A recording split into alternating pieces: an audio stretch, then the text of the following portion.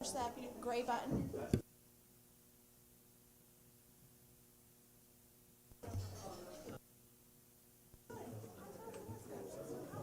So see that? That means the mic's on. Either one of them, okay? Okay. The red, Yeah. when this red is on, it's good. Yeah.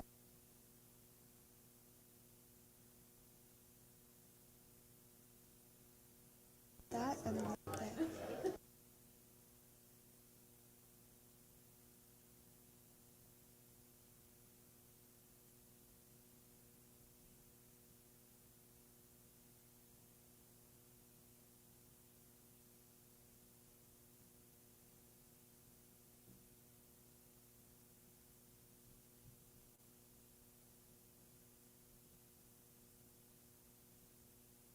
When it's time.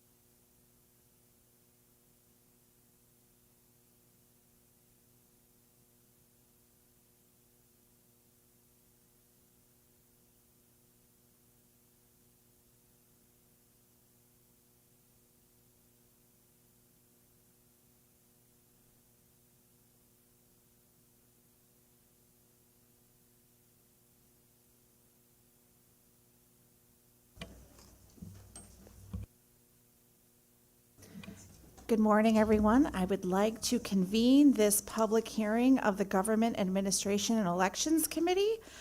And we have a number of people who were signed up to testify today, but perhaps the most exciting 5 are here right now at the beginning.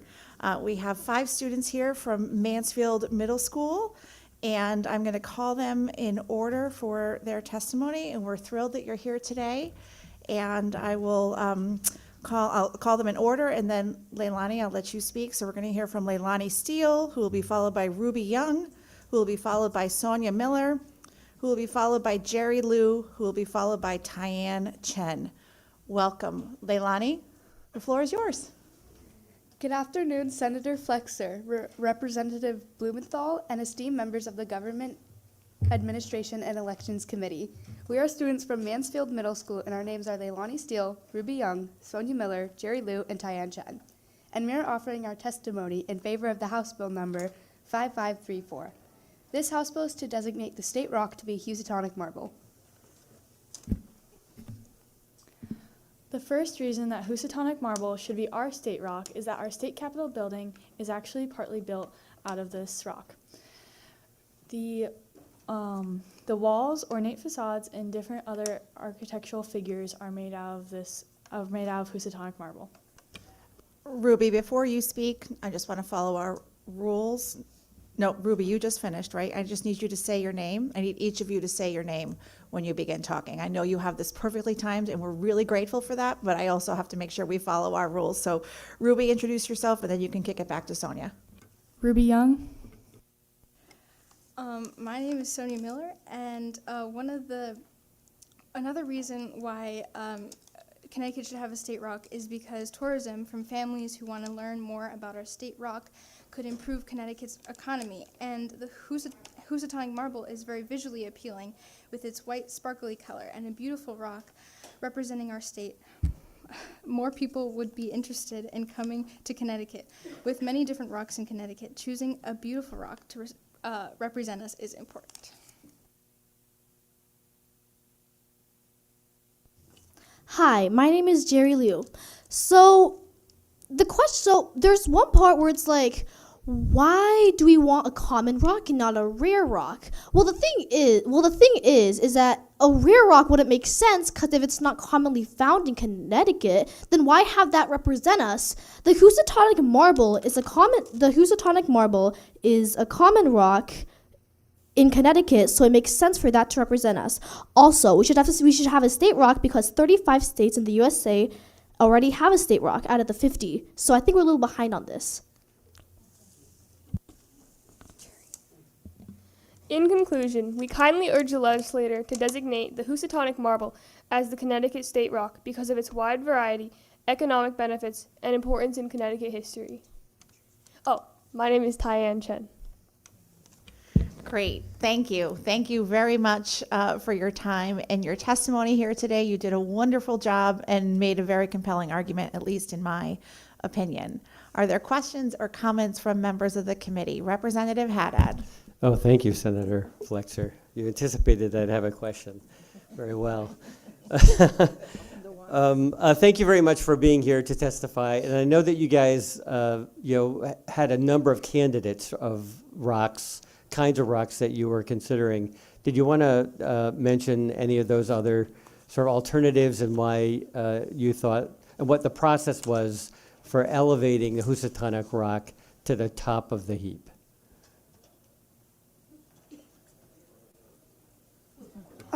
I think one of our other ones was Lantern Hill Quartz.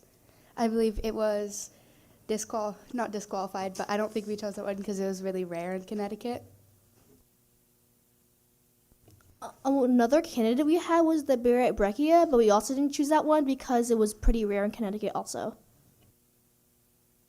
And did when you had the candidates, did you have a school vote or a class vote to eventually select the Housatonic marble? We had a class vote across our science classes to decide. Great. And then last, I'll just say that I know that you were advised by Professor Thorson, who is one of our state's most foremost experts in geology. He's going to testify later today. Unlike you, who drew the lucky 1 through 5 slots, he's number 60 on the list. So he will probably be waiting quite some time before he gets to offer his testimony, but I know that we look forward to hearing from him as well. I wanted to say you've done a great job at advancing the argument, and appreciate that you took the time to come here and share your thoughts with us. Thank you. Thank you, Representative. Are there other questions or comments from members of the committee? Representative Blumenthal. Thank you, Madam Chair. Just wanted to say thank you to you all for being with us here today. Thanks for the research you've done on whether we should elevate Housatonic marble to the top of the rock pile here in Connecticut.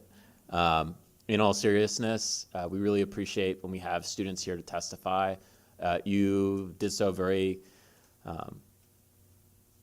forcefully and articulately and persuasively. And one of the great things about Connecticut's legislature is our openness to public testimony from all comers. And I think your example will hopefully encourage others from all ages and all walks of life to participate in our legislative process. So thank you very much, and thank you, Madam Chair. Thank you, Representative. Seeing no further comments or questions, I will just make a few comments and ask you a few questions, if that's okay. First of all, you did a great job. I don't know that there's ever a public hearing where 5 people come up and stay well within the 3 minutes allotted. So you're the best testifiers as far as I'm concerned for many reasons, that included. And what grade are you all in? We are all in 7th grade. All in 7th grade. And you said that you voted for this across the science classes. Was that across the 7th grade science classes, or was it across all the science classes in Mansfield Middle School? It was across all the 7th grade classes. All the 7th grade classes, great. And you've all been working on this and talking about this throughout this school year? No, it was just for our geology unit, which was at the beginning of the year. So we carried it on, but we stopped learning about geology a few months ago. And was there a particular teacher that helped you? Would you like to recognize the teacher maybe who's here with you today? Mr. Goffenay is here. So, yeah. I would like to recognize Mr. Goffenay as well, because he took the time to help us study for it and prepare us and also drive us here. Well, that's great. And I think your school day is over about 3 minutes ago, so hopefully we got you pretty close to being on time with what was supposed to be your schedule for today. But you really did a great job. And as Representative Blumenthal said, very persuasive case. I did not know that 35 other states already have a state rock. So you're right. We clearly are behind. And hopefully we can celebrate you in a few weeks when this bill passes both the House and the Senate because of your research and your advocacy here today. Thank you very much. Great job. Oh, I'm so sorry. I want to clap for the students too, but it is technically against our rules to have that kind of, so we can go like this. I think that's allowed to say they did a great job. I'll emphasize again, they were excellent, very, very well thought out arguments, and I can't see a reason, I hope, that this won't pass this year because of your work. So thank you all very much. Number 6 on our list today is Marion Hall. Is Marion here? I don't see Marion. I hope I'm pronouncing their name correctly. How about Mary Kyle? Did I say your name correctly? Killy. Mary Killy, come on up. Welcome. The floor is yours whenever you're ready, Mary.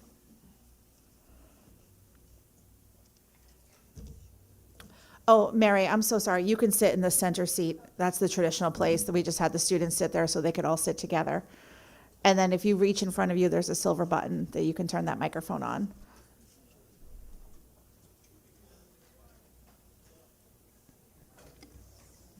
Good afternoon, Madam Chair and members of the GAE Committee. My name is Mary, and I'm from Simsbury, Connecticut.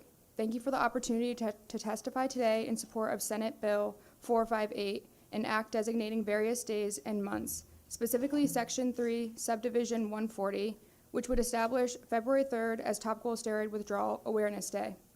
I'm here today because I personally experienced topical steroid withdrawal, a severely under-recognized condition which is iatrogenic, meaning it is caused by medical treatment. In late 2022, I developed eczema on my eyelid and was prescribed a strong topical steroid by my ophthalmologist. When I finished the prescription, irritation began appearing in new areas of my skin. This led to several dermatology visits, which consistently resulted in stronger topical steroid creams and oral steroids such as prednisone. Each time I finished the medications, my symptoms returned with a vengeance. My skin became intensely red, inflamed, and painful. I experienced severe burning, itching, swelling, oozing, insomnia, uncontrollable shaking, hair loss, and the inability to regulate my body temperature. Despite seeing numerous doctors, the only solution offered was additional steroid treatment. Eventually, desperate for answers, I began researching on my own. I discovered topical steroid withdrawal and immediately recognized the symptoms as my own. After consulting with physicians familiar with the condition, it became clear that this is what I had been experiencing. By July 2023, my condition had become so severe that I had to take long-term disability leave from work and move back in with my parents for around-the-clock care. I spent nearly a year in recovery.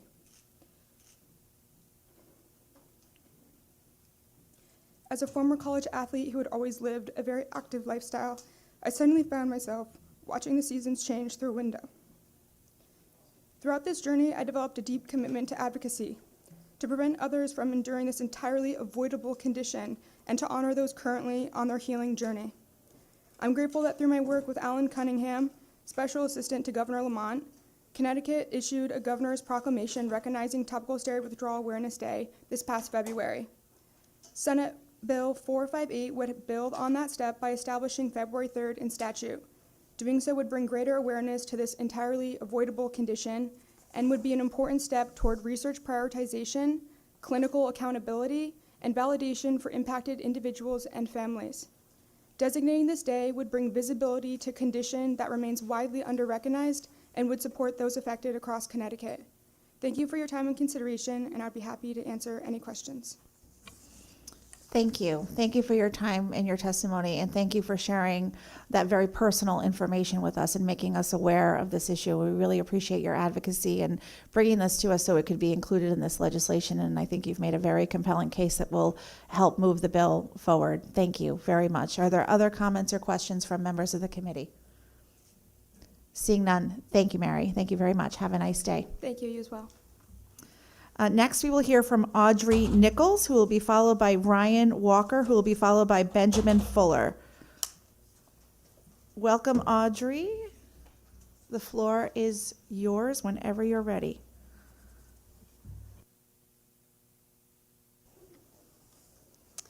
Good afternoon, Senator Flexer and Representative Blumenthal, and to the rest of the distinguished members of the Government Administration and Elections Committee.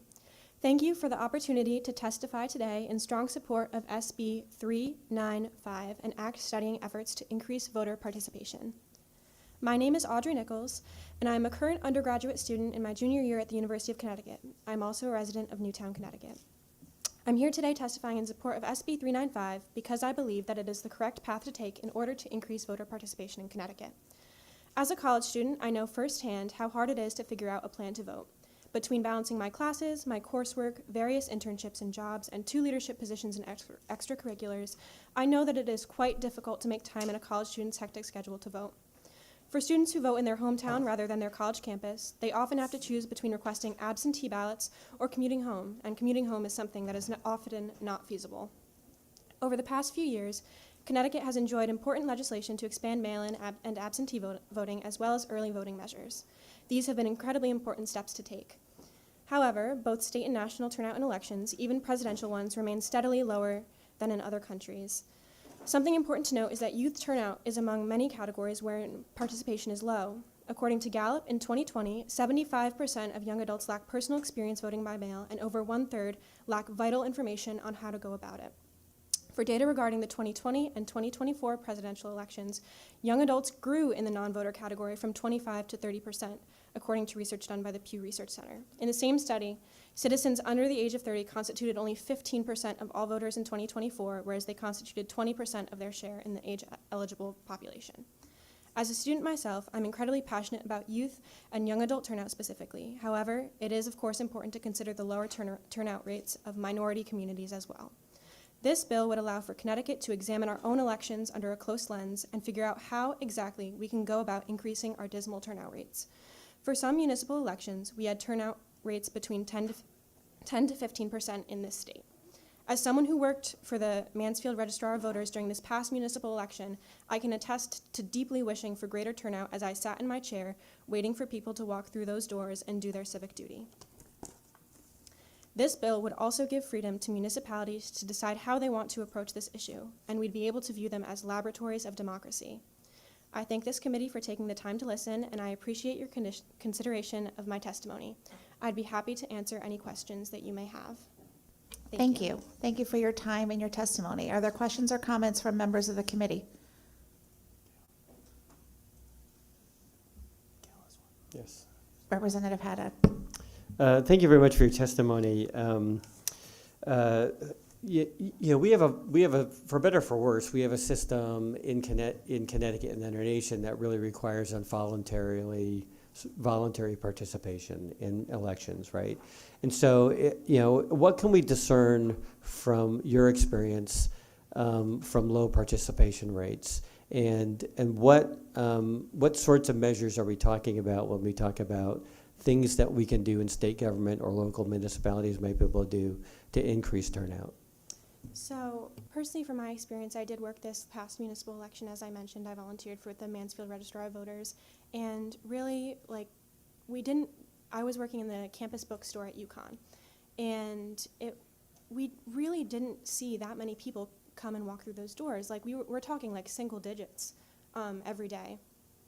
And this bill would be really important in addressing that concern and allowing for Connecticut to take a very thoughtful approach to discovering how we can really raise our percentages, because I believe our state's presidential election turnout rates usually hover around 60%, and we can really look towards other countries, especially in South America and countries like Australia, who have steady turnout rates at 90%. And, that's a 30% discrepancy between our countries. And so looking at different ways, such as universal voting, can, I think, be really beneficial in examining how exactly we can increase participation. Are there sentiments that exist in young people? You are one, so I'll just that you think are prevalent, that lead your generation in particular to not place high importance on participation in elections? Well, I think, as I mentioned, it's very hard to fit voting into your schedule. And for someone maybe who wasn't raised super politically inclined, maybe there's less turnout in response to that. But I think it's really, like I said, it's really difficult to try and fit something into your schedule. And we have seen expansion of absentee ballots as well, which is super important. I know that's going to be another bill that's being heard today. And yeah, that's. Thank you for your testimony. Of course. Thank you, Representative. Representative Mastro Francesco. Thank you, Madam Chair. Thank you so much for coming in today. I appreciate your testimony. I'm just curious. You mentioned that students, I guess, have a hard time getting voting into their schedule. And now we have, obviously, early voting. Certainly, if they're working or out of town, they can certainly request an absentee ballot. Has that helped at all? Through you, Madam Chair. Absentee voting, I believe, has completely helped increase voting turnout among youth, but I know there are definitely still difficulties that are faced, because I have friends from out of state who still vote in their hometowns, and I know there were concerns about maybe maybe not getting their ballots in on time. And I think that examining voter participation, like I said, through this very thoughtful lens in other ways to increase voter participation is really key, and that's why I really think this bill would help.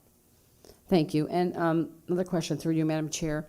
I look at voter participation as the responsibility of the candidate, right? And the towns currently, right now, we don't really need to have a law or a study. They can certainly increase voter participation by just the candidates alone can certainly do that. Do you think it's the responsibility of the campaigns to increase voter turnout? I would love to see a high turnout rate in all of our elections. I think that would be wonderful. But would you agree that it's the responsibility of the candidates and the campaign to get that message across through I you? think to a certain extent, yes, but this study, I think, would also take into account people that may be unable to go to, maybe more concerned with,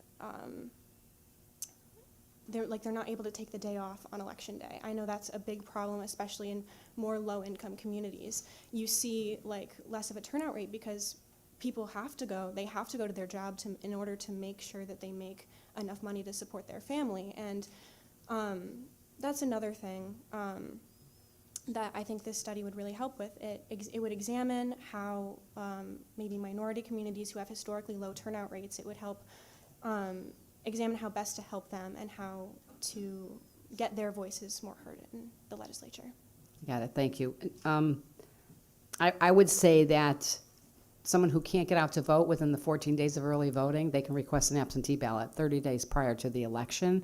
And it really, I believe, is incumbent on them to do that. It's, obviously if they're sick, if they're out of town and so forth.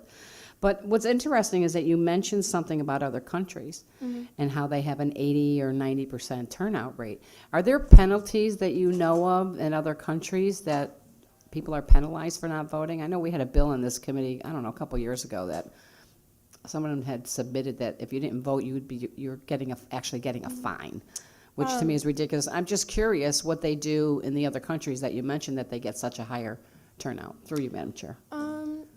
I know in some countries that may be their policy, but again, like this bill is specifically examining exactly how they get that turnout rate.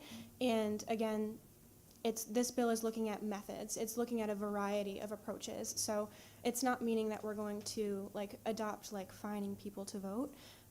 This bill would really, again, look at a variety of different ways to try and get people to increase their turnout and mobilize people to vote. That's really what we're concerned with. Great. Well, thank you for your testimony. Just one comment. I personally believe that we already have that process in place, that we can increase voter participation without doing any research, or people can do that anyway, right? They can certainly, we don't really need a law or a study or anything like that to get voter participation. But although I do think it's important, and I hope people on the ground are encouraging people to come out and vote and increase in participation. I think it's really important, and I agree with you. Like our municipal elections, sometimes in small towns there's maybe only a 40% turnout, and obviously in a presidential election you see a higher percent turnout. I would love to see everybody obviously voting. I think it's best for all of us. So thank you so much for coming in, and I appreciate your testimony and the work that you're doing. Thank you. Thank you. You have a great day. Thank you. Thank you, Representative. Thank you again for your time and your testimony here today. Senator. Oh, I'm so sorry. Audrey, I would respectfully request that you stay in your chair because Representative Santiago has a question. Thank you, Senator. I just want to say that it's very courageous of you to be here today, Audrey, to come to this public hearing. I also went a couple of summers ago. I was in Colorado for a big conference for legislators, and I went to their voting center, and 87% of the people, registered voters in the state of Colorado, come out to vote. They don't have mandatory voting. They don't. The difference is that they have voting centers, and you can call for a ballot, and they'll mail it to you. And you can mail it from anywhere in the state of Colorado to a voting center. So these might be ideas that we can look at through this study group in order to make voting easier for folks, even though we already have early voting. But even during those early days, a lot of people can't still get out of their job to go vote. And sometimes if they go to City Hall, if that's the place where they go vote, If they can't find parking, they'll leave. If the lines are too long, they'll leave because they have other errands to run. So we have to look at different ways that we can find and get ideas through this work study so that we can make it more available for voting. And I agree with Representative Master Francesco. It's already easy to go out to vote, but if we're still getting, we don't even get over 70% in the state of Connecticut. There's something wrong. There's something that we're not doing that we need to look at and get ideas from other towns, from other registrars, from other folks, from other students, from the working, the folks that are working, as to why they don't come out to vote. I was at a local election, special election in February, not really in February, it was in January, and in Britain, and one of the polling places was Central Connecticut State University.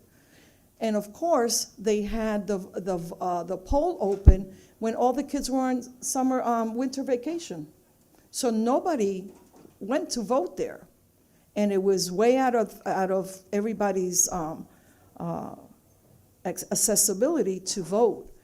So those are some of the things we need to look at, and some of the things that maybe even New Britain as a city needs to look at. Because if you have a polling place in a school and everybody's on school vacation, I don't know how they're going to get students to participate. And even though they can do a mail-in absentee ballot, if the marketing and the media is not extensive enough, then people are going to forget that there is a special election, especially in the middle of winter. So let's look at different ways that we can find out the reasons why people aren't coming to vote. So I really don't have a question. I think you did an excellent presentation. And I like the word laboratories of democracy that you had talked about. So I hope that we can continue to work together in the future. And of course, thank you for coming in. Thank you, Chair, Ms. Chair. Thank you, Representative. Seeing no further questions or comments, thank you again for your time and your testimony today. Thank you so much. Next, we will hear from Ryan Walker, who will be followed by Benjamin Fuller, who will be followed by Daniel Gajewski. Is Ryan Walker here? I don't see Ryan Walker. He's online. Welcome, Ryan.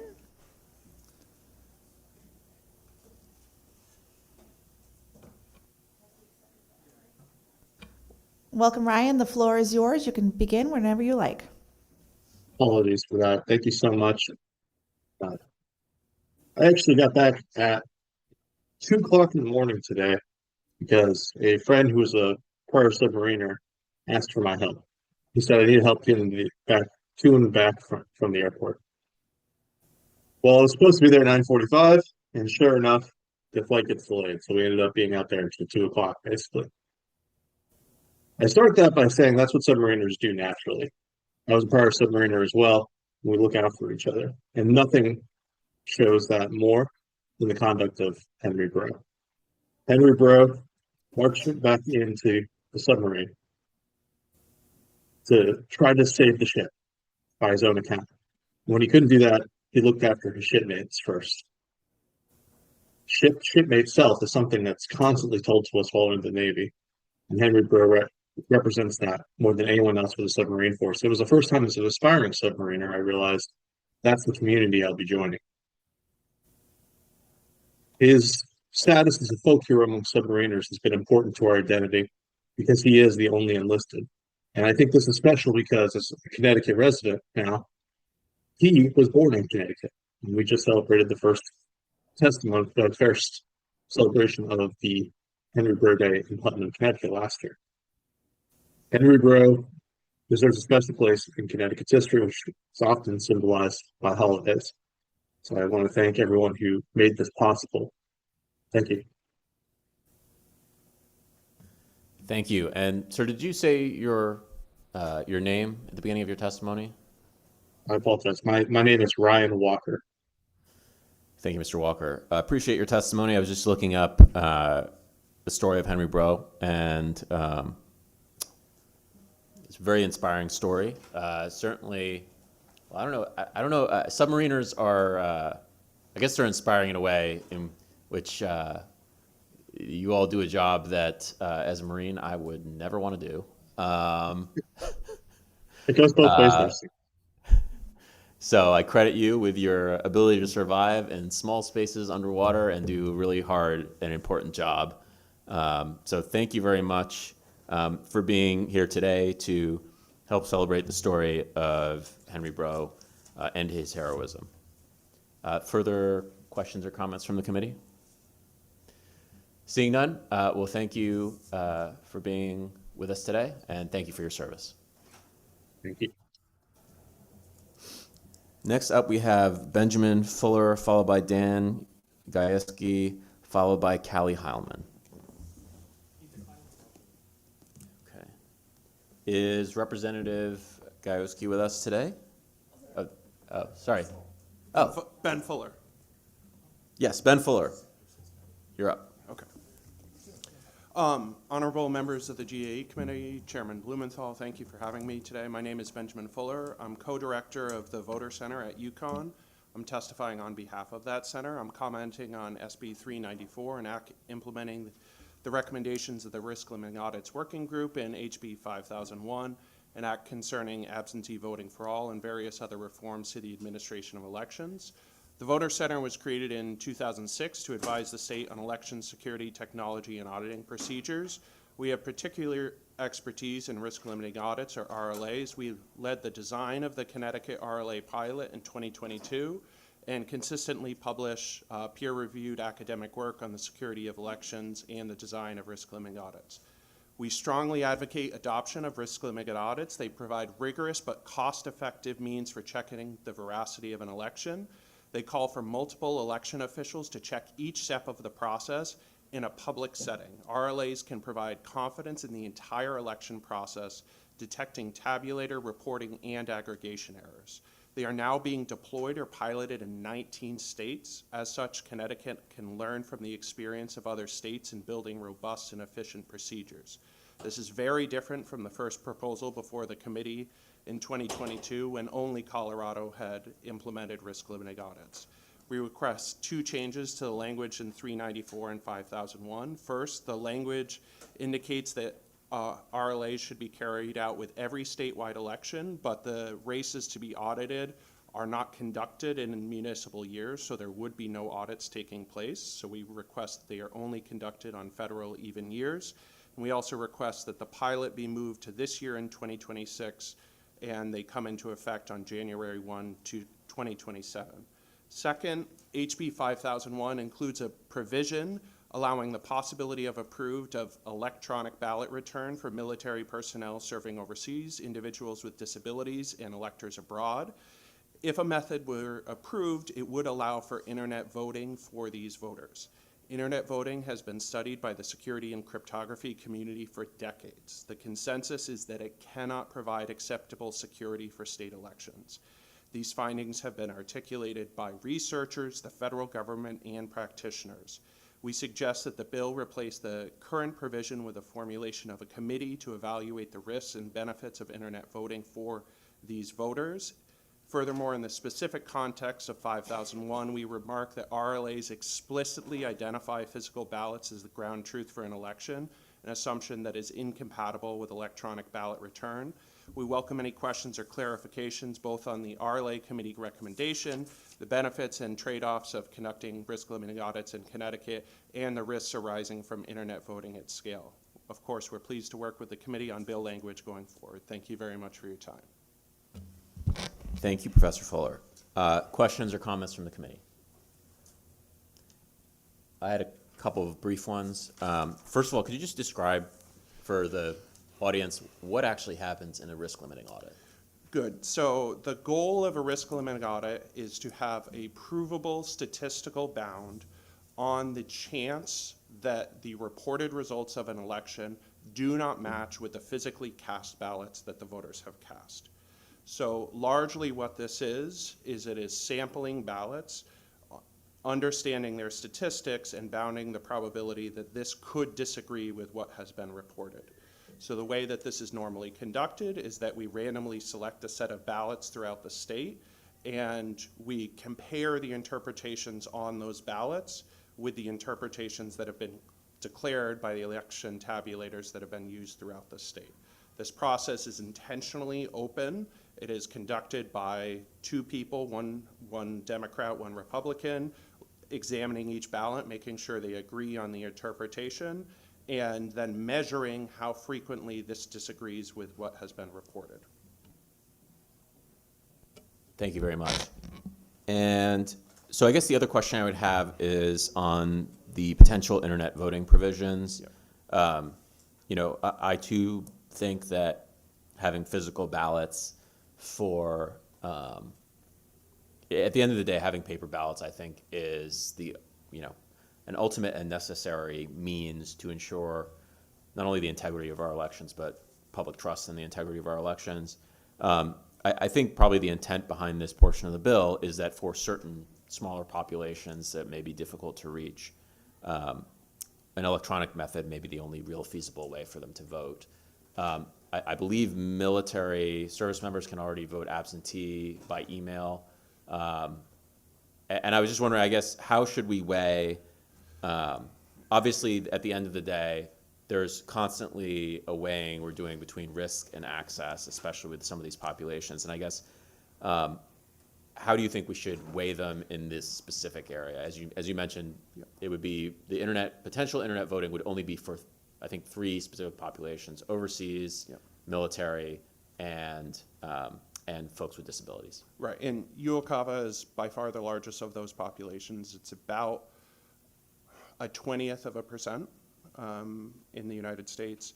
So there's recent work on how to try and get the guarantees of both of these things. So an example of the last year is you have service member, right, the folks overseas, mail a ballot, submit it through email, and then you have unofficial results until the ballot has physically arrived. And so you're able to do election night reporting, but the physical ballot is still the ground truth that you are using for certification that takes place, you know, two weeks after the election. So I think this is something, as you say, like there are trade-offs in all of these cases. Understanding what we can do to keep that ground truth, that physical ballot for service members and persons overseas, while still maintaining the security that they deserve as well. Okay, I appreciate that testimony. Further questions from the committee? Oh, Representative Morin-Bello. Do you know how many other states allow electronic voting? So nobody allows it universally, of course. There are 29 other states that allow it for some combination, and sorry, I'll say Uocava, for military members serving overseas, persons with disabilities, and people traveling abroad. I believe it's only 1 or 2 states that allow it for persons traveling abroad. The majority of those states, it is for military members serving overseas. That's the only class that can do it. Some are even more specific, has to be military members that are currently in a hostile war zone where they could not possibly have access to mail. And through you, Chair, just to follow up, and with those states, have they seen fraud or concerns with that electronic voting system? Not, well, so there's, of course, there is not one system. There are many, many systems that are used throughout the United States. Largely, it is happening at a very small scale right now. So the vast majority of military members are at a permanent base overseas, and they can request a mail-in ballot, have this processed. So it is not something that we have seen at scale, and that is largely where we have the concern, is a large deployment at scale. So if this is something that is very targeted and small, and to the best of our knowledge, we have not seen targeted fraud on these individuals. Thank you. Thank you, Representative. Further questions from the committee? Senator Flexer. Thank you. Thank you. and Good afternoon. Thank you for your testimony. The work that your center did on the initial studying around risk limiting audits, I almost hesitate to ask you for too clear of an answer about this. Okay. But that work led to this legislation, which, as you know, we have been advocating for many years, and it's had bipartisan support. It's really the cost that has been the hurdle we haven't been able to get over, unfortunately. How long is the work of your study evergreen evidence? So I guess like you, we have been working over the last 5 years as well. And we have been working to get the cost down. So there's two things that have changed in the last couple of years. First is that we have new election equipment that was purchased in 2024. I won't go into details, but this new election equipment allows a new class of risk limiting audits that are substantially cheaper. So you're talking about looking at a couple thousand ballots rather than 500,000. Rhode Island's first audit, they looked at many ballots, and this has scared some people off. Can I pause you for just a moment? Of course. Forgive me, I'm being very rude and I'm breaking our own rules, but Office of Fiscal Analysis, I hope you're listening right now. Go ahead. Okay. So I have our numbers from last year, and I think those will be lower this year. And the second thing has changed is we are developing and publishing right now new techniques on classes of audits that are targeted towards efficiency in Connecticut. So we have new equipment, and I don't want to say new math because the math is already there, but we have new analysis targeted towards our elections. Thank you. And again, I'm so sorry for breaking our rules and interrupting you. It's all in service of finally getting this over the finish line. So thank you very much. Thank you, Mr. Chair. Thank you, Madam Chair, and I too hope we will get this across the finish line finally this year. Are there further questions from the committee? Seeing none, thanks for being with us here today and for your testimony. Next up, Representative, and then followed by Callie Heilman and Jess Zaccanino. Good afternoon, colleagues.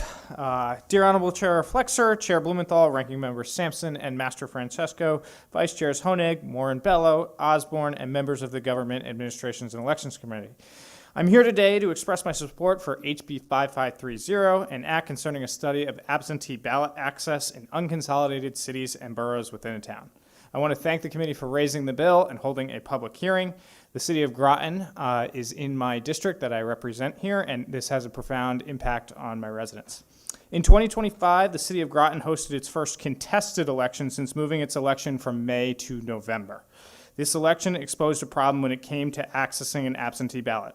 Currently, when you go on the Secretary of State's website and you select Groton, where the city of Groton is in the municipal borders, you get a ballot for the town election, which you are supposed to, but you do not get your city ballot. So you're technically eligible to vote in two elections. The process currently is on the Secretary of State's website. There's no way for boroughs or unconsolidated cities to access an absentee ballot through the Secretary of State's website. You actually have to request it from the city clerk's office directly.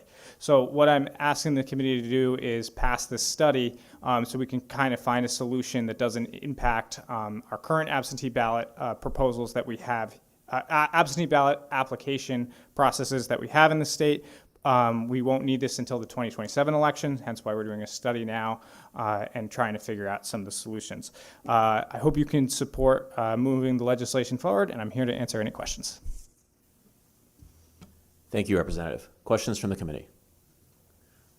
Oh, Senator Flexer.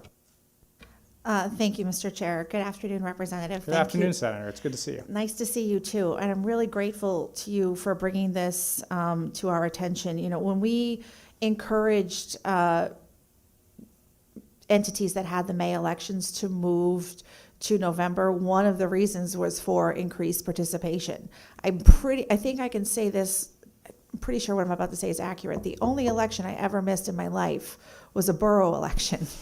In Danielson, correct? In Danielson, exactly, because it was on a Monday and not a Tuesday. And so, you know, part of the reason we made this change and encouraged these elections to be held in November was to increase participation. I think that election I missed, 9 people voted. And so I'm wondering, what is the reason you're asking for a study instead of just making these accessible to all elections? I actually had consultation with the Secretary of State's office when this problem was happening, because the city clerk and town clerk were communicating, trying to make sure that people who had applied on the Secretary of State's website knew that they had to go apply separately for a city ballot.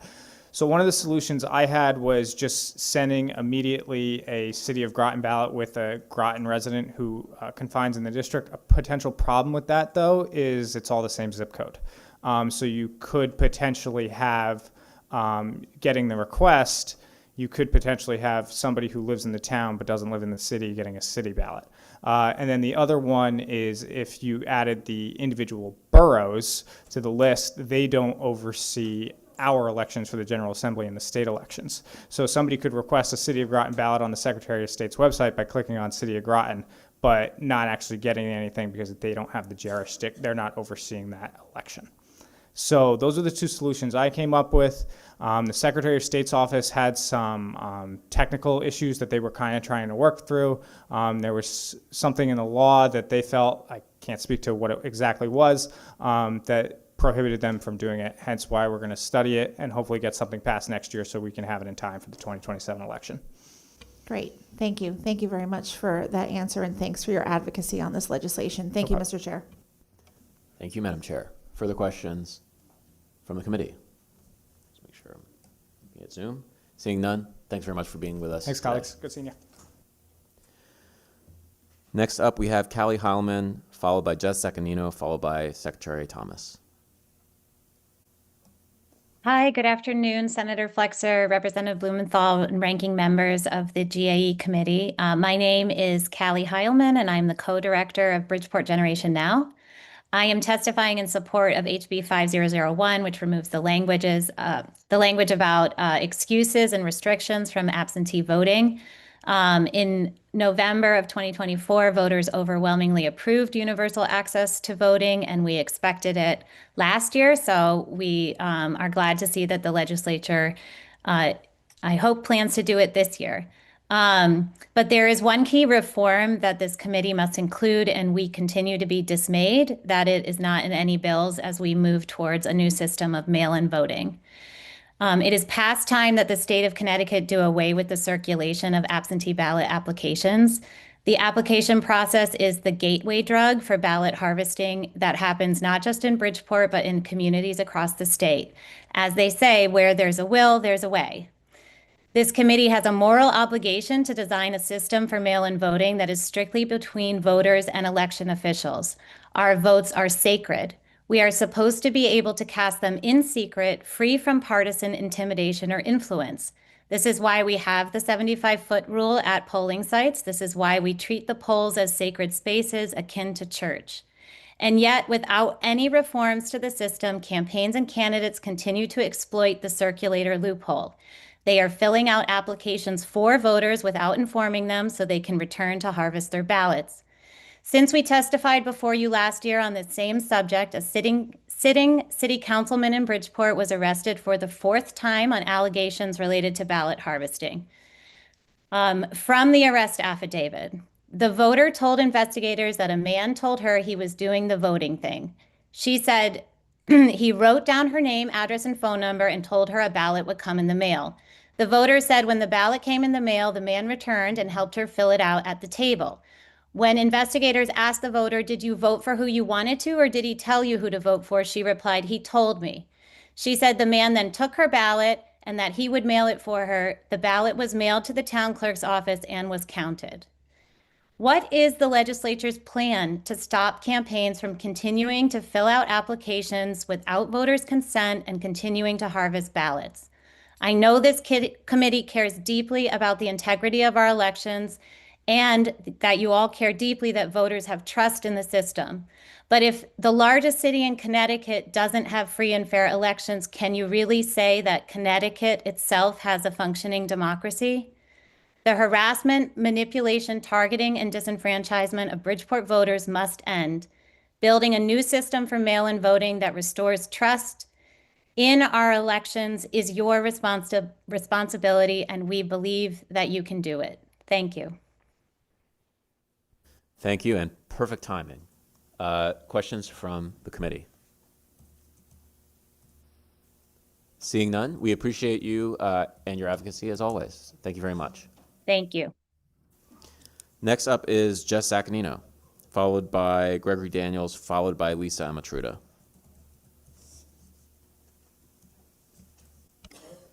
Good afternoon, Senator Flexer, Representative Blumenthal, Ranking Members Sampson and Master Francesco, and members of the Government Administration and Elections Committee. My name is Jess Zaccanino, and I'm the Policy Counsel of the American Civil Liberties Union of Connecticut, and I'm here to testify in support of House Bill 5001. For years, the ACLU of Connecticut has been committed to expanding and protecting access to the ballot in Connecticut, working to remove the systemic barriers that continue to block full participation in our democracy.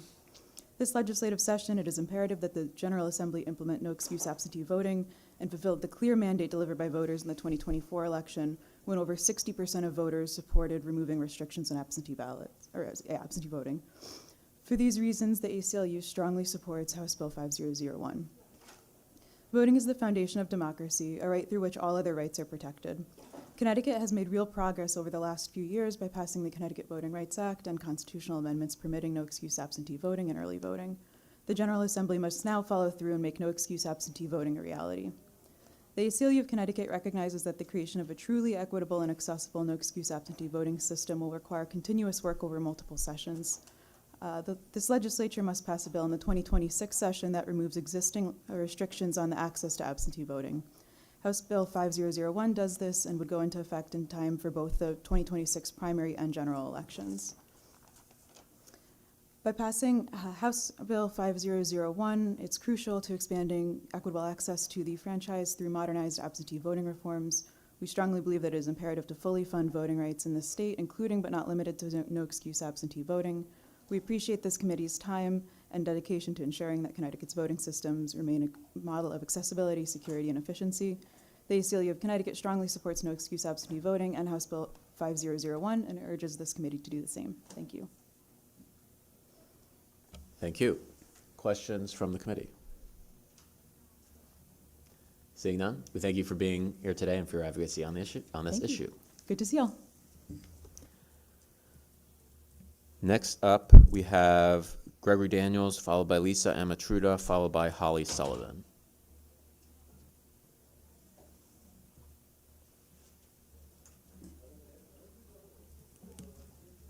Whenever you're ready, you may begin. Here we go. Good afternoon, Senator Fletcher, Representative Blumenthal, and distinguished members of the Government Administration and Elections Committee. My name's Gregory Daniels. I serve as the Executive Director for the State Contracting Standards Board. I'd like to thank you for the opportunity to testify in support of Senate Bills 469 and to share the board's implementation experience with the statute. The bill implements several targeted improvements to Connecticut's procurement statutes that the board believes will strengthen transparency, improve fairness in the contracting process, and clarify several areas of the law that agencies rely on when making procurement decisions. Over the past year, the SCSB staff completed 11 procurement audits of state contracting agencies, achieved accreditation for the board's statewide procurement training program, and trained 85 state employees on procurement standards and best practices.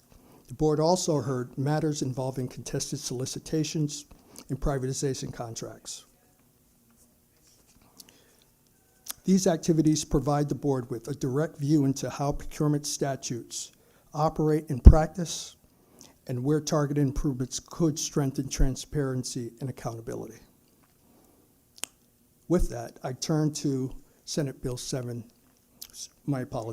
469. Section 1 helps preserve the operational capacity of the State Contracting Standards Board by ensuring that the board's budget estimates are transmitted directly through the executive director.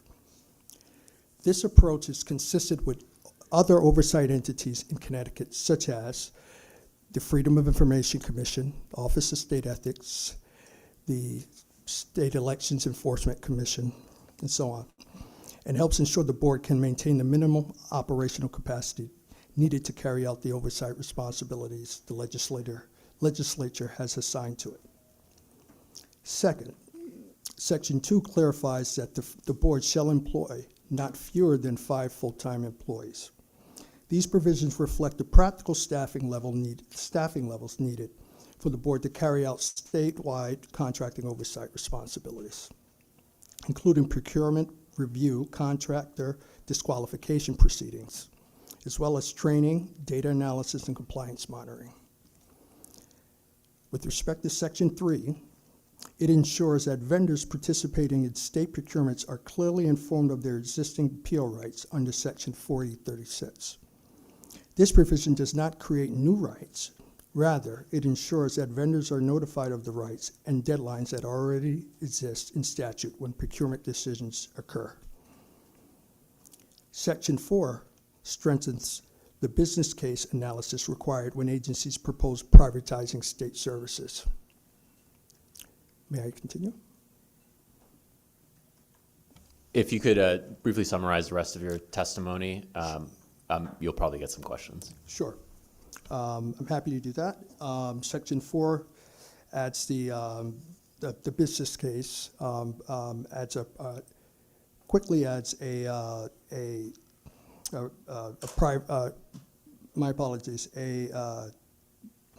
component to the business case that deals with protected classes of persons. And last, there's a waiver component to to Section 5 that addresses disqualification with respect to our disqualification provision in Section 4034 for contractors who attempt to change their names should they be disqualified. We want to make sure that if you change your name, we're able to address those issues, and you can't evade the process of changing your name and still doing business with the state of Connecticut. So with that, if you have any questions, I can explain that in greater detail. Thank you very for much. your time. Thank you. Senator Flexer? No, never I'm mind. just listening attentively. Okay. Questions from the committee? Seeing none, I just have one. The provision on the budget for the board, that would just ensure that you are able to communicate directly to the legislature what you, as an agency, believe is necessary. It wouldn't actually guarantee any actual appropriation. Is that fair to say? That is correct. Okay. Thank you very much. Any further questions from the committee? Seeing none, we thank you very much for being with us here and sharing your testimony. Thank you.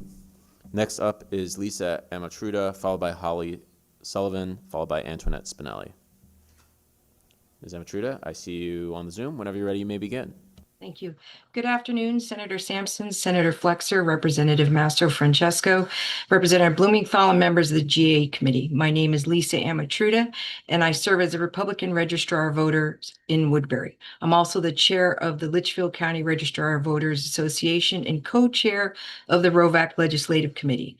I am submitting testimony today on behalf of the Registrars of Voters Association of Connecticut regarding 3 election bills before the committee, HB 5001, SB 463, and HB 533. Regarding HB 5001, ROVAC supports the bill overall with the exception of Section 11 beginning on line 269. After discussing this provision with the Office of Secretary of State for clarification, ROVAC does not agree with the proposed language. Registrar voters are independently elected officials and should be treated in the same manner as other elected officials. Granting the Secretary of State the authority to suspend both registrars from their duties while they are under investigation is inappropriate and raises serious concerns about due process. Elected officials should not be presumed guilty and required to prove their innocence in order to continue serving. Additionally, many deputy registrar voters are not fully trained. In some municipalities, funding for training is not provided, and current statutes do not require deputies to receive training, only that they be appointed. If both registrars are in a municipality were suspended during an investigation, it raises a significant practical question: who would administer and run the elections in that town? ROVAC is in support of most of SB 463 and HB 5533, with the exception of Section 1. Our legislative committee could not reach consensus on that section, and therefore ROVAC will not be offering comment on that portion of the bills. However, ROVAC strongly appreciates and supports the provisions in both bills that strengthen criminal penalties for the harassment of election workers and for tampering with election equipment. Protecting election officials and safeguarding election infrastructure are critical to maintaining secure and trusted elections.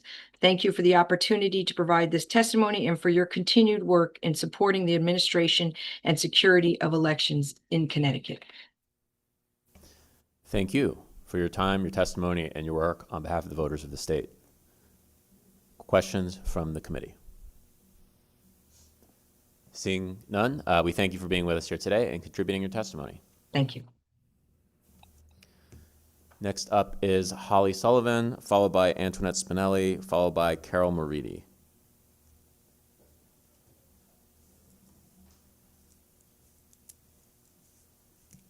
And whenever you're ready, you may begin. Good afternoon, Chairman Blumenthal, distinguished members of the Government Administration and Elections Committee, Representative Bronco, Representative Master Francesco, Senator Sampson, and Representative Morobello. Thank you. My name is Holly Sullivan, and I am president of the Connecticut Citizens Defense League. I am proud to represent more than 44,000 law-abiding gun owners in our state. Our organization wholeheartedly condemns any violence or intimidation towards any individual, including anyone working in any capacity. I am also a selectman in the beautiful town of Southbury, Connecticut. I am here today in opposition of HB 5533 and SB 463. As a selectman, I am expected to frequent town hall in my official duties. I'm often there for late night meetings, especially in an executive session or during budget season. However, this bill as written puts a halt to public servants like me being able to perform these responsibilities and be able to protect ourselves as we travel home. I and members of my community who carry regularly would be prohibited from utilizing municipal services and participating in civic responsibilities. Our town firehouse is a primary voting location. Please do not disarm our volunteer first responders. I am deeply concerned about members of the public who are not aware of locations of ballot drop boxes. In Southbury at Town Hall, our box is outside of the rear top level of the building. It is behind a solid metal door. It is not at all visible to an individual who utilizes the main parking lot or front entrance. Additionally, other elections such as primaries and caucuses happen in other buildings around town, and an unexpected member of the community may not be aware. A gun owner who has been background checked by the Connecticut State Police and issued a lawful permit in the state may unknowingly be committing a Class D felony. It is simply unjust. I am concerned for the countless lawfully permitted individuals who rely on public transportation to get to their polling places. Without a location available to store a firearm, they are unable to access the polls. This will absolutely result in a chilling effect on permitted gun owners, particularly in our urban communities. This leads me to raise the issue of the idea that those with their own vehicles can simply store their firearms in their cars while voting. With the unacceptable epidemic of vehicle thefts in our state, this is absolutely not a sound solution. My firearm is safest while it's in my immediate control, not being left unattended in a vehicle. Further, I have not been able to identify a single instance of intimidation of a poll worker by a lawfully permitted individual in this state. However, this bill would create unintended consequences harming the constituents of our state. I'm here today to ask this committee to revise the language to explicitly recognize the permit to carry issued by this state and created in statute by this legislature. Alternatively, I ask that the firearm section of these bills be removed altogether. Thank you for your time. Thank you. Questions from the committee? Senator Sampson. Thank you very much, Mr. Chairman. Holly, thank you for being here today. I appreciated your testimony. It's very well stated.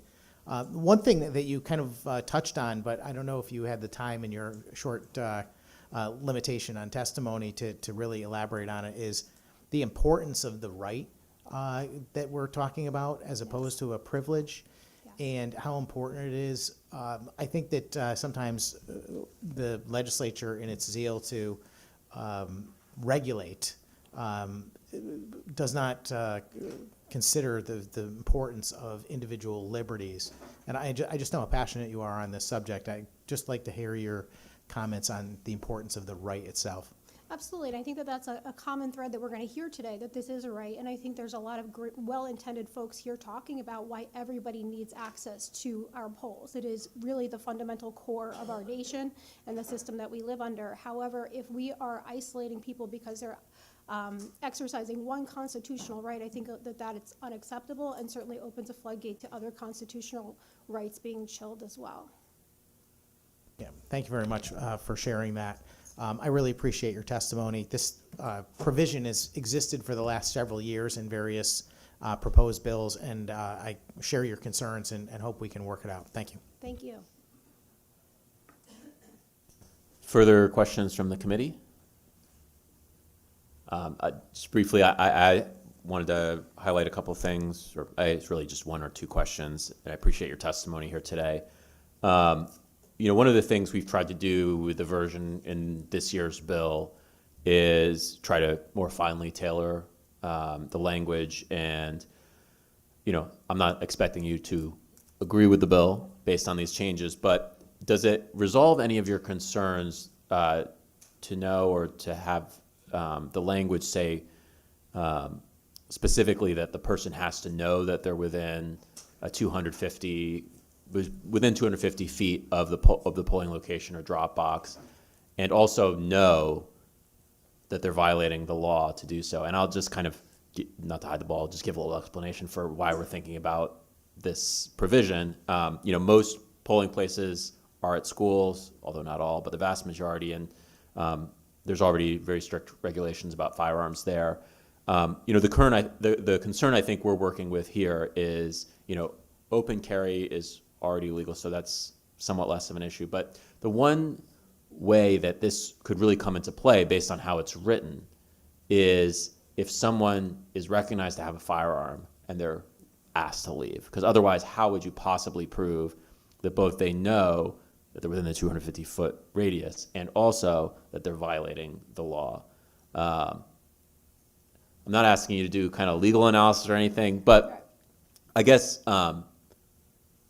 do those narrowing of those provisions give you any kind of assuaging of your concerns? And I'm not, again, not putting you on the spot here, but can you think of any other ways we could narrow things to try to address the concern we're looking at? Absolutely. So my membership and the permanent individuals of this state, which there's approximately 350,000 permanent individuals in Connecticut, are the most law-abiding population in this state. If it is illegal, they are going to leave their firearm at home. This is not a group of people that buck the system. And I think by simply acknowledging that those who possess a permit in Connecticut are permitted to have it on them is the solution. I don't think there's any scenario where we disarm those who have already been cleared and background checked by Connecticut State Police that they are prohibited from the polls. In my town in Southbury, not a single school is a polling location, not one. So it applies to numerous buildings in town where folks would have to leave their firearms. And like I said, leaving it in a car is not a sound solution in Connecticut today.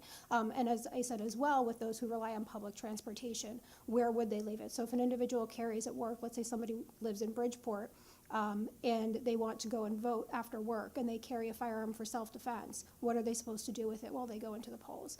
So there's really not a scenario by simply saying that they had to knowingly be, they had to know that they were breaking the law. Quite frankly, my people don't. These are non-violent individuals, and they've already been proven to be so by Connecticut State Police. So I respect efforts to make it better, but disarming any voter is unacceptable in my view.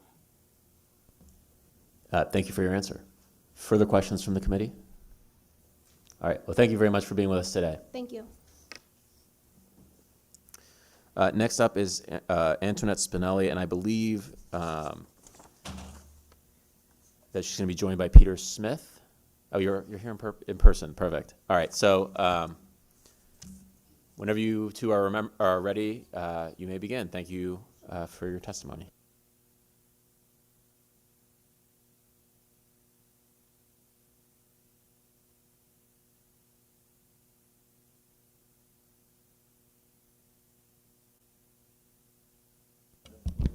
Sorry, just got to remind you to turn on the mic so we get you on the record. Yeah, I got to see the red. Okay. How about this?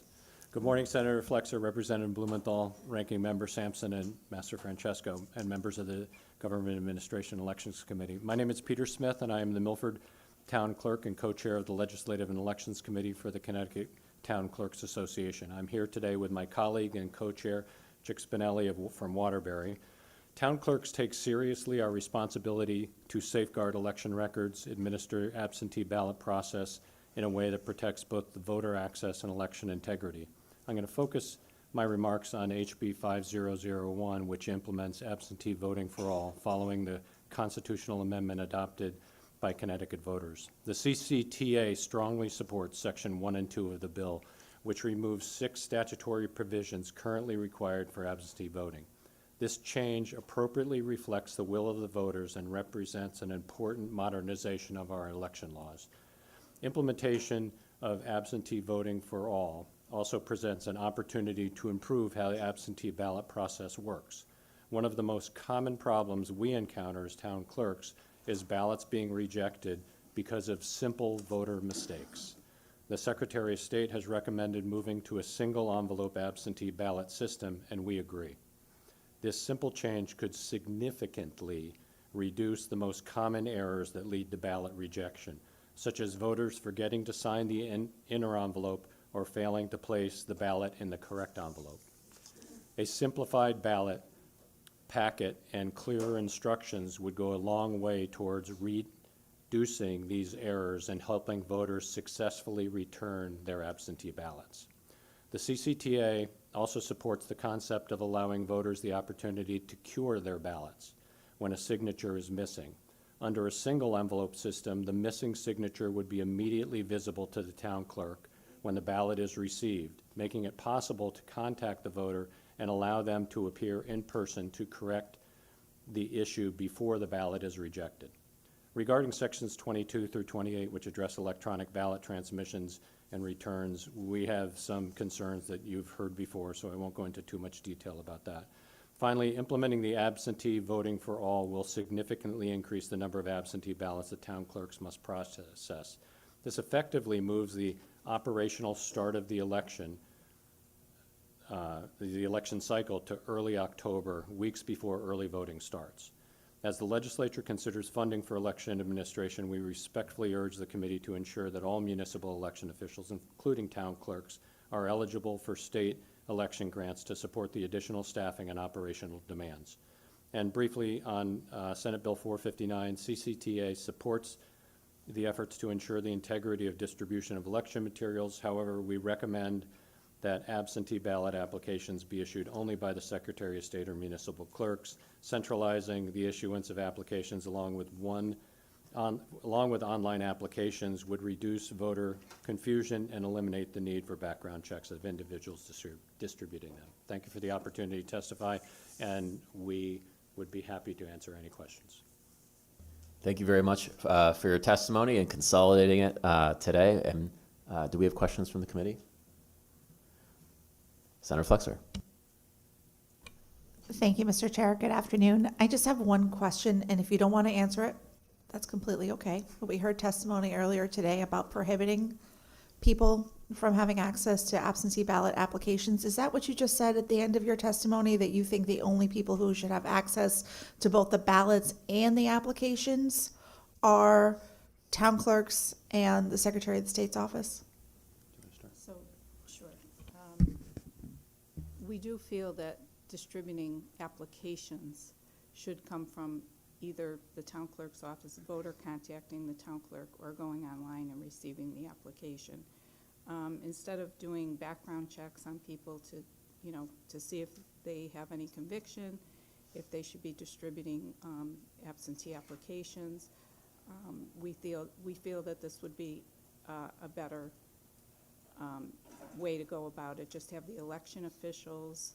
The portal is open. It's a new day. There are other ways that interested campaigns, parties, other groups that want to reach out to voters. We've heard from some municipalities where they're getting creative and telling people how they can go about getting an application for an absentee ballot, other than actually mailing them the application. Thank you. And before you respond, can you just say your name for the record? It's Antoinette Spinelli. Thank you. Senator, that's one of the things I'd like to add is that, in addition to what Chick said, is that what I found in the 2 election cycles that I've been in, and my town has both Republicans and Democrats come in and grab a significant number of, they mail out absentee ballot applications. I probably get 10 or 15 voters calling me saying, why am I getting another absentee ballot application? Didn't my absentee ballot go in? Sometimes I'm getting somebody saying, why are you putting election material in this? I didn't ask for this. And there's a lot of voter confusion. I think the thing that and I've talked to both the Republican and Democratic parties in my town, and a QR code, sending them to the DMV site, is an incredibly efficient way to do absentee ballot applications. From our perspective, just in the context of the system, once it goes through DMV, we don't need a wet signature, we're not chasing voters. I think there's some attempt to try and figure out what are the efficiencies, how can we make this process more efficient. I will say that no one is trying to block anyone from getting a ballot. In fact, we're trying to encourage. I just think we're trying to shift them to the easier system. Can I just add too that by issuing from the clerk's office or from the portal does help streamline that process of the ballot coming back. The applications, as in 2020 when they went out to everyone, they were barcoded. They went specifically to the voter when it came, so you knew they were already a registered voter. They had the barcode, they have the name on it. When it comes back to the clerk, it can streamline that process, make it much more efficient than when we get the paper in and we have to go to look up and then they're inactive and they're not a voter, you know. So it really is very helpful. So you're saying when someone goes online and requests an application for an absentee ballot, it also helps them verify their general registration information as well. And so it helps alleviate any issue they may have with their access to the ballot to begin with. They can contact you and fix it. Correct. They Great. can. Yeah. And if I may, honestly, it's not just that piece. It's also from an operational position inside the clerk's office. It probably saves, without exaggeration, 1 minute and 30 to 2 minutes on every application. Because if you get an application, just a piece of paper, there's a whole bunch of checks that you need to go through. It's like a pre-checked. It's already done. Thank you. Thank you very much for that information, and thank you again for your testimony. Thank you, Mr. Chair. Thank you, Senator. Further questions from the committee? Representative Mazzafrancesco. Thank you, Mr. Chairman. Thank you so much for coming in for your testimony. Chick, I have to obviously give a shout out to the city of Waterbury for running the best elections that I have seen for our city. They really do a phenomenal job, and I thank you for that. I just wanted to comment a little bit about the requesting of applications for an absentee ballot. For me, I believe, and I've always advocated for this, that if you would like to vote by absentee ballot, you should be the person requesting the application. You should either call the town clerk's office or you can go online and certainly request it, as opposed to the Secretary of State doing a mass mailing, campaigns coming into the town clerk's office, getting a bundle of applications and passing them out. Obviously, ballot harvesting certainly is a problem. Would you agree that that would be much more efficient if somebody was just requesting them as opposed to anybody mailing them out? Because I get concerned also when there's a mass mailing that the voter rolls are a mess in each town. And yes, it may be verify if they're a voter, but the question is, does that voter still live there? So would you agree that if someone was just requesting it on their own and nobody was allowed to mail them out, that would be a more secure process? Through you, Madam, Mr. Chairman. So yes, right now the CTCA, as in our testimony, we are recommending a contact from the voter to the clerk or into the portal to request the application be sent to them. We're not saying that we should be mailing everybody an application. you know, at this time. But I will say in 2020, when they were mailed out, and we all didn't know how that was gonna work, the thing that really opened your eyes was how many came back in the mail with the yellow sticker. Yeah. But then could be used for the canvas. So it did help to clean up the voter rolls in that sense. But it's costly, you know, it was very costly for the state to mail those out. But we did see that that did help to clean up the voter rolls just by the mail that got returned. Thank you, yeah, and it was really eye-opening to see how bad the voter rolls were across the state in a lot of districts. It really was incredible, really eye-opening. I keep hearing this absentee voting for all, which to me, the term alone is really concerning. Obviously, I want everybody to come out and vote, and certainly if they can't, they can certainly request an absentee ballot. But what concerns me mostly about that absentee voting for all is a system put in place that will allow the Secretary of State or the towns to just mail out ballots to every registered voter. And I can see where this portion of the legislation is headed, which is my biggest concern. You mentioned in your testimony about the envelope, the outer envelope. We just passed something a few weeks ago where when you go to early vote, the process was you sign the outer envelope and you put it in there. And there were a lot of complaints from people that they would actually know who they voted for because they're opening the envelope there. They can see the signature on it if you can make it out. You can open the ballot and you can actually see who they're voting for, which is a real concern. So after that was passed, now they have to put them right through the machine, which I think was obviously a good thing. Do you see that happening with the outer envelope? Just one outer envelope, there's signature on it, you're opening the envelopes, and you know, people are just, we're creatures of habit, we're curious. Oh, Representative Master Francesco voted by, let's be honest, voted by absentee ballot. I wonder who she voted for. I wonder. Yeah, but I could see that happening when you only have one envelope. So would you agree that that's possible? I mean, not everybody is, people are just curious. So I spend a lot of time in our central counting area, and we go through the procedures as they are outlined. And if you watch the procedure, you will have a more comfortable feeling. I understand the people, you know, who aren't there, who don't see the process, could think that, you know, I don't want anybody to know how I voted. You know, we're all thinking the same way.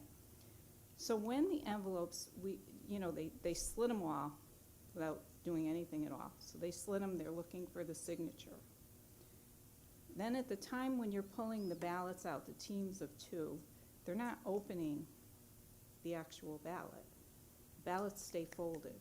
They're folded in there a certain way. So they're just pulling them out.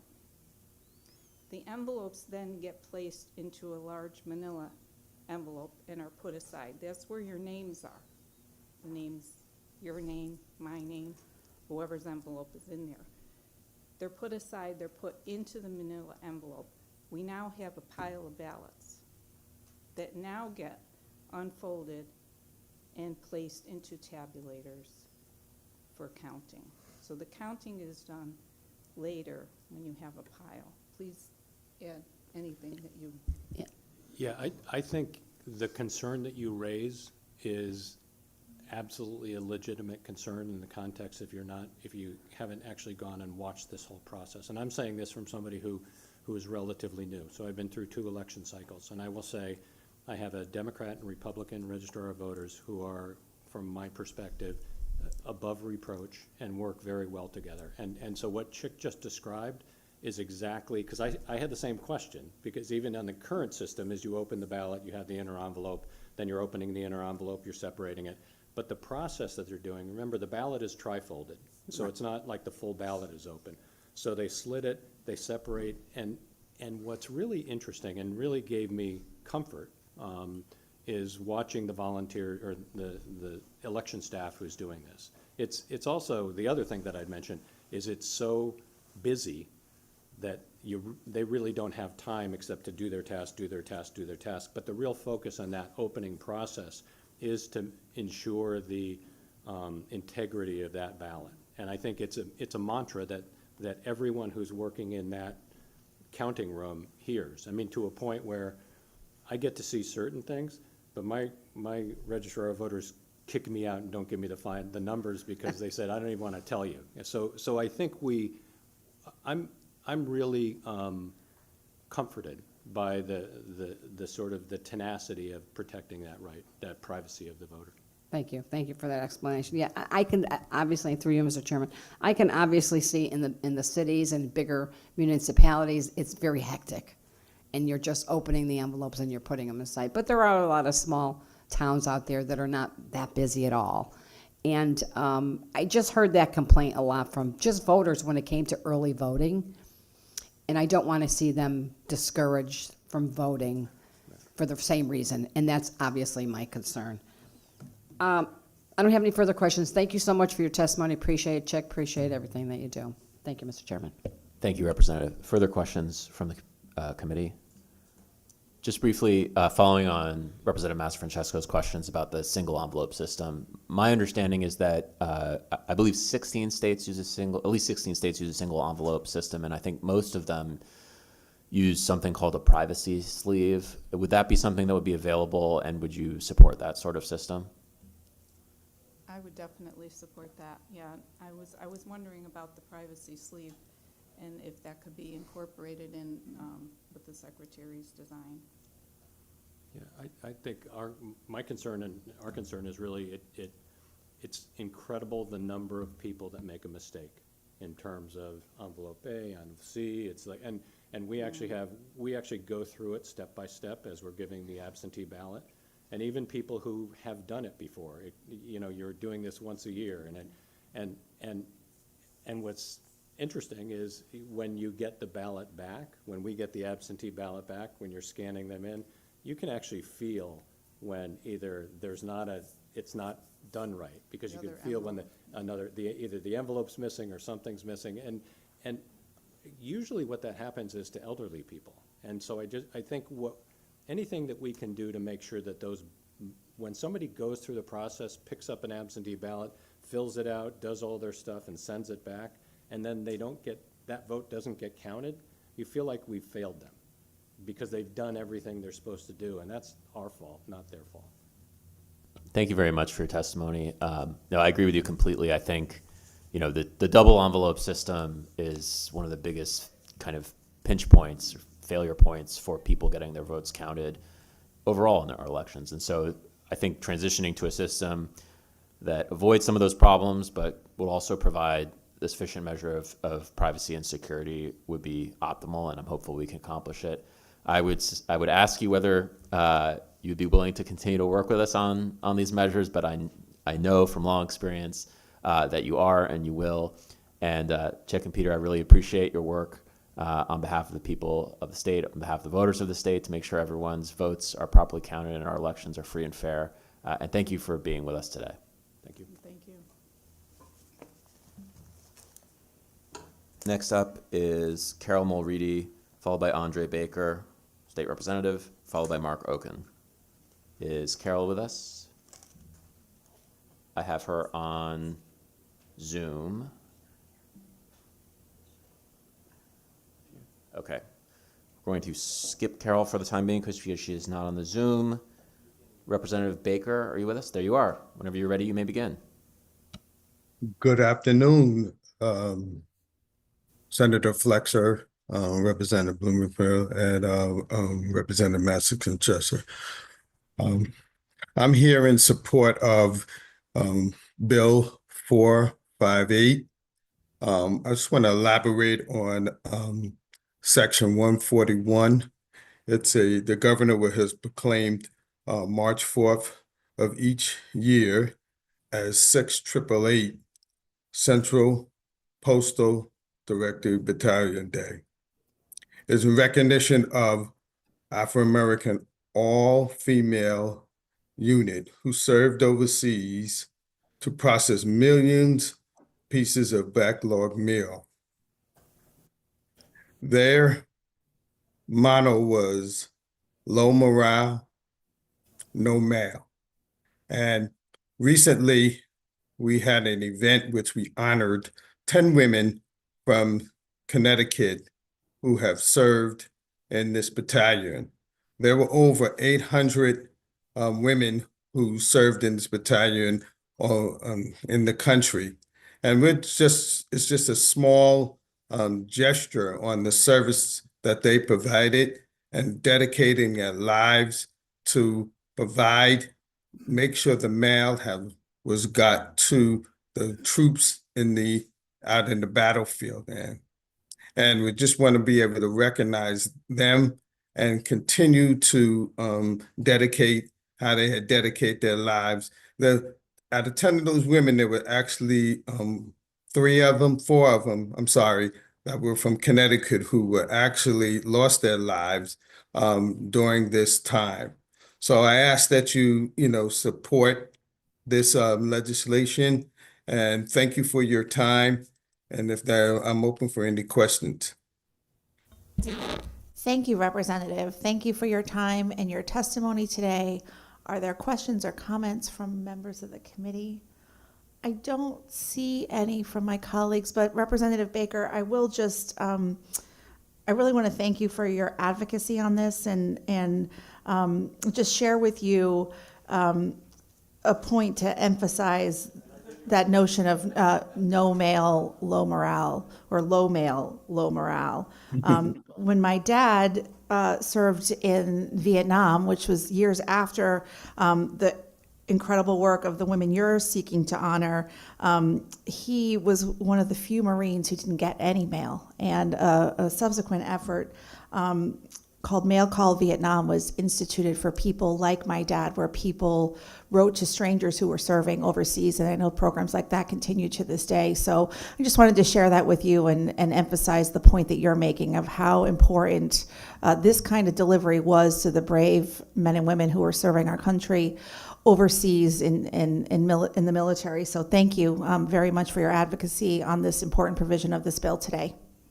And I just want to add to him, as I was digging deeper into to what they did, I'm hearing more and more stories like you have shared with us about that, and a lot of people veterans and have shared those stories. Their family members have shared the stories, so they did make an impact, and we need to let people know what they did and how they did change their lives and give them that fight when they were overseas. So thank you for sharing that story. Thank you, Representative, and thanks for taking the time to be with us this afternoon. You're welcome. Next, we will hear from Mark Okun, and I hope I'm saying your name correctly, Mark, and I apologize. Clearly I haven't by the look on your face. It's okay. But after Mark, we will hear from Alex Knopp and then Representative Candelora. Welcome, Mark. Please tell me how to say your name correctly, and the floor is yours. Good afternoon, Senator Flexer and members of the committee. My name is Mark Okun, and I serve as the regional manager for the North Atlantic States Regional Council of Carpenters in Connecticut. I also serve as a member of the Connecticut State Apprenticeship Council. I'm here today in strong support of SB 471, an act concerning the use of apprentices on prevailing wage public works projects. This legislation is about the future of Connecticut's construction workforce and the pipeline of skilled workers needed to build our schools, infrastructure, public facilities for decades to come. For many years, the construction industry has largely been allowed to self-regulate when it comes to workforce development. Some contractors make significant investment in registered apprenticeship programs and the training of the next generation of skilled workers. Others choose not to. This bill helps address the imbalance by requiring contractors working on publicly funded projects to participate in training the future workforce through apprenticeship utilization requirements. This policy is especially important because the state of Connecticut has already made a significant investment in workforce development. Connecticut has made a major investment in higher education through programs that provide free community college for residents. That program helps thousands of students who choose a traditional college pathway. Registered apprenticeship represents a different form of higher education, one where individuals earn while they learn. They develop skills through structured on-the-job training. However, unlike college programs, apprenticeship depends entirely on access to job site opportunities. SB 471 helps ensure that students who choose skilled trades have the same opportunity to build a career as those who pursue traditional college pathways. When public dollars fund construction projects, those projects can also create real-world training opportunities. Apprentices need to complete their education. Across the state, we're also seeing a significant growth in pre-apprenticeship and construction readiness programs designed to prepare individuals for careers in the trades. These programs are working. There is no lack of interest in careers in the trades. Each year, we're seeing strong demand from individuals who want to pursue careers in construction. In fact, some trades, it can be harder to secure an apprenticeship opportunity than gain admission to Yale. The challenge is not interest, the challenge is opportunity. Apprenticeship programs require thousands of hours of on-the-job training. Without access to real job site opportunities, apprentices cannot complete their training. Public construction projects represent some of the largest, most consistent construction opportunities in our state. It's entirely reasonable that when public dollars are used to build these projects, those projects should also contribute to the training of the workforce that will continue to build Connecticut's future. This also represents an important investment for taxpayers. The state is investing millions in workforce development programs and pre-apprenticeship programs. Those same taxpayers fund public construction projects. Those projects should create the career opportunities the programs are preparing people for. This bill ensures that everyone who benefits publicly from publicly funded construction participates in training for the next generation of skilled workers. If we want strong construction workforce 10 years from now, we need policies that support that workforce development today. For those reasons, I respectfully urge the committee to support SB 471. Although, after discussions with industry partners, I'd like to suggest the committee make the following language change to clarify the apprenticeship requirements proposed in the bill. The requirements of this section shall apply separately for each contractor or subcontractor performing work pursuant to the Public Works contract. A contractor or subcontractor with employees of more than one apprenticeable trade may satisfy the apprenticeship ratio with an aggregate across all apprenticeable trades employed by that subcontractor. Also, we've heard that implementing in 2027 is might be difficult for some agencies and industry partners, so we would ask to move to 2028 implementation. Thank you. Thank you. Thank you for your time and your testimony. Can you just clarify your comments at the end of your testimony there? You said you were asking for that particular change, did you submit that in writing? I will be submitting in writing. I was clarifying some stuff today. Where is that change coming from? So what happened is some contractors employ multiple apprenticeable trades, and it would create an undue burden on some of the contractors who have multiple trades. If they, say, have 4 carpenters or 5 carpenters and they have a taper, the way that it's currently written, percentage of the hours would have to be done by a taper, even though it would require only one person. So say that trade employed carpenters, tapers, and laborers, and they had a carpenter apprentice and a carpenter, or a laborer, an apprentice carpenter and an apprentice laborer, it would cover the aggregate of hours. It's just trying to make it a little bit more reasonable and friendly to the industry. There's already a lot of paperwork and burden to do public work. What we're trying to do is make it a little bit more easier process for contractors to look at the people that they have on the job and balance off the percentages. So.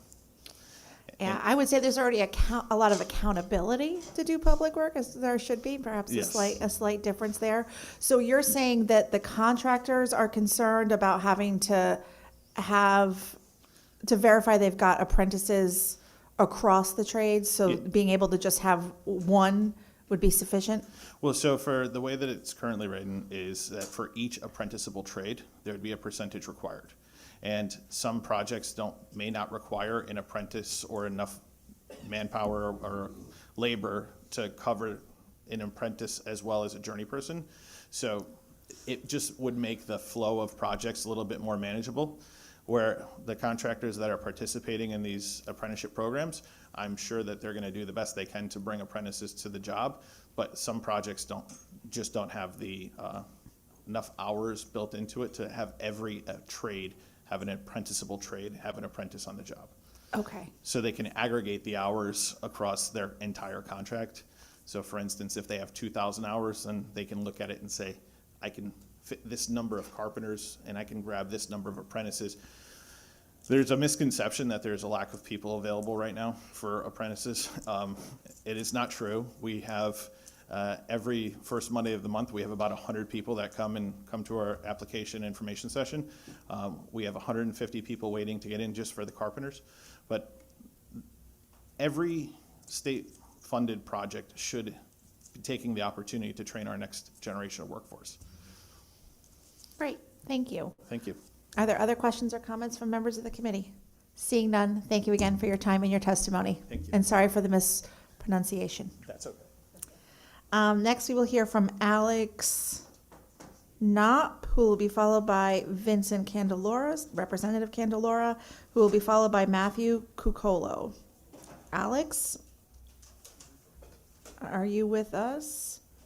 Welcome, Alex. If you are ready, the floor is yours. Thank you. Can you hear me, Madam Chair? Yes, we can. Thank you. I appreciate the opportunity to testify today.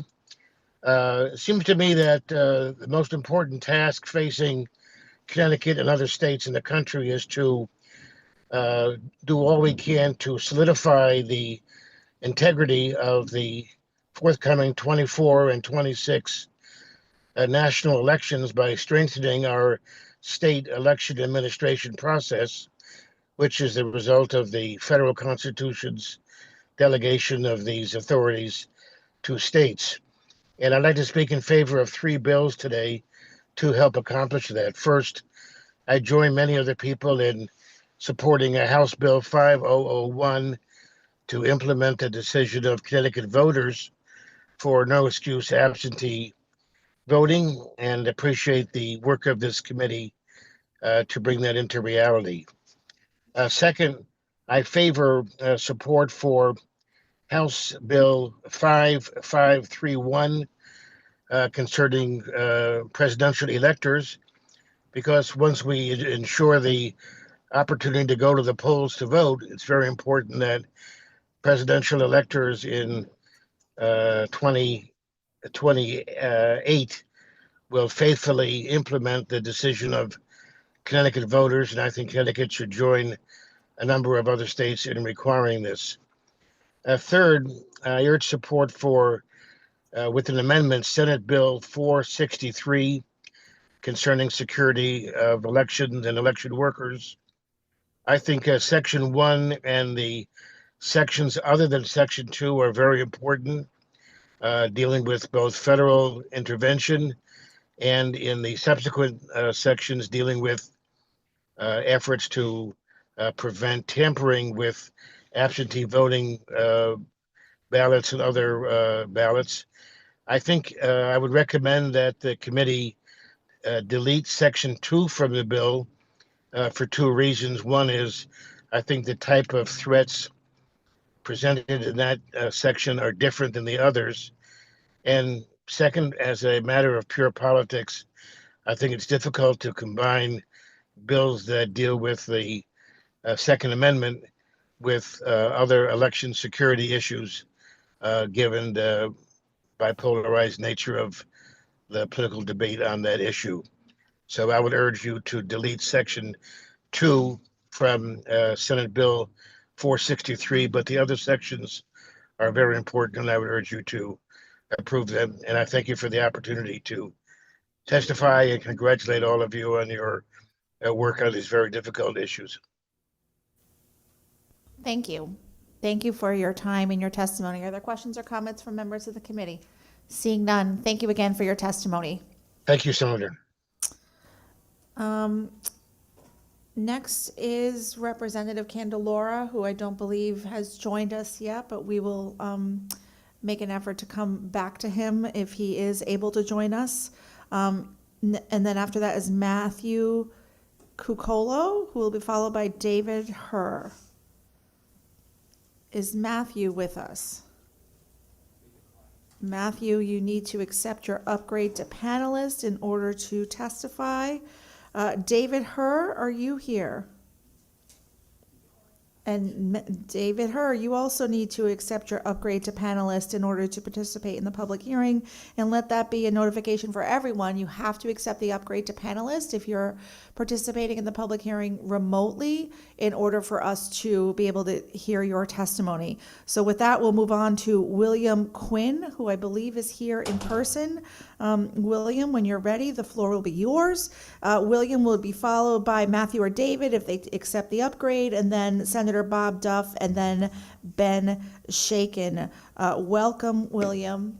The floor is yours.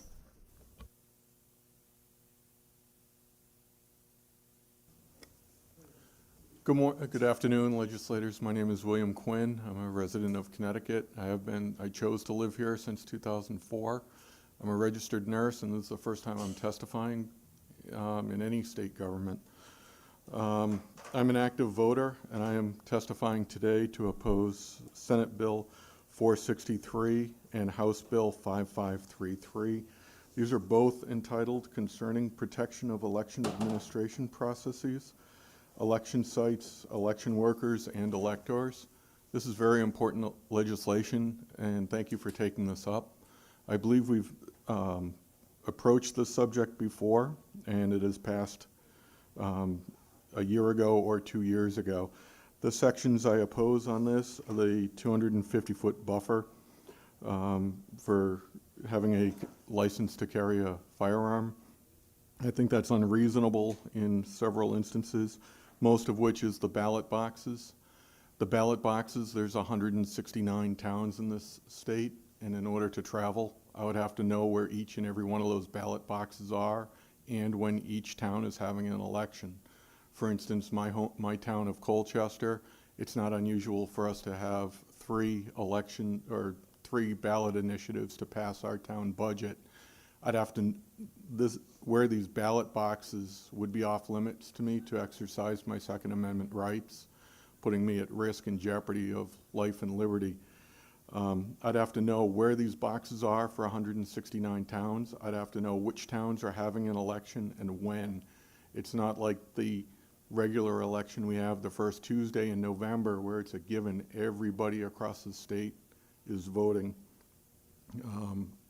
There was a question asked by Senator Blumenthal earlier to my colleague Holly Sullivan, which was really great, and that was, what can we do to fix this? And I think an easy fix to this would be my license or my permit to carry pistols and revolvers should be enough to say, this is a vetted person. I've already gone through a background check by the state and the town. It's also been renewed several times. Every 5 years I have to renew that. I think that should identify me as a law-abiding citizen, and I mean no harm, no trouble to exercise my First Amendment or my rights to go vote.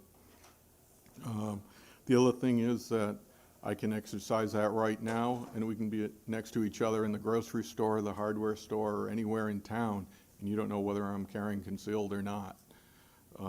So if I'm not a danger in any other place in society, I am no danger at a polling station or near a ballot box. And that's what I have to say for, I submitted written testimony, but that summarized it. Thank you. Thank you for your time and your testimony. Are there questions or comments from members of the committee? Representative Mastro Francesco. Thank you, Madam Chair. Thank you for coming in for your testimony. Appreciate it. I just have one question, just for clarification, because I couldn't understand it. You were talking a little bit about having to know where the ballot boxes are for 169 towns. Can you elaborate on that a little bit? For what purpose? Why would that information need to be known? Yes, because the way this is written in Section 2, when there's an election of any sort, a special ballot, those ballot drop boxes become an area where I'm prohibited from going within 250 feet of. Okay, thank you. So it's not just, for instance, Colchester, we vote at a church, and we also vote at town hall. Where there's a ballot box around town, I don't know where they are. My hometown, obviously, it affects me. I know there's one in front of the town hall, that makes sense, but as Holly Sullivan described earlier, their box is behind the building, so you can actually go into the town hall, conduct your town hall business, to pay your taxes as a good citizen, get a fishing license or do whatever town business, but you have no idea that you've broken that 250-foot barrier. Also, consequently, is if that ballot box is open for a period of time, or the mail drop box, 2 weeks later, that's no longer an issue. So it's now I have to know where it is, and I have to know when that boundary is active. I think that's just too much. I don't have an app on my phone like Gas Buddy, I can hit that and it tells me where the local gas station is. I've got Google, I can search for a restaurant, but there's nothing that tells me where there is an active ballot box. Understood. Thank you. Makes sense. I understand where you're coming from. Thank you. Thank you, Madam Chairman. I don't have any further questions. Thank you, sir, for coming in. Thank you for having me. Thank you again for your time and your testimony. You're welcome. Next, we will go back to David Herr, who I believe has joined us online. Before I recognize David, I'm gonna give one more chance to Matthew Cucolo if he wants to log in, and if he doesn't, the next person we will hear from, if they can join us, will be Senator Bob Duff. So welcome, David. The floor is yours. So first correction, my name is David Hertz with a Z on the end. I guess I mistyped it as we got going. So I am from Bridgeport, David Hertz. I've run for office a number of times here. I started carrying after October 7th when I realized the world, I don't know, I suppose I accepted that the world was not as safe as we'd like it to be. As a candidate and as an Orthodox Jew who's outspoken with my views, it seems to me ridiculous that I can't protect myself and run for office at the same time. If anything, I think I'm talking, I guess, against Bill 463, or that portion of it that would prohibit me from carrying in certain places. I just want to get to how bad this is. As it is right now, I can't carry, for instance, in the city hall in Bridgeport. So if I'm carrying, that means that I have to be sitting in my vehicle, dismantling my gun and putting it in a container in order to walk into the city hall. Or I would have to do the same thing within 250 feet of a ballot box. It just is an opportunity for people to see me playing with a gun in my car and call the police and make more of a mess and make it look like it puts me at risk from local law enforcement just because they don't know. There's a man playing with a gun in his car, or, I think if anything, what we should do is create a carve out that anyone that has a permit should be able to walk into the polling site regardless of whether it's a school, because school isn't in session. So that is basically where I am on that. I also want to address the voting thing just a minute. It makes it harder for me to vote. You're talking about all the freedom about voting. I have it. You're making it harder for a certain class of people, which is law-abiding gun owners, to actually go and vote. And I think that's stifling elections and in a much greater way than are the difficulties of the absentee ballot that you've been talking about for the last few hours. So that's all I have to say. I thank you for your time. Thank you. Thank you for your time and your testimony. Are there questions or comments from members of the committee? Seeing none, thank you again for your testimony today. You're welcome. Okay, we have a number of people to testify that I'm not sure that they're here, but I'm going to call on, and we're going to go back a little bit because I think some of the technical challenges are being alleviated. So I'm going to call on Senator Bob Duff if he is available. And if not, we'll go to Ben Shaken. And after Ben Shaken, we will have Carol Mulready, and we'll give another opportunity to Representative Candelora if he's available, or Matthew Cucolo if he is available. So I don't see Senator Duff, so I think I'm going to call on, am I correct, Mr. Clerk? No Senator Duff, that's right. Okay, so I'm going to call on Ben Shaken. Welcome, Ben. Whenever you're ready, the floor is yours. Thank you, Madam Chair. Good afternoon to you and to members of the committee. My name is Ben Shaken. I'm the Director of Public Policy and Advocacy at the Connecticut Community Nonprofit Alliance. We are the statewide association representing nonprofits. As you know, nonprofits serve about 500,000 people in our state and employ 118,000 people. Many of those people are served through the Health and Human Services system, which is administered by the state and contracted with a number of state agencies. And that's why I'm here today to testify in support of Senate Bill 468 and Act concerning contracts with nonprofit human services providers. This bill would take several steps to improve processes, address administrative hurdles and inefficiency in how state government works with its nonprofit contractors, and improve the service delivery system ultimately for those nonprofits. As members of this committee know, this is our third crack at this in the GAE committee. This bill in some form has passed the House twice and the Senate, the House once and the Senate twice.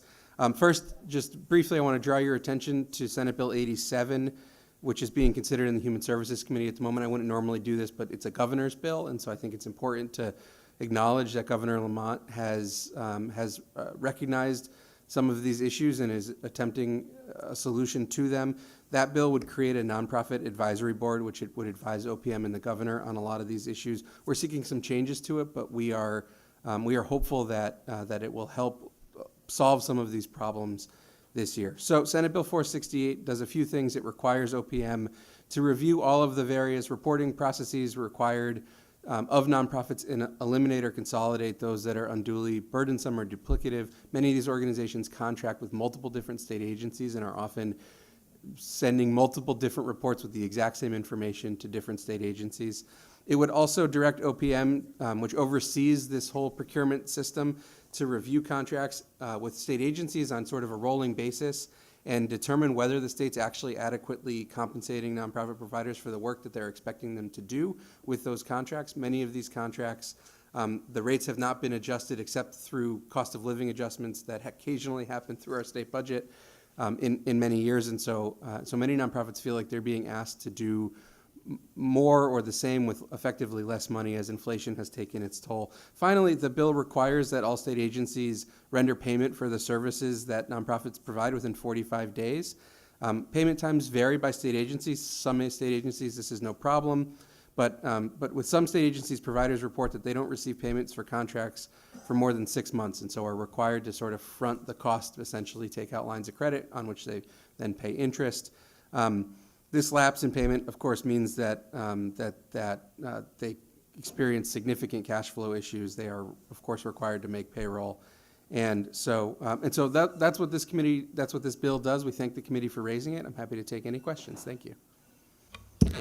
Thank you. Thank you for your time and your testimony. Are there questions or comments from members of the committee? Seeing none. Thank you very much for your testimony. Thank you. I don't believe any of the people I named before have come back online, except for Carol Mulready. So we're going to go to Carol Mulready in just a moment. And after that, unless somebody else pops up, we're going to go to Susanna Goldman, who will be followed by Matthew Strasser. So welcome, Carol. The floor is yours. Thank you. Took me a while to find the right button to get this panelist role. It's okay. Thank you for being here. Thank you. So I'm Carol Mulready from the town of West Hartford. I am a longtime voter, an elected town official, an election moderator, and an active voter service leader in the League of Women Voters of Greater Hartford. And I'm here to speak in favor of Senate Bill 395, an act concerning increasing voter participation. As a longtime voter and participant in many nonpartisan activities as well as partisan activities, I am very troubled by the fact that we have such low turnout for so many of our elections, and very particularly for me, the municipal elections.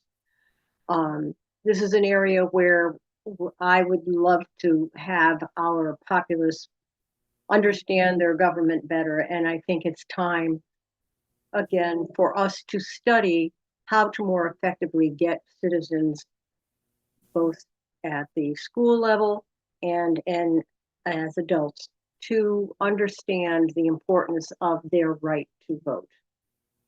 We need certainly to educate in all age groups, not just requiring civics for graduation, but to have some kind of engagement for students as well as adults to make this appreciated better.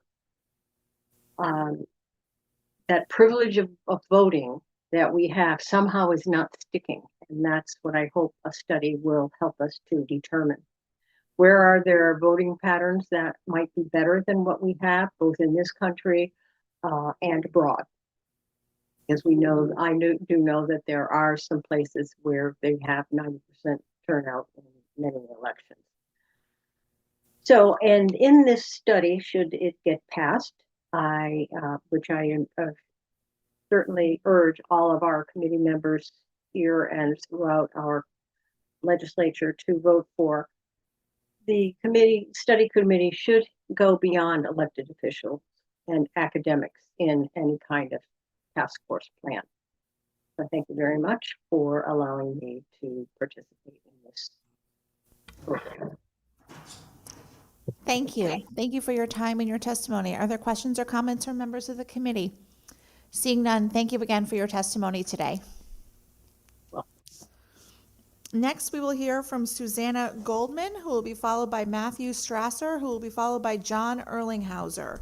Welcome, Susanna. The floor is yours. Thank you. Good afternoon, Chair Flecker and Chair Blumenthal and members of the committee. My name is Susanna Goodman. I work at Common Cause on our voting rights team and on behalf of our members in Connecticut. As you may know, Common Cause has long championed efforts to increase access to the polls for all Connecticut voters. We've advocated for Election Day registration, early voting, and no excuse absentee voting. However, the electronic return provision of HB 5001 would establish internet voting in Connecticut for the first time on voting systems for which there are no federal standards.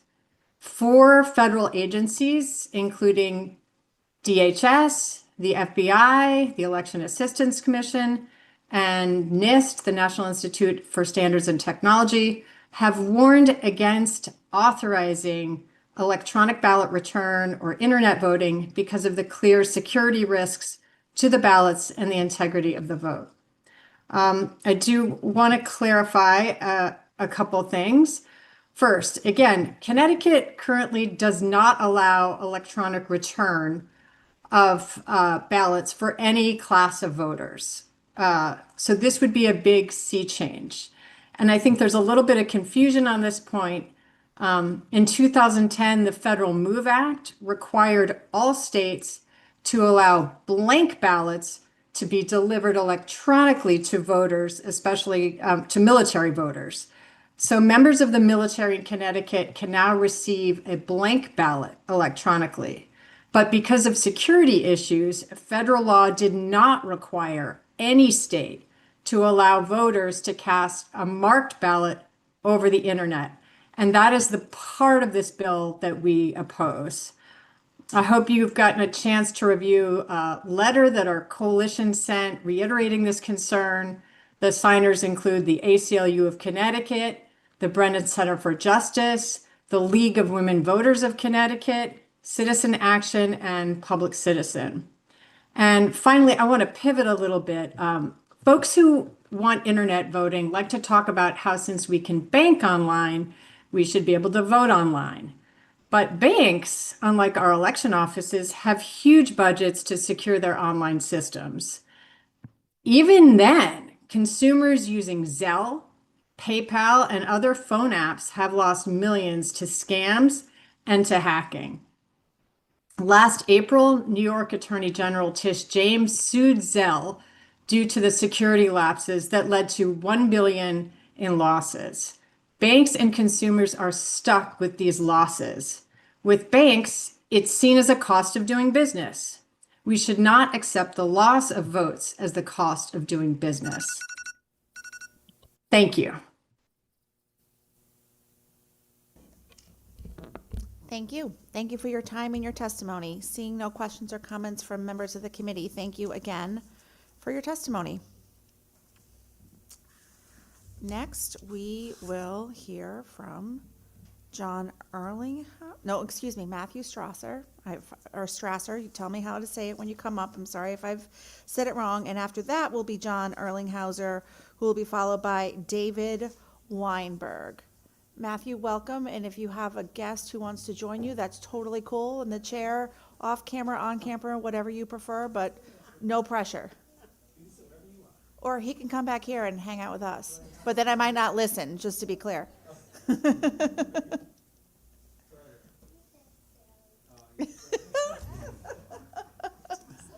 You're so silly.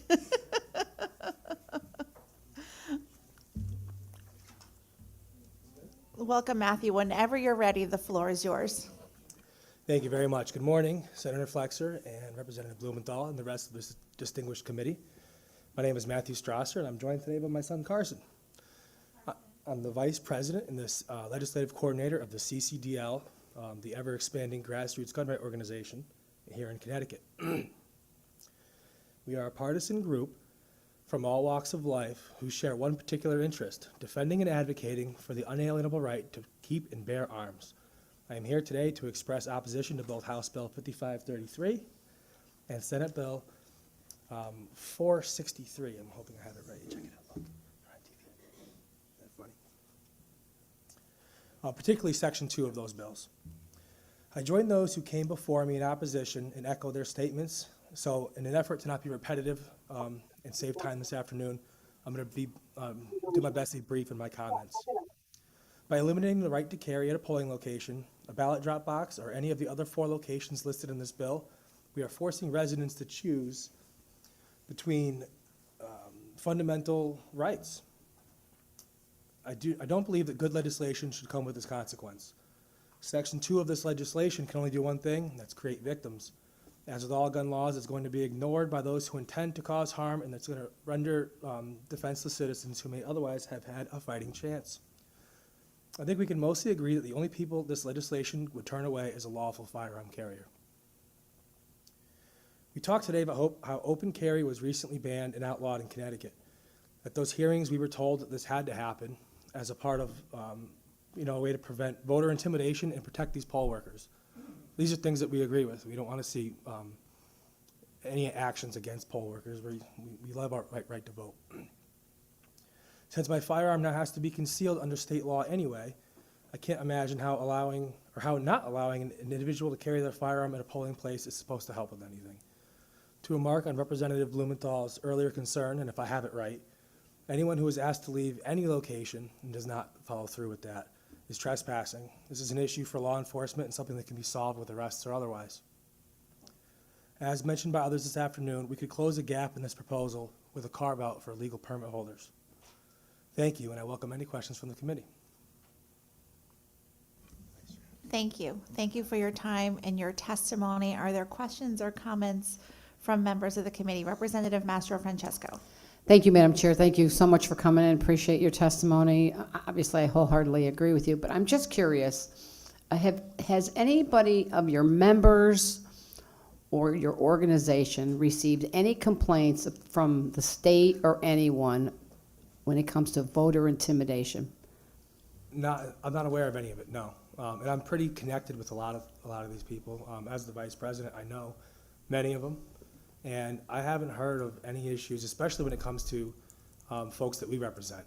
So no, I'm not even seeing it in the papers of people that I don't know. Yeah, I agree. I haven't heard of it. Yeah, thank you. I just wanted clarification for that because I hear a lot of this fear mongering and just. I think it might come down to me, it just doesn't happen. But thank you, Madam Chair. Thank you so much for coming in. I appreciate your testimony. Thank you very much. Thanks for having me. Us. Thank you, Representative. Seeing no further comments or questions, thank you again for your time and your testimony. And wow, you've got a really excellent testifying buddy there. I can't imagine another child being that quiet for that length of time. You know what? I'm really proud. We're not used to this, so we did a great job. It's his first time. He did a great job. Thank We you hope guys to very see you much. again, Carson. Wanna come back? All right, let's go. Thank you very much. Next, we will hear from John Erlinghauser, who will be followed by David Weinberg, who will be followed by Elizabeth Sweetek. John, welcome. The floor is yours. Thank you very much, Madam Chairwoman, Chairwoman Flexer, Chairman Blumenthal, and Ranking Member Master Francesco. My name is John Erlinghauser, and I'm the Senior Director of Advocacy for AARP in Connecticut. And I'm here to testify in support of Raised House Bill 5001, an act concerning absentee voting for all and various other reforms to the administration of elections. AARP is a nonpartisan organization representing nearly 38 million members nationwide, including approximately 550,000 here in Connecticut. And we advocate before the General Assembly on issues that promote livable communities, support aging in place, and strengthening the financial security of older residents. In addition to having been being the Senior Director of Outreach and Advocacy for AARP in Connecticut, I'm the former Registrar of Voters for the City of Ansonia, and I had done that role for approximately 16 years. The right to vote is one of our most fundamental civic and constitutional rights, and recent elections have highlighted barriers that make voting more difficult, including challenges with registration, long lines, inadequate polling place resources, and language access issues. AARP supports policies that expand access to the ballot and promotes full participation in the electoral process. We do believe Connecticut should modernize its voting systems to provide residents with a greater range of voting options, including no excuse absentee balloting.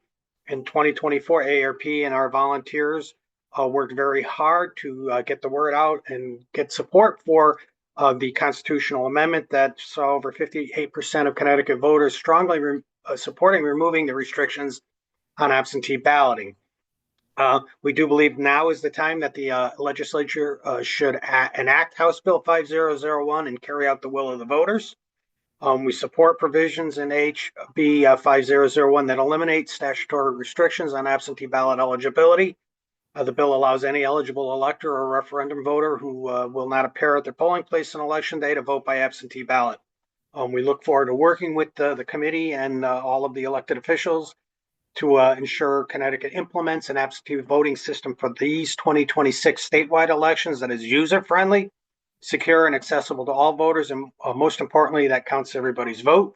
And I do just want to commend the chairs and the members of the committee from taking Connecticut to the far back of the pack as it relates to voter accessibility and providing the options, various options to vote, to now, hopefully, when we pass this, right out in the forefront of those states that have granted a lot of access to its residents to exercise what is their most fundamental right, which is that to cast a ballot.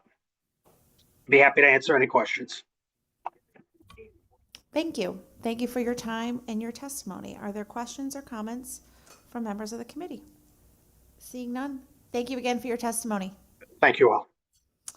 Next, we will hear from David Weinberg, who will be followed by Elizabeth Switek, who will be followed by Liz Yakabuchi. I'm hoping I got that right. David, welcome. The floor is yours. Thank you. Chairs Flexer and Blumenthal, Ranking Member Master Francesco, and I don't think I see Ranking Member Sampson, but if you're there, thank you as well. And distinguished members of this committee, thank you for the opportunity to testify today and for your impressive patience. My name is David Weinberg, and I'm testifying as a policy strategist for Protect Democracy United, a cross-partisan 501c4 that seeks to strengthen our representative institutions. We urge you to vote House Bill 5531 and Senate Bill 395 favorably out of committee. I've submitted written testimony on both bills, although today I'll focus my remarks on 5531. House Bill 5531 would do an outstanding job of safeguarding Connecticut's electoral votes from any faithless conduct by presidential electors. The last decade has shown that we can't take for granted that our electoral systems will continue to function smoothly in all situations. This risk is amplified by the continued rise in threats of political violence over the last decade, and this is an especially grave risk for presidential electors because for 6 weeks, they have the power to dramatically impact the outcome of a presidential election. We've also witnessed the abuse of federal powers to coerce law-abiding Americans across many sectors of society. So it would be reckless for us to assume that presidential electors will not be subject to such coercion as well. Connecticut law directs the state's presidential electors to cast a faithful electoral vote, but it lacks a reliable enforcement mechanism to address this if they fail to honor that directive. More than half of all states have already passed great laws to deal with this risk, specifying that any presidential elector who fills out an electoral vote ballot faithlessly automatically loses their post and is replaced, and that their electoral vote ballot must be rejected by the presiding officer. This includes Oregon and South Dakota, which each passed bills much like yours, with bipartisan leadership backing in both cases just in the last month. I provide a map of these 26 states with such laws passed in my written testimony, as well as a section-by-section explanation of exactly how your well-crafted bill would operate. I also explain why my only advice on the bill text would be to add several words to line 129 to avoid any unintended consequences for existing election law. Provided this technical edit can be made, 5531 will have the support of a fantastically broad coalition, including Secretary of the State Thomas, as well as 100% Democracy, the Campaign Legal Center, the Connecticut Citizen Action Group, the Election Reformers Network, Fair Vote Action, the League of Women Voters of Connecticut, National Popular Vote, Protect Democracy United, Public Citizen, and the Uniform Law Commission. This bill is like an insurance policy. We require drivers to buy insurance before they get behind the wheel, so it's simply common sense to apply that same level of caution to our electoral votes. At the end of the day, this bill is not about partisan advantage, it's about principle. Thank you for your consideration. Thank you. Thank you for your time and your testimony. Are there questions or comments from members of the committee? Representative Blumenthal. Thank you, Madam Chair, and thank you, David, for being with us today. Just wanted to thank you for your testimony. I was wondering if you could tell us a bit about some of the motivating forces in other states in terms of passing similar legislation. Are they also concerned about these potential threats of violence? And have other states seen issues around even recruiting, or are they worried about recruiting electors in this environment? Yeah, thank you. Thank you, Mr. Chairman, and thank you for your active involvement on this bill and your co-sponsorship on it. It really means a lot. Some of the states that have passed laws of this sort have done so because they've effectively learned their lesson a little too late. Instances where they have had faithless presidential electors and lacked the legal infrastructure for how to deal with it. Y'all are in a really fortunate position of not having had recent experiences of this sort and the opportunity to pass legislation before any of Connecticut's electoral votes get wasted in a presidential election. Unfortunately, the threats of violence and attempted coercion against presidential electors have gotten quite bad in the last few decades. The model law on which your bill is based, from the Uniform Law Commission, was crafted in 2010 based on the experience of presidential electors nominated by the Republican Party in 2 different states, in Florida in 2000 and in Ohio in 2004. In both of those instances, those presidential electors who were doing their civic duty and in a volunteer role were subjected to extremely inappropriate coercion and pressure from people in the public who tried to coerce or convince them to change their positions. The rate at which presidential electors are subjected to such coercion or threats is difficult to estimate in a precise mathematical way, but the surveys of presidential electors done by the leading scholar in political science on this topic, Robert Alexander of Bowling Green State University, who's been studying and surveying presidential electors for, I believe, 6 cycles now, reports disturbingly frequent instances of presidential electors receiving thousands of emails or trash cans full of snail mail, phone calls, threats, harassment at all hours, and people saying, gosh, I'm never going to do this again. I had no idea what I was getting into. So legislation like this can play a really important role in taking the air out of any pressure or any motivation that radical actors might have to try and pressure presidential electors or presidential elector nominees who are really just trying to step up and do an important ceremonial role for our democracy. Thank you very much. Testimony is very helpful. I agree. I think it's vitally important that we do this not only to protect, the democratic rights of the people from being violated by a rogue elector, but also to ensure that people who do step up to perform this ceremonial civic duty don't have to have this sort of fear. It's completely inappropriate for them to have to. And right now, it's a weak point in the chain of our elections administration. We have all probably experienced the more negative aspects of this more hostile political environment, and there's been an increase in political violence across the board, which obviously we deplore. Presidential electors should not have to be subject to it, and I think this bill will be a very helpful way to ensure that. So thank you very much for your testimony, and thank you, Madam Chair. Thank you, Mr. Chair. Seeing no further comments or questions, thank you again for your testimony today. Next, we will hear from Elizabeth Switek, who will be followed by Liz Iacobucci, who will be followed by Richard Souza.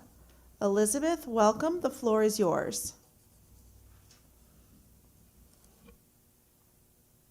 Okay, I can't see you, so I don't know if you can see me.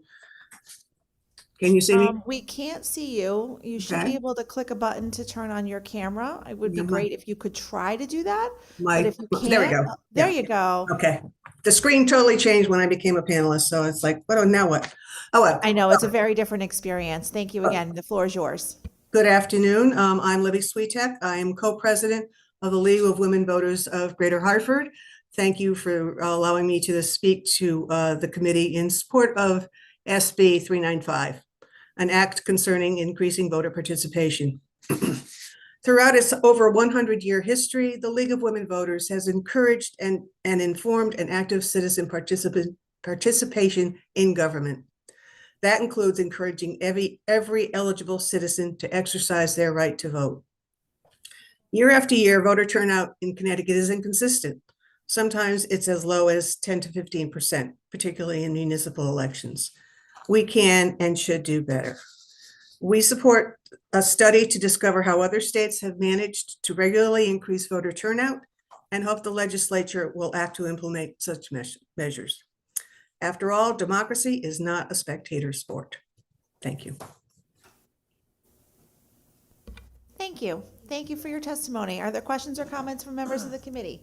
Seeing none, thank you again for your time and your testimony today. Thank you. Next, we will hear from Liz Iacobucci, and I hope I'm saying your name right, although Elizabeth, who just finished, I didn't check myself on your name either. I hope I got that right. Liz Iacobucci will be followed by Richard Souza, who will be followed by Senator Martin Looney. Welcome, Liz. The floor is yours. Thank you so much. Chairs, committee members, I appreciate this opportunity to testify. My name is Liz Iacobucci, and I'm with Public Citizen, a nonpartisan nonprofit with more than 25,000 supporters in Connecticut.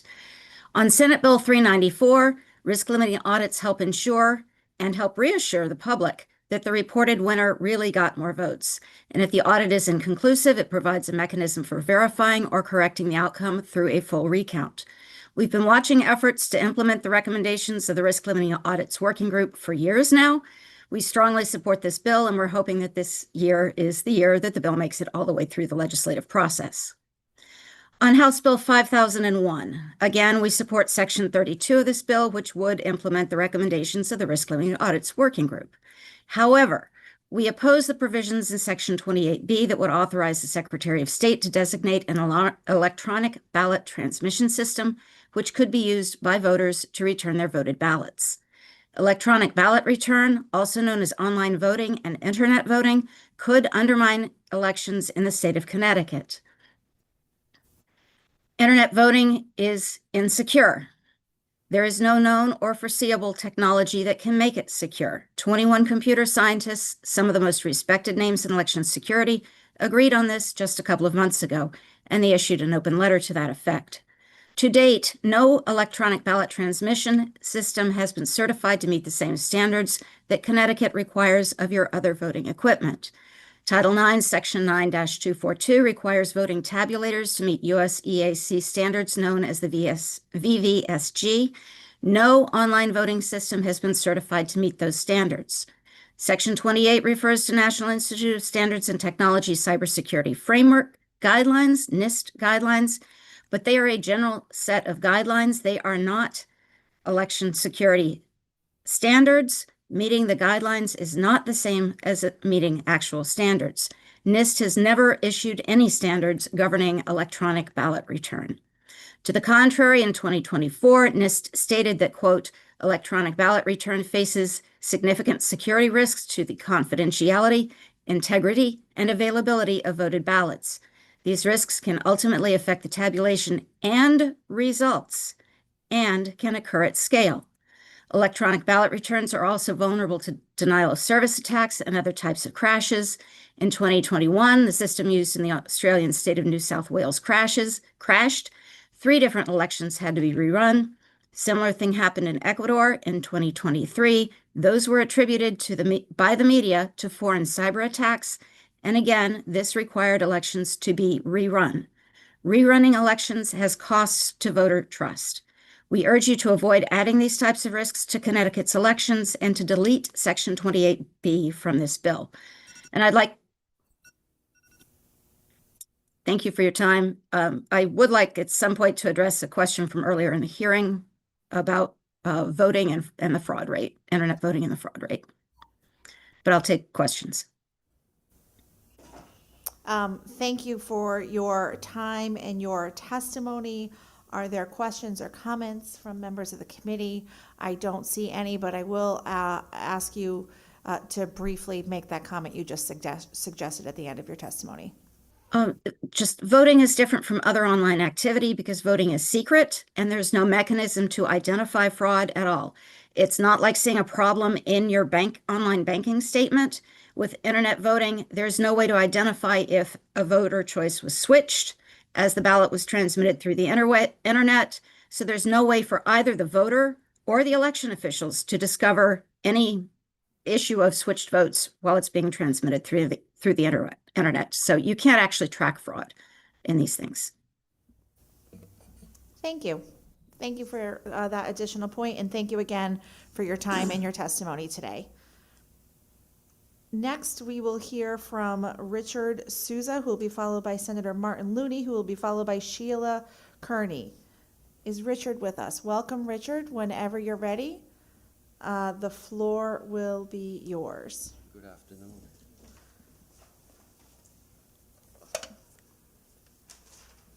Hey, good afternoon, members of the Government Administration Elections Committee. My name is Richard Souza. I'm from East Hartford. I'm testifying today in opposition to HB 5533 and SB 463. I object to Section 1 of these bills, which attempts to make felons out of on-duty federal and state law enforcement officers if they are within 250 feet of an election site in the performance of their official duties. Federal officers do inform the highest elected official in law enforcement with the highest jurisdiction within the county where they will be executing their official duties, the county sheriff. So there'll be no blue on blue fire. Unfortunately, we no longer have county sheriffs. Requiring everyone, including federal and state officers, to be unmasked, knowing that terrorist organizations like Antifa are targeting them, is not just unethical and immoral, it's blatant insurrection against the government of these United States and a violation of your Article 6 oaths. I find it ironic that you want these federal cops doxxed, but these very bills today were written to protect the identities and places of residence of election workers, and you certainly don't want crazy people to know where you live with your spouses and your children. Federal agents on a manhunt can demand IDs of anyone, just as our local police can once reasonable suspicion of a crime has been established, even if it's within 250 feet of a polling station. Threatening to arrest federal agents in the performance of their duties and charging them with a Class C felony is way beyond sedition. Prepare to be arrested yourselves and charged with a federal felony for interfering with federal officers in the performance of their duty. All those in public office supporting endangering federal officers and our local law enforcement officers by orchestrating these confrontations should be impeached and stand trial for high crimes. Because this is how civil wars get started kinetically. I also object to Section 2 of these bills, which attempts to make felons out of honest, law-abiding citizens if they are found with a firearm within 250 feet of an election site. We shouldn't have to give up our right to protect ourselves in order to exercise our right to vote. The state government has vetted pistol permit holders and determined that we are law-abiding and can carry firearms on our purpose in public areas. Why would they suddenly think the public would now be at risk if we carried concealed firearms anywhere near public polling areas? That would mean their process for issuing state handgun permits was not effective at screening out threats to society. If that's the case, shouldn't state handgun permits be eliminated? The last thing I just want to say is, if you leave a handgun in your car when you go to vote, the chances of it getting stolen are greatly increased. Thank you. Are there questions or comments from members of the committee? Thank you. Next, we will hear from Senator Martin Looney, who will be followed by Sheila Kearney, who will be followed by Don Miletto. I don't believe Senator Looney is here, so I'm going to call on Sheila Kearney, who is with us online. After Sheila, Don Miletto, followed by Travis Woodward. Welcome, Sheila. The floor is yours. Yes, can you hear me? Yes, we can. Okay, I'm trying We to. cannot see you, but we can hear you. So if you want to accept the invitation to turn your camera on, that's great. There you go. You're all set. We can see you now. Thank you. Great. Chairs, members of the committee, thank you for the opportunity to testify today in support of SB 458, a proposal to establish March 4th as 688 Day in the state of Connecticut in their honor. My name is Dr. Sheila M. Kearney, and I come before you not only as a proud Connecticut resident, but as the niece of Major then Captain Mary Frances Kearney, who served as third in command of the 688, its chief of mail and the commander of Company A. I speak for my family, the families of the 9 other Connecticut women, for friends, and for many descendants across the country. The 688 was the only predominantly Black all-female battalion from the Women's Army Corps deployed overseas during World War II. They were sent into the European theater not with rifles or artillery, but with something every soldier, Marine, sailor, Coast Guard, and airman knew could mean the difference between despair and hope: the male. Their motto was simple and powerful: no male, low morale. And they lived that motto every single day of their service. When the 688 arrived in Birmingham, England, they confronted a logistical and human crisis. Warehouses were crammed floor to ceiling with an estimated 17 to 18 million pieces of undelivered mail, letters, packages, and photographs that had been delayed for months, even years. Every piece of mail represented a mother, a father, a spouse, a child, a community back home trying to reach a loved one on the front lines. The Army believed it would take at least 6 months to clear the backlog, but they did it in just 3 months. When they completed the impossible task in Birmingham, they were sent to Rouen and then Paris to repeat that success again.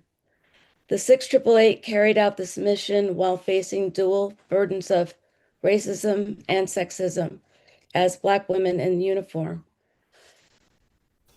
The United States last April awarded the 688 the Congressional Gold Medal, formally acknowledging their extraordinary achievements and their stand for racial and gender equality in uniform. But the state of Connecticut matters as well. Establishing March 4th as 688 Day in Connecticut would do several important things at once. It would preserve and elevate the story of 688 for future generations, and it would also affirm that logistical work that sustains morale and keeps systems functioning in wartime is as critical to victory as any battlefield maneuver. Thank you. Thank you. Thank you for your time and your testimony here today. Seeing no questions or comments from members, thank you again for your testimony. Thank you. All the best. Same to you. Next, we will hear from Don Miletto, who will be followed by Travis Woodward, who will be followed by Peter Lewandowski. Is Don with, yes, Don is with us. Welcome, Don. Whenever you're ready, the Thank floor you. is yours. Good afternoon, Senator Flexer, Representative Blumenthal, and distinguished members of the Government Administration Elections Committee. My name is Don Miletto, and I am the CEO of the Connecticut Alliance of Boys and Girls Clubs. Thank you for the opportunity to testify today in support of HB 5534. This bill recognizes something Connecticut can be proud of. Our state is where the Boys and Girls Club movement began. In 1860, the Dashway Club was founded in Hartford by Mary Goodwin, Alice Goodwin, Elizabeth Hammersley, and Louisa Bushnell to give boys a safe, positive, and productive place to learn and grow. That idea began here in Connecticut, spread to other communities, and became a national movement that has impacted generations of young people. And importantly, this is not just a story about the past. It's also a story about Connecticut today. Today, Boys and Girls Clubs across Connecticut serve more than 36,000 young people at 57 club sites in 23 towns and cities. Every day, our clubs provide safe places, caring mentors, meals, academic support, and life-changing opportunities for children and teens across our state. This is why this recognition matters. It honors our history, but it also reinforces Connecticut's continued leadership in supporting young people and families. We also respectively suggest a slight refinement to the language submitted in our written testimony so that this designation is as clear and accurate as possible. We believe the strongest language is to recognize Connecticut as the birthplace of the Boys and Girls Club movement. Boys and Girls Clubs across Connecticut look forward to the passage of this bill and to celebrate this important recognition across our state. Thank you again for your leadership and consideration, and I respectfully urge your support of HB 5534. Thank you. Thank you for your time and your testimony today. We do have a question or comment from a member of the committee, the chairman of the committee, Representative Blumenthal. Thank you, Madam Chair, and no questions, just comment. Thanks, Don, for being here. As a proud member of the board of the best Boys and Girls Club in the state and perhaps the nation, the one located in Stamford, and you don't have to comment on my comment on that. I'm very glad to see you here and have your testimony and be able to recognize the Boys and Girls Club. And it's really important history here in Connecticut. And in all seriousness, the organization generally is doing tremendous work in every city and town in Connecticut and across the nation. And just very glad that we'll be able to recognize it here. Thank you very much. Thank you, and we thank you for your leadership on this. And, you know, people like you and board members and volunteers and members of our legislature and people in general, you provide the resources and the opportunities for us to do what we do on the local level for kids every day. So thank you so much. Thank you, Representative, and thank you again, Don, for your testimony here today. Thank you. Next, we will hear from Travis Woodward, who will be followed by Peter Lewandowski, who will be followed by Louis Martins. Welcome, Travis. The floor is yours.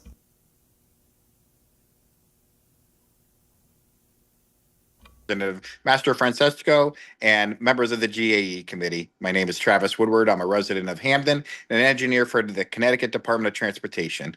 I'm also the president of CSEA SEIU Local 2001, a labor union representing 25,000 state, municipal, Board of Ed, active and retired public and private sector workers. I offer the following testimony in support of SB 469. I'd like to thank the GAE committee for not just raising this important piece of legislation, but for being such a strong champion of the State Contracting Standards Board over the years. This committee has long recognized the ongoing importance of the State Contracting Standards Board in safeguarding taxpayer dollars and state resources. First, let me take you back to 2006. It's hard to believe it's been 20 years since the I-84 storm drain fiasco.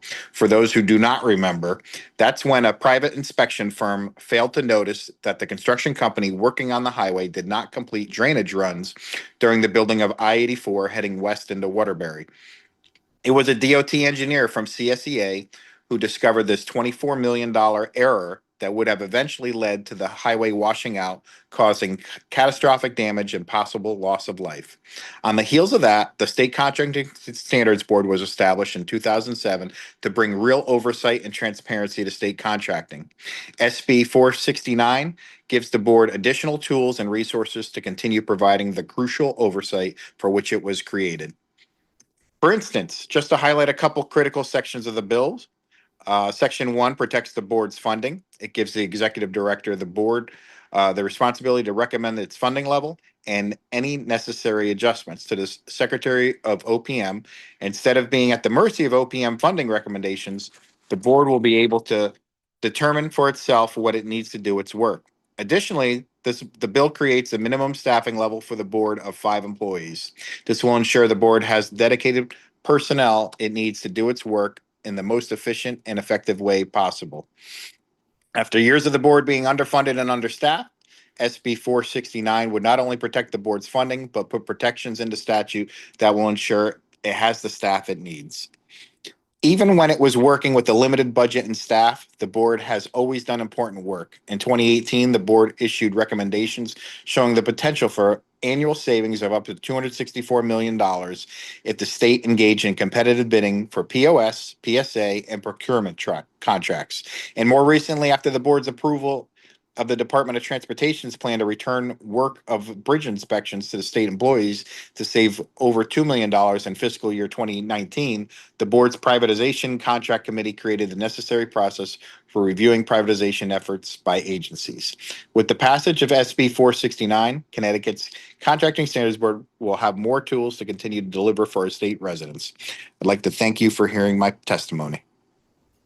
Thank you. Thank you for your time and your testimony. Are there questions or comments from members of the committee? Seeing none, thank you again for your testimony. Next, we will hear from Peter Lewandowski, who will be followed by Louis Martinez or Martins, who will be followed by Lee Greenhouse. Welcome, Peter. The floor is yours.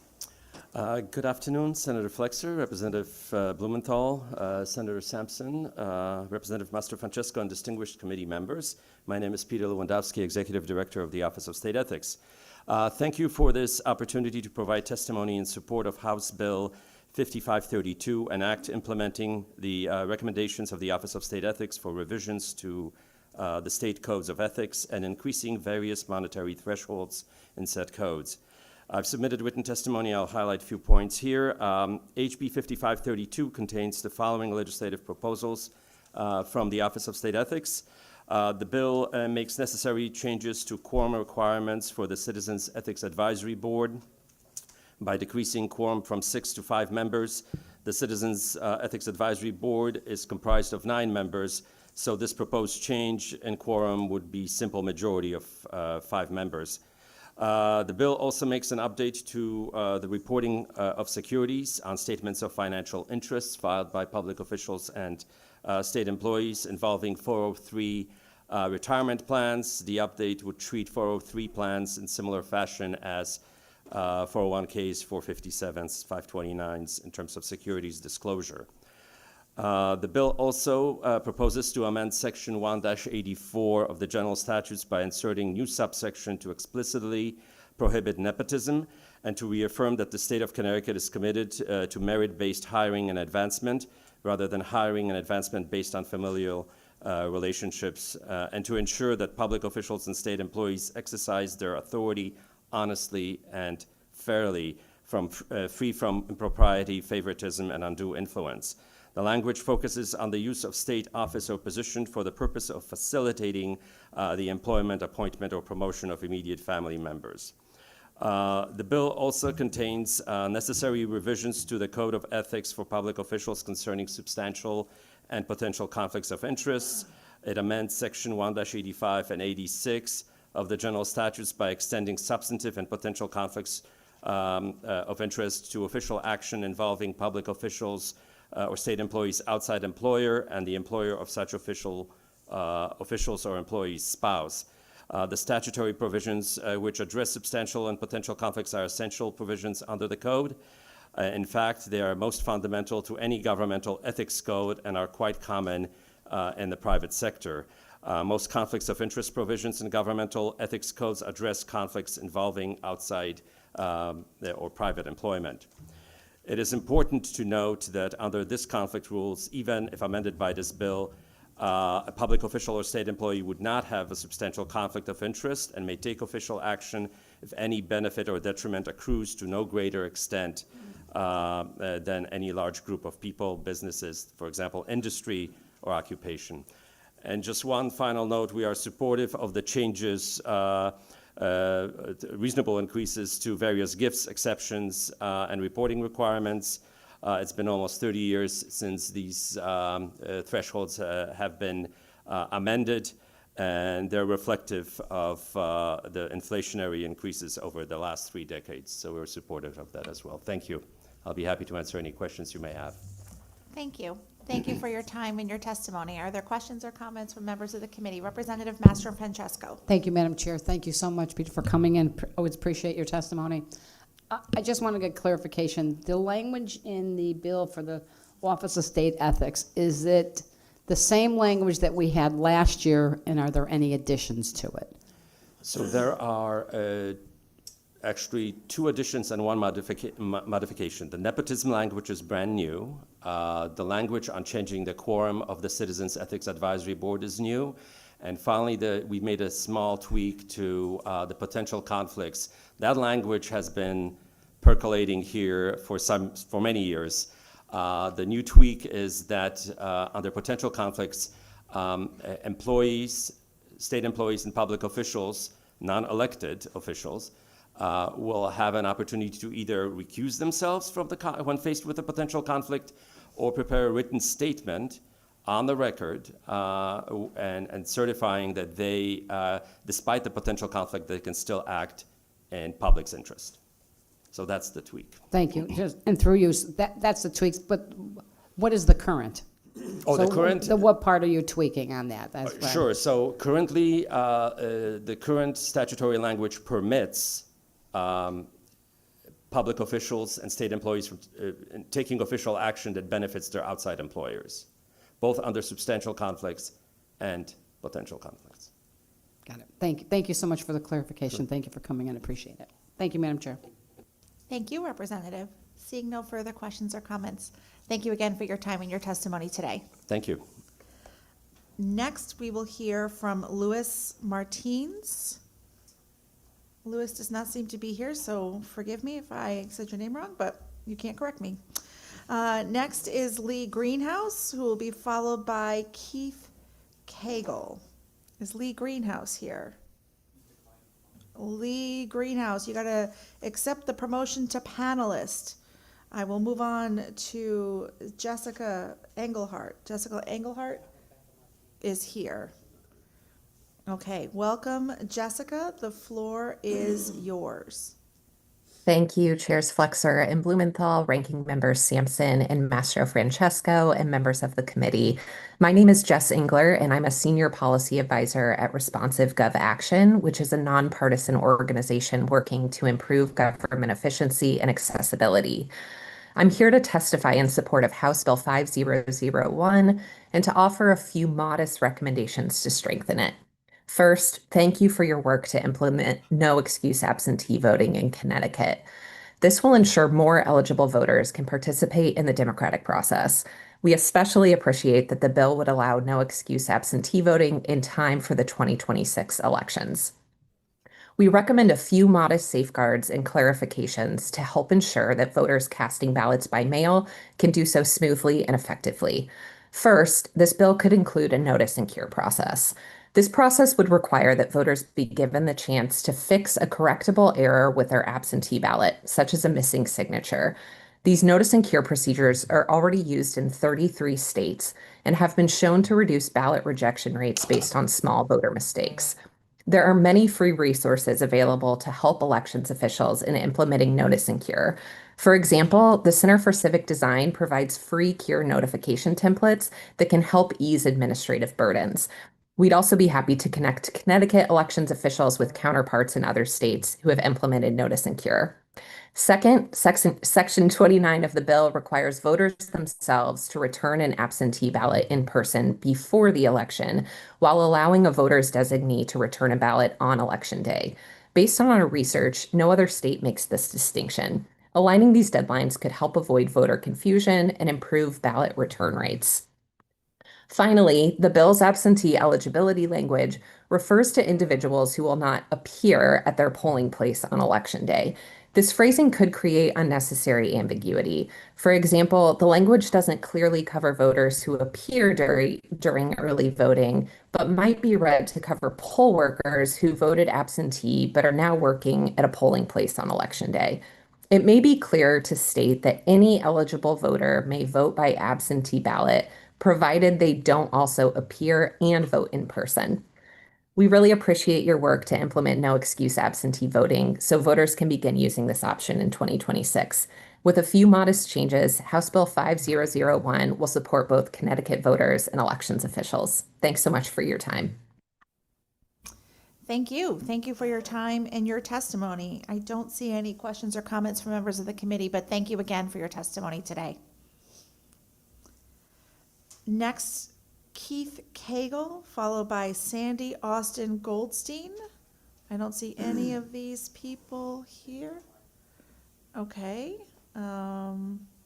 Sandy is accepting the upgrade, so Keith is not here. After Sandy will be C.J. Coles, who will be followed by Peter Estrada. Welcome, Sandy. The floor is yours.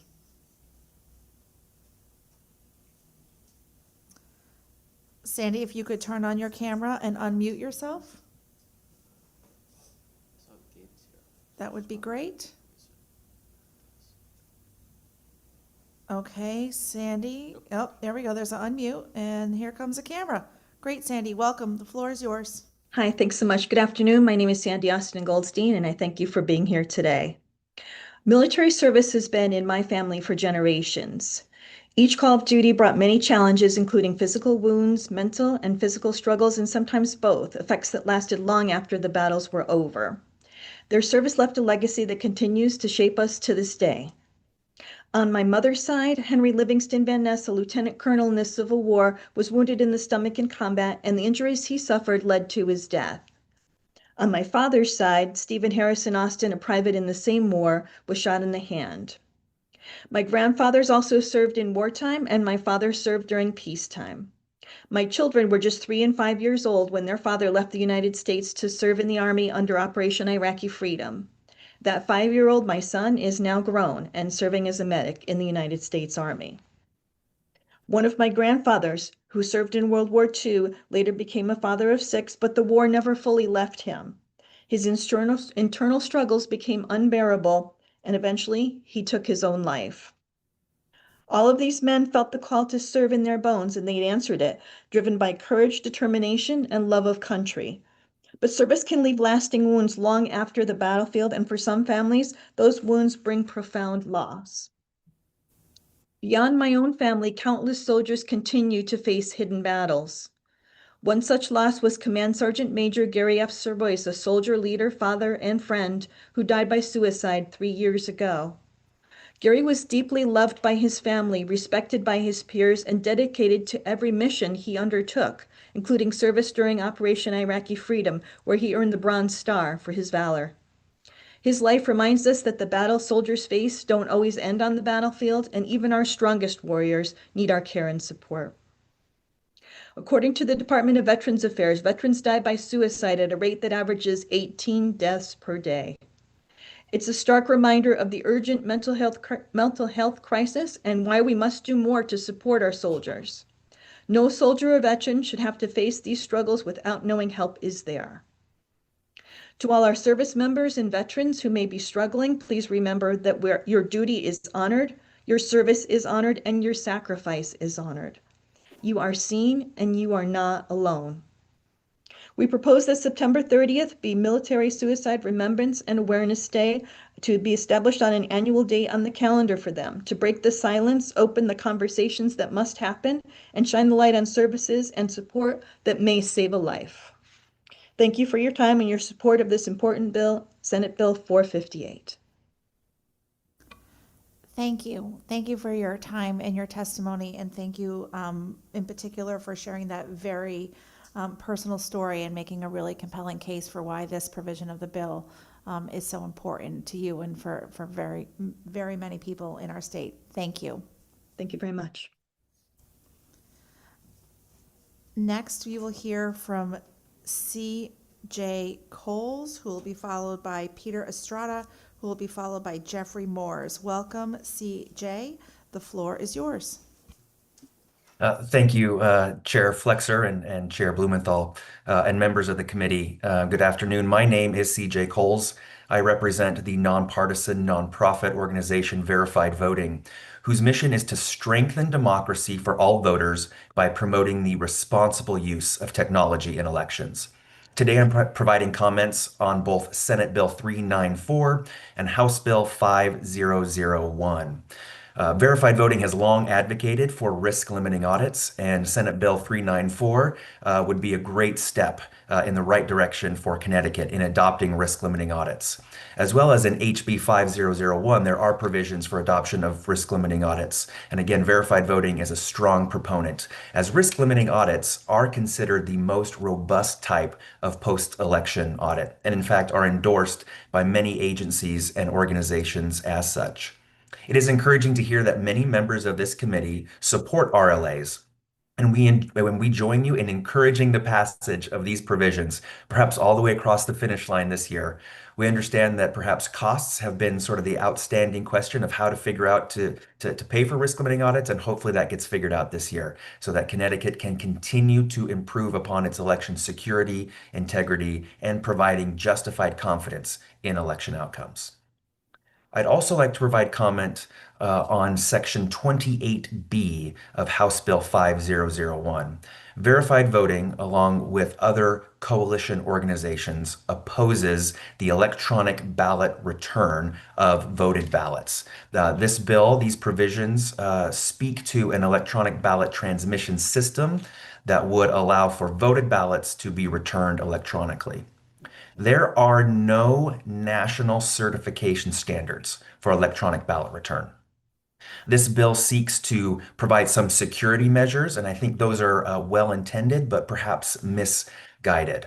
Let me briefly speak to the security measures as outlined in HB 5001, Section 28B. First, there is language that would require a vendor to receive a security review.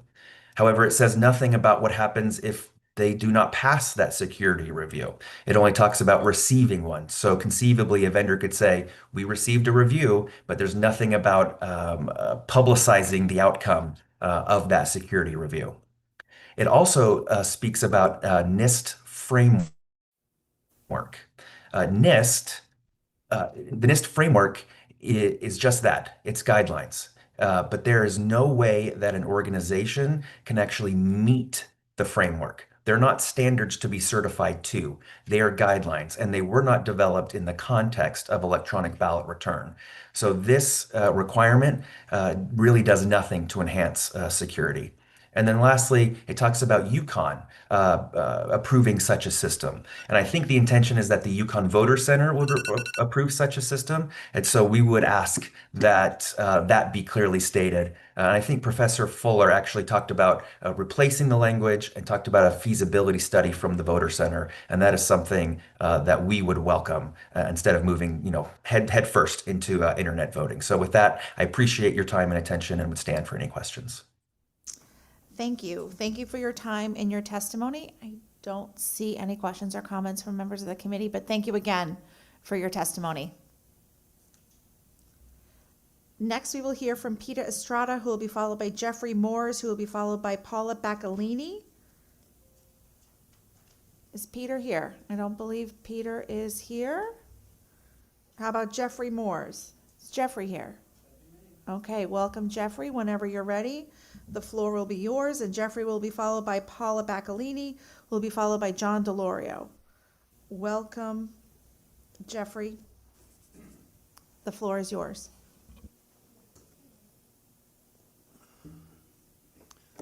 Thank you so much. Has been noted, my name is Jeffrey Moores. I'm here in opposition to HB 5533 and SB 463. They appear to be the same bill. They have troubling provisions, and while I strongly support election integrity, I'm opposed to aspects of this bill, primarily Section 2. The firearms provisions are unacceptable. To merely be in possession of a weapon within 250 feet of an election site is complete overkill. Open carry or even openly displaying a firearm is currently unlawful. If you're worried about intimidation or forced bias, then please address that behavior. The mere possession of a weapon near an election site should not be against the law. It is using that weapon to affect how people vote, which should be unlawful. Is it so hard to address undesirable human behavior that the legislature has to fall back on simple possession? There is such a thing as criminal intent, but that appears to be ignored where guns are involved these days. Also on Section 1, and I might be getting this wrong, it's line 53. No person shall be required to present any form of identification within 250 feet of an election site. I currently vote in Farmington, and as part of the procedure, we walk in, they ask where I live, and I show my driver's license to prove I am who I say I am. This section of the bill appears to prohibit that, but if I'm getting it wrong, please reassure me that I am. Other than that, it seems to be denying the option to the people that run the elections to require voter ID.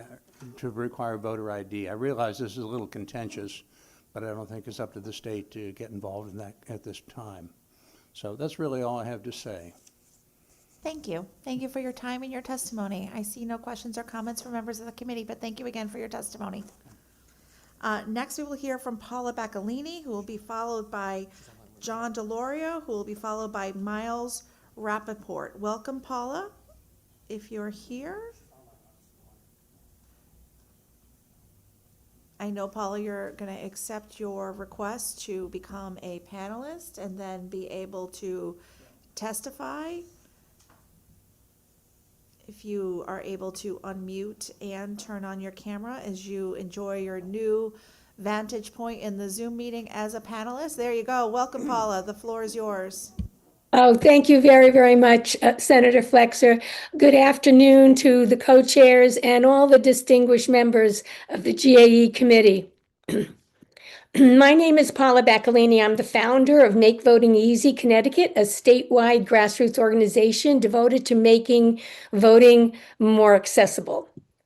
Thank you for your excellent press conference this morning. For the past 10 years, I have volunteered my time to achieve voting reforms in Connecticut. I am so grateful for the support and hard work that the members of the GAE committee and the Connecticut General Assembly have given us. Over the past decade, 60% of Connecticut voters passed 2 referendums for early voting and no-excuse absentee voting. You implemented historic early in-person voting for the first time in Connecticut. Thank you. You also kept us safe during the pandemic when all eligible voters were allowed to cast a vote by absentee voting without an excuse. Today, I'm testifying in support of HB 5001 for the implementation of no-excuse absentee voting. My only concern with the legislation is the electronic voting portion of the bill, since it does not seem to allow for a paper trail, which would be necessary in the case of a recount. I'm hoping that maybe that could be addressed. I do strongly support HB 5001 And I also am testifying in support of HB 5533. This legislation will protect election workers. I am dismayed that we even need to be discussing this, but the political environment in our country, which you outlined in your press conference and which we hear every day, is becoming extremely concerning, relating to the federal government's overreach to control elections, which is only a state function. This bill will put safeguards in place to protect election workers as well as voters. I urge the Government Administration Election Committee members to please vote these bills out of committee quickly so that the Secretary of State may implement no excuse absentee voting, HB 5001 and HB 5533 for the 2026 election. Thank you very, very much. You've been here with us for 10 years, and I do appreciate it. I'm happy to answer any questions. Thank you. Thank you for your time and your testimony today. We do have one question so far from a member of the committee, Senator Honig. Thank you, Madam Chair. Not so much as a question, but just, Paula, just wanted to say hi for you and just hi to you and just say that I really appreciate all your advocacy in terms of voting rights over the last 10 years. We certainly have made a lot of progress over that time here in Connecticut, and advocacy of yourself and your fellow advocates certainly played a big role in that. So thank you very much. And you were there with us at the very beginning. Thank you. Good to see you, Paula. Thank you. Thank you, Senator. Seeing no further questions or comments, thank you again for your time and your testimony today. Thank you. Next, we will hear from John DiOrio, who will be followed by Miles Rappaport, who will be followed by Ron Lizzie. Welcome, John. The floor is yours.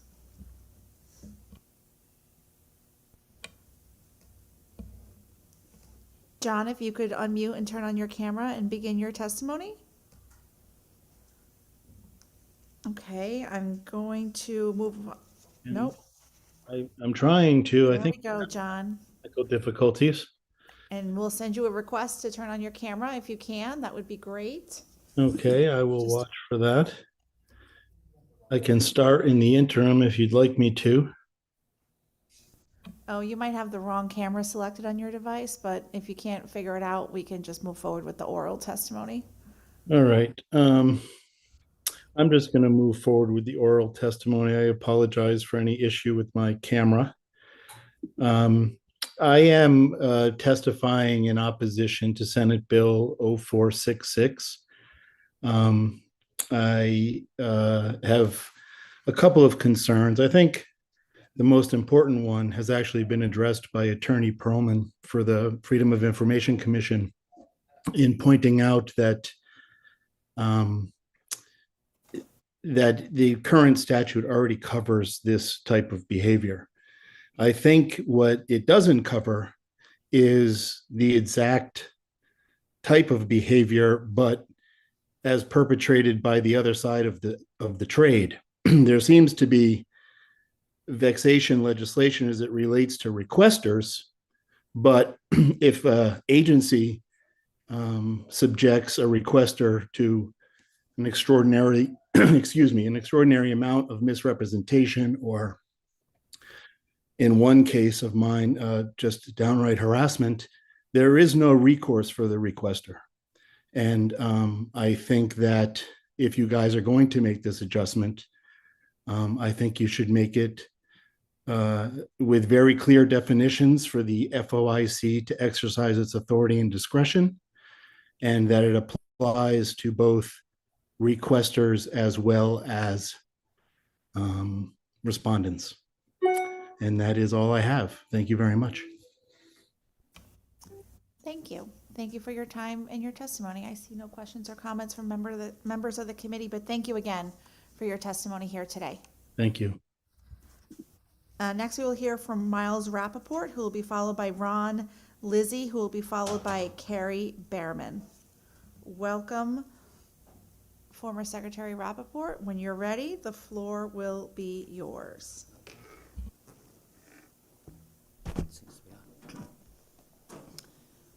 Okay, Senators Flexer and Sampson, Representatives Blumenthal and Mastro Francesco, and members of the committee. My name is Miles Rappaport. I'm the Executive Director of 100% Democracy, an initiative for universal voting. I was proud to serve on this committee for 10 years and for 4 years as Secretary of the State. I want to thank you actually for your excellent press conference this morning, but also for raising SB 395, which we know was a discretionary decision on your part. We were here last year, and I thoroughly appreciated the discussions that we had, starting in this hearing and going all the way through the last day of the Senate session. I want to start with the premise that we want maximum level of civic participation in elections in our state, along with a reasonable set of safeguards to ensure that ineligible votes are not cast, okay? So we have made real progress. Others have referred to this. We've made real progress in the last several years with the constitutional amendment for early voting, constitutional amendments, plural, for early voting and no excuse absentee ballot. We've adopted these, but there are actually many other policies that have been adopted by other states and by counties and municipalities that can expand voting much further. Here's a couple of policies that other states have adopted, just to think about. Pre-registration of 16 and 17-year-olds for voting, even in some places lowering the voting age to 16 or 17. Wider distribution and full distribution of mail-in ballots.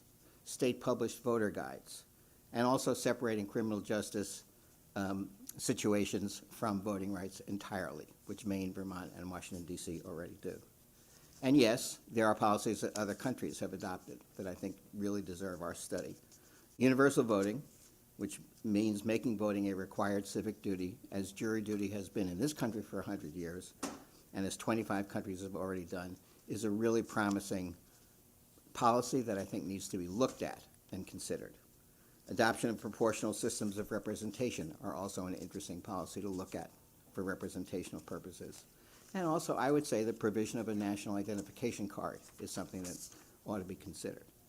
But that's the role of a task force. This bill is to create a task force to see whether we can make improvements towards getting to closer to 100% participation. Okay, the task force, if it works well, I mean, some of the policies that I mentioned will be good for Connecticut to adopt, and some of them won't. But that's the role of the task force, which, if it works well, will review a broad range of policies and come back with recommendations. It will give this committee and the legislature as a whole next year a rich menu of possibilities to consider both next year and in the future. I think this will be a great service to the legislature and to democracy, and I urge you to support SB 395. I do want to end with a personal and historical footnote, which is I arrived in Connecticut, in the Connecticut legislature, and on this committee in 1985. Oh, you'll have to ask me the rest of my history. And, Hey, walk us on that, yes, Mr. Rappaport, what happened in 1985? I'm going to tell you. Tell us about it. There were 4 bills that were among the very first bills that I filed in 1985 or 1987. They included a computerized voting list, which the state did not have, eliminating barriers for candidates to run in primaries, public financing of state elections, and same-day voter registration. Hey, look, we got all that now. Yes, and I'm going to tell you when. The computerized list was passed in 1993, 8 years later, eliminating barriers to run in primaries. Some kinds we don't quite have direct primaries yet, but we're getting closer. That was passed in 2003, when Senator DeBella and I were chairs of this committee. Public financing was passed in 2005, and same-day registration was passed in 2012. A mere 27 years after I participated. The point is that here's the point, not to tell my own history. The point is that policies that reform elections, especially here in this land of steady habits, take time to be discussed and debated, and the task force is a way to begin that discussion of policy in the future. One last point, I want to also lend my support to Bill 5531 about the faithful electors, and also I certainly encourage, as so many others have, 5001 and 5533. Thank you very much. Thank you. Thank you for your time and your testimony and pointing out those key milestones. I, for one, firmly believe I would not be in this position if it weren't for public financing in particular. So thank you for your early leadership on that. I think it's a thing that makes Connecticut stand above almost every other state. So, and thank you again for your advocacy here today. I don't see any questions. Oh, no, I'm so sorry. Representative Santiago, I did see your hand a long time ago. I just got distracted by all the dates. Representative Santiago, the floor is yours. Thank you, Madam Chair. Thank you for calling on me, and thank you, Mr. Rappaport, for being here today. I just have a couple of questions. In this bill, is there any, in Bill 395, is there any, in this bill, does it create a penalty for voters? No, it does not. I mean, it's clearly, it is a study bill. It's a task force bill.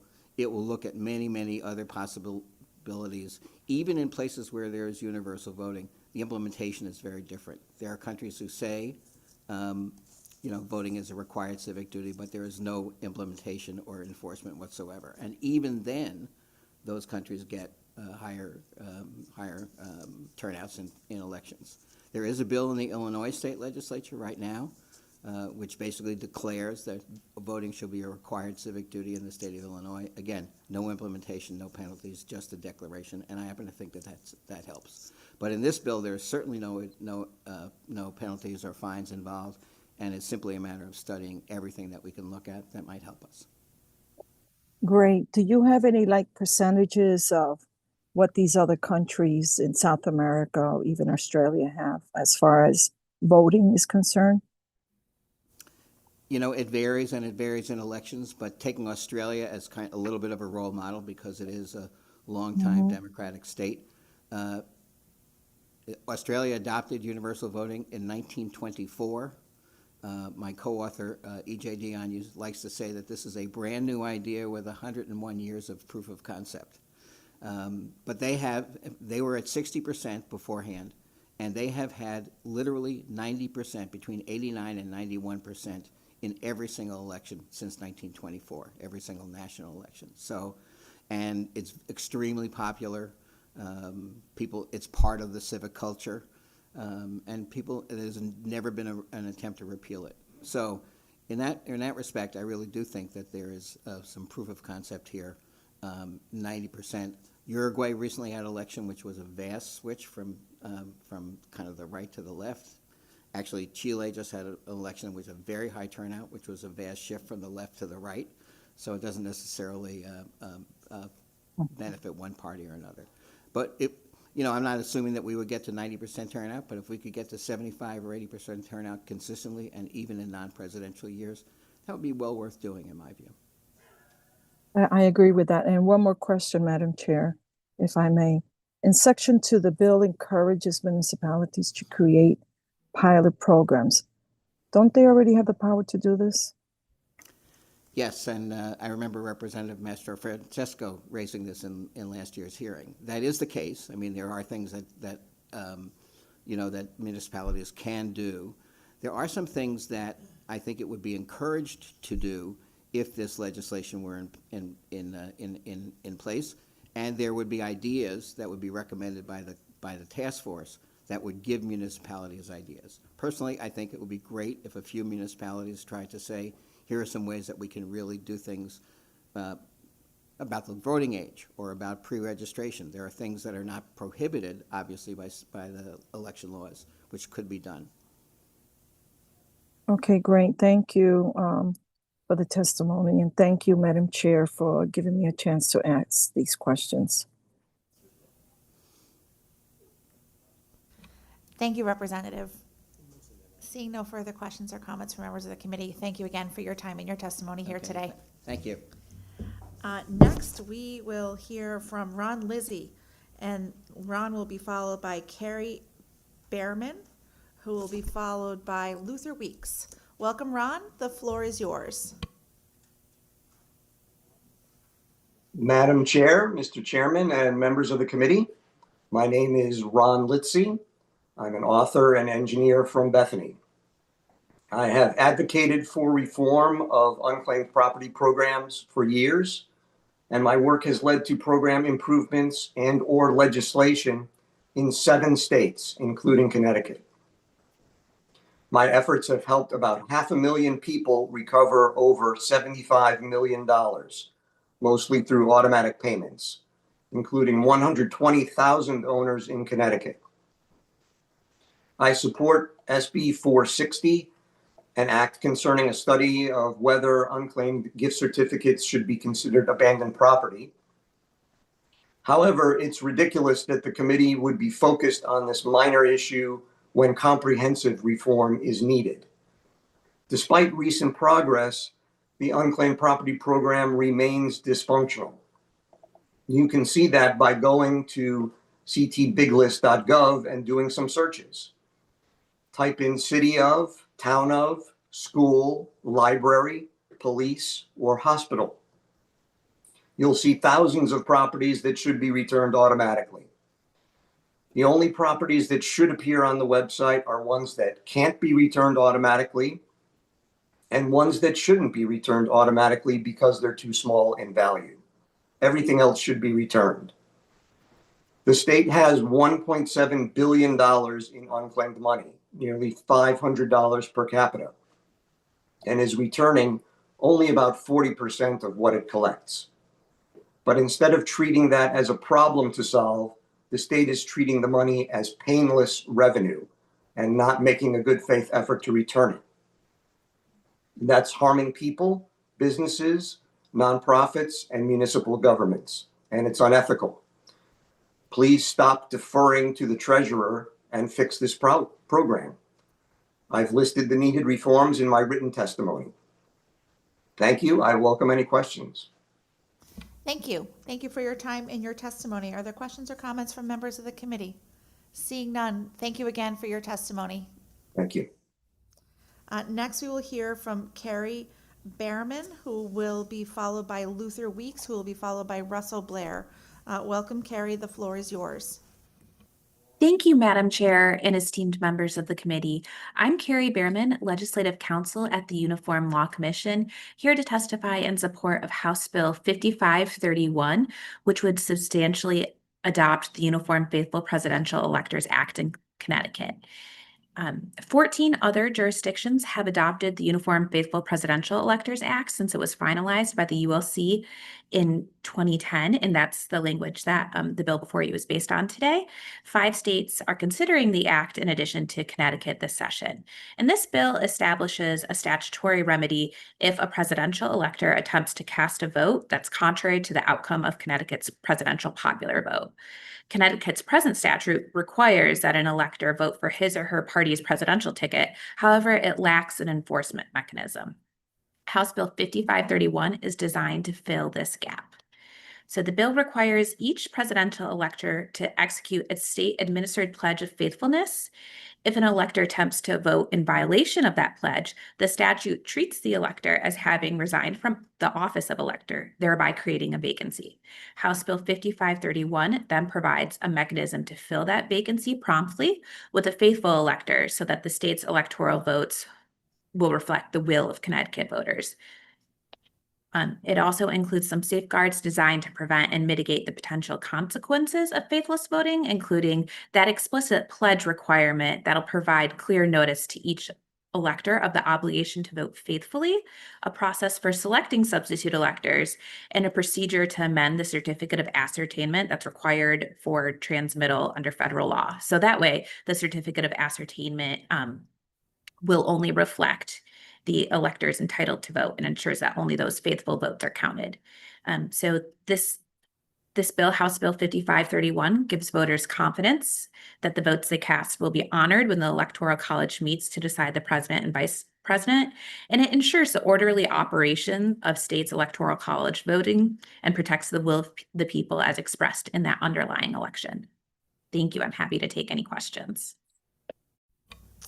Thank you. Thank you for your time and your testimony. I see no questions or comments from members of the committee, but thank you for your testimony today.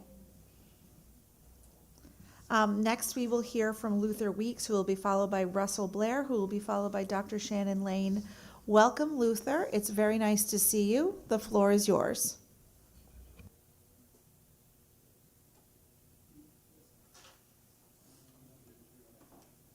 I'm sorry, Luther, but you are muted, so if you could unmute. We can see you, but we cannot hear you. We will send you a request to unmute to make it a little bit easier. It should pop up on your screen and you can just say yes.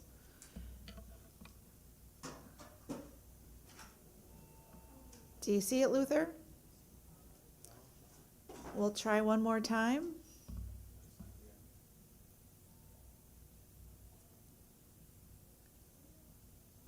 Or you can do it yourself, if you know how. You're trying, yeah. It's often in the top right-hand corner of your square, if that's helpful. Okay, you know what, we'll skip forward, Luther, but we'll come right back to you, okay? Okay. Thank you for nodding and responding and with your physical mannerisms. It's helpful. Thank you. Next is Russell Blair, who I don't believe is here, so I will call. Oh, I'm so sorry. I thought you were going to be online. I apologize. Welcome, Russell. The floor is yours, and then we'll try Luther again. Good afternoon, Senator Flexer, Representative Blumenthal, Senator Sampson, and Representative Mastro Francesco, members of the GAE committee. There's three bills I'm here to testify on today. Senate Bill 466, an act concerning vexatious requesters under the Freedom of Information Act. Senate Bill 462, an act establishing the Office of Government Oversight. And House Bill 5528, an act requiring public agency employees to attend Freedom of Information training. The commission did submit written testimony on those three bills, so I'll refer to that, if you need more details. But just first on the training, we are in support of that concept. We did have a couple of kind of clarifying questions. As of right now, it says each member of a public agency. That would include municipalities, as the Freedom of Information Act defines public agencies. It includes all, cities and towns as well. So I wasn't sure if this was intended for state agencies or all across the state. And I do appreciate including the video because I do all our trainings and it would be impossible for me to do everybody. So a video or electronic module would work out well for that. On Senate Bill 466, this would be making some changes to the provision in the Freedom of Information Act, which was added in 2018, that allows for relief from a vexatious requester. I think we have a little bit of concern with the language, specifically adding the consideration of harassing and threatening conduct if it's not in some way connected to a records request. I think the intent of this is to deal with vexatious requesters, people who make voluminous requests. To the extent those people engage in other harassing and threatening behavior, I think the commission does look at that in those petitions. We actually defined vexatious in the very first petition we received, and we defined it as causing vexation, distressing, intended to harass. And in some of those decisions, I think we have looked at the conduct of the individual in totality, and also it includes, if it's interfering with agency operations, that's in the existing law. I think some of these concerns, if they're causing interference with the agency, the commission is considering that already. And the last one, Senate Bill 462, an act establishing the Office of Government Oversight. Section 4 of the bill has a pretty broad exemption for records of this new office. If we have an office that's designed to look into fraud and abuse, I think the commission believes there should be access to that information that they're working on, that they're uncovering. There are existing exemptions for certain types of records, certainly attorney-client privilege, preliminary drafts and notes, a strategy with respect to pending claims or litigation. So I think our feeling is that rather than a broad exemption for all the records of that office, perhaps it could be addressed through some of the exemptions in the existing law. Certainly if there's a criminal investigation that is launched, there's all kinds of exemptions for those sorts of records. So I think a broad exemption for the office might be the wrong approach with that Office of Government Oversight. And happy to take any questions from anyone on the committee. Thank you. Thank you for your time and your testimony today. I don't see any questions, but I actually have a few questions for you. First of all, the bill with regard to training, I wonder if we could find a way to look at other trainings that public employees and public officials are required to take part in, and see if we could streamline capturing that they've met the requirement, that they've gone through the training. I'm thinking of sexual harassment trainings and some other trainings that are required specifically by state law. Like maybe there's a way to find one clearinghouse that can check that they've done all the things to make sure we're not putting any extra onus on your office. That was another thing I mentioned Yeah. too, is that, the tracking compliance. This might be something you want to check with the Office of State Ethics, but I know like every employee has to do ethics training, but my understanding is the agencies have to keep track of that. So like the commission needs to make sure I do it, not that the state ethics people are tracking every state agency. So I think, somebody needs to make sure it's happening, obviously, if we pass the law, but for the commission to do it, it might be a little burdensome. So you want to make sure that we house the responsibility in the employing agency, if you will. Yeah, I think Okay. it should be something that the agency should make sure. And I will say a lot of state agencies do annual or semi-annual trainings. They contact me, and some even make it mandatory. Because I've done some agencies where they'll schedule like 2 Zoom trainings, and they tell people if you can't come to the first one, you have to come to the second, and they take attendance. So I think some, at least at the state level, are doing this already. But I think it's a good idea to make sure everybody has an understanding. Okay, great. And then on the vexatious requesters bill, you talked about how when you are evaluating someone under the existing statute, that you look at, other behaviors, is the requester making it hard for the agency to fulfill its function, that sort of thing. Mm-hmm. Do you also look at whether the requester is doing things to individual public employees outside of their official duties, but there does seem to be a nexus between that person's official duties who's receiving the requests and the requester? Do you get what I'm saying? Yeah, no, I understand, and I think I kind of know sort of where this is coming from. And to give an example, and I think it's one of the ones we cited in one of our footnotes.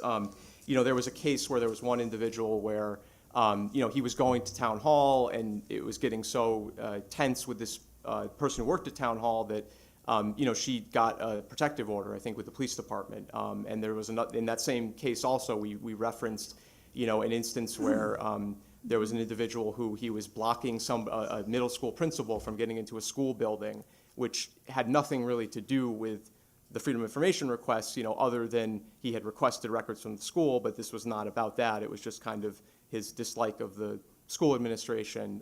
So I think we do look at that, but I think we look at the totality of everything. So I think, I think the commission's concern is that if you have something where it's really more harassment and threatening, that the denying somebody access to public records doesn't seem to be the right punishment if it's more in the harassment or threatening versus the making requests. But I think if people are doing both, then I think we can look at the totality of the behavior. So I think it's more a concern that would this mean people could bring a case where somebody has made few or maybe no FOI requests, but it's more about harassment of public officials, which I think should be dealt with maybe by a different agency. But I understand that it kind of goes part and parcel sometimes with these.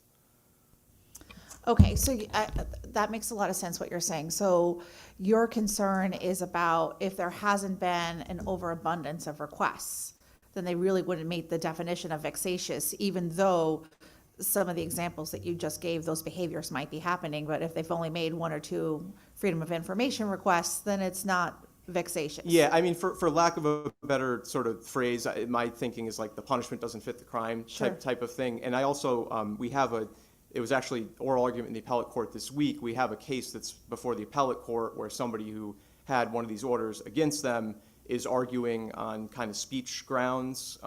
So I think also just need to be careful because people do have a right to, say things that people might not like, and I think when you think of harassment, especially if it's not defined, we just need to be clear that, people can criticize government. Obviously, harassment is a different thing, but just that maybe there needs to be a definition, if that is included as to kind of what specifically we're looking at, because we don't want to have cases where, people are, again, not making FOI requests, and then this is the relief, because it probably is not going to help with the situation that the employees are facing, right? If the person can't make FOI requests, but they're still coming into town hall and doing Or other. sitting outside their driveway at their home. Yeah, I mean, okay, they can't make FOI requests, but, to me, it seems like that's a, law enforcement matter or civil protective order or those sorts of things, so. Yeah, well, I won't bore you with how difficult it is to try to thread the needle on No, threats and I- harassment of public officials as Sure, well, I can only yeah. imagine, so. Yeah, and we're talking, people who work in town halls, who work in assessors' offices, clerks' offices,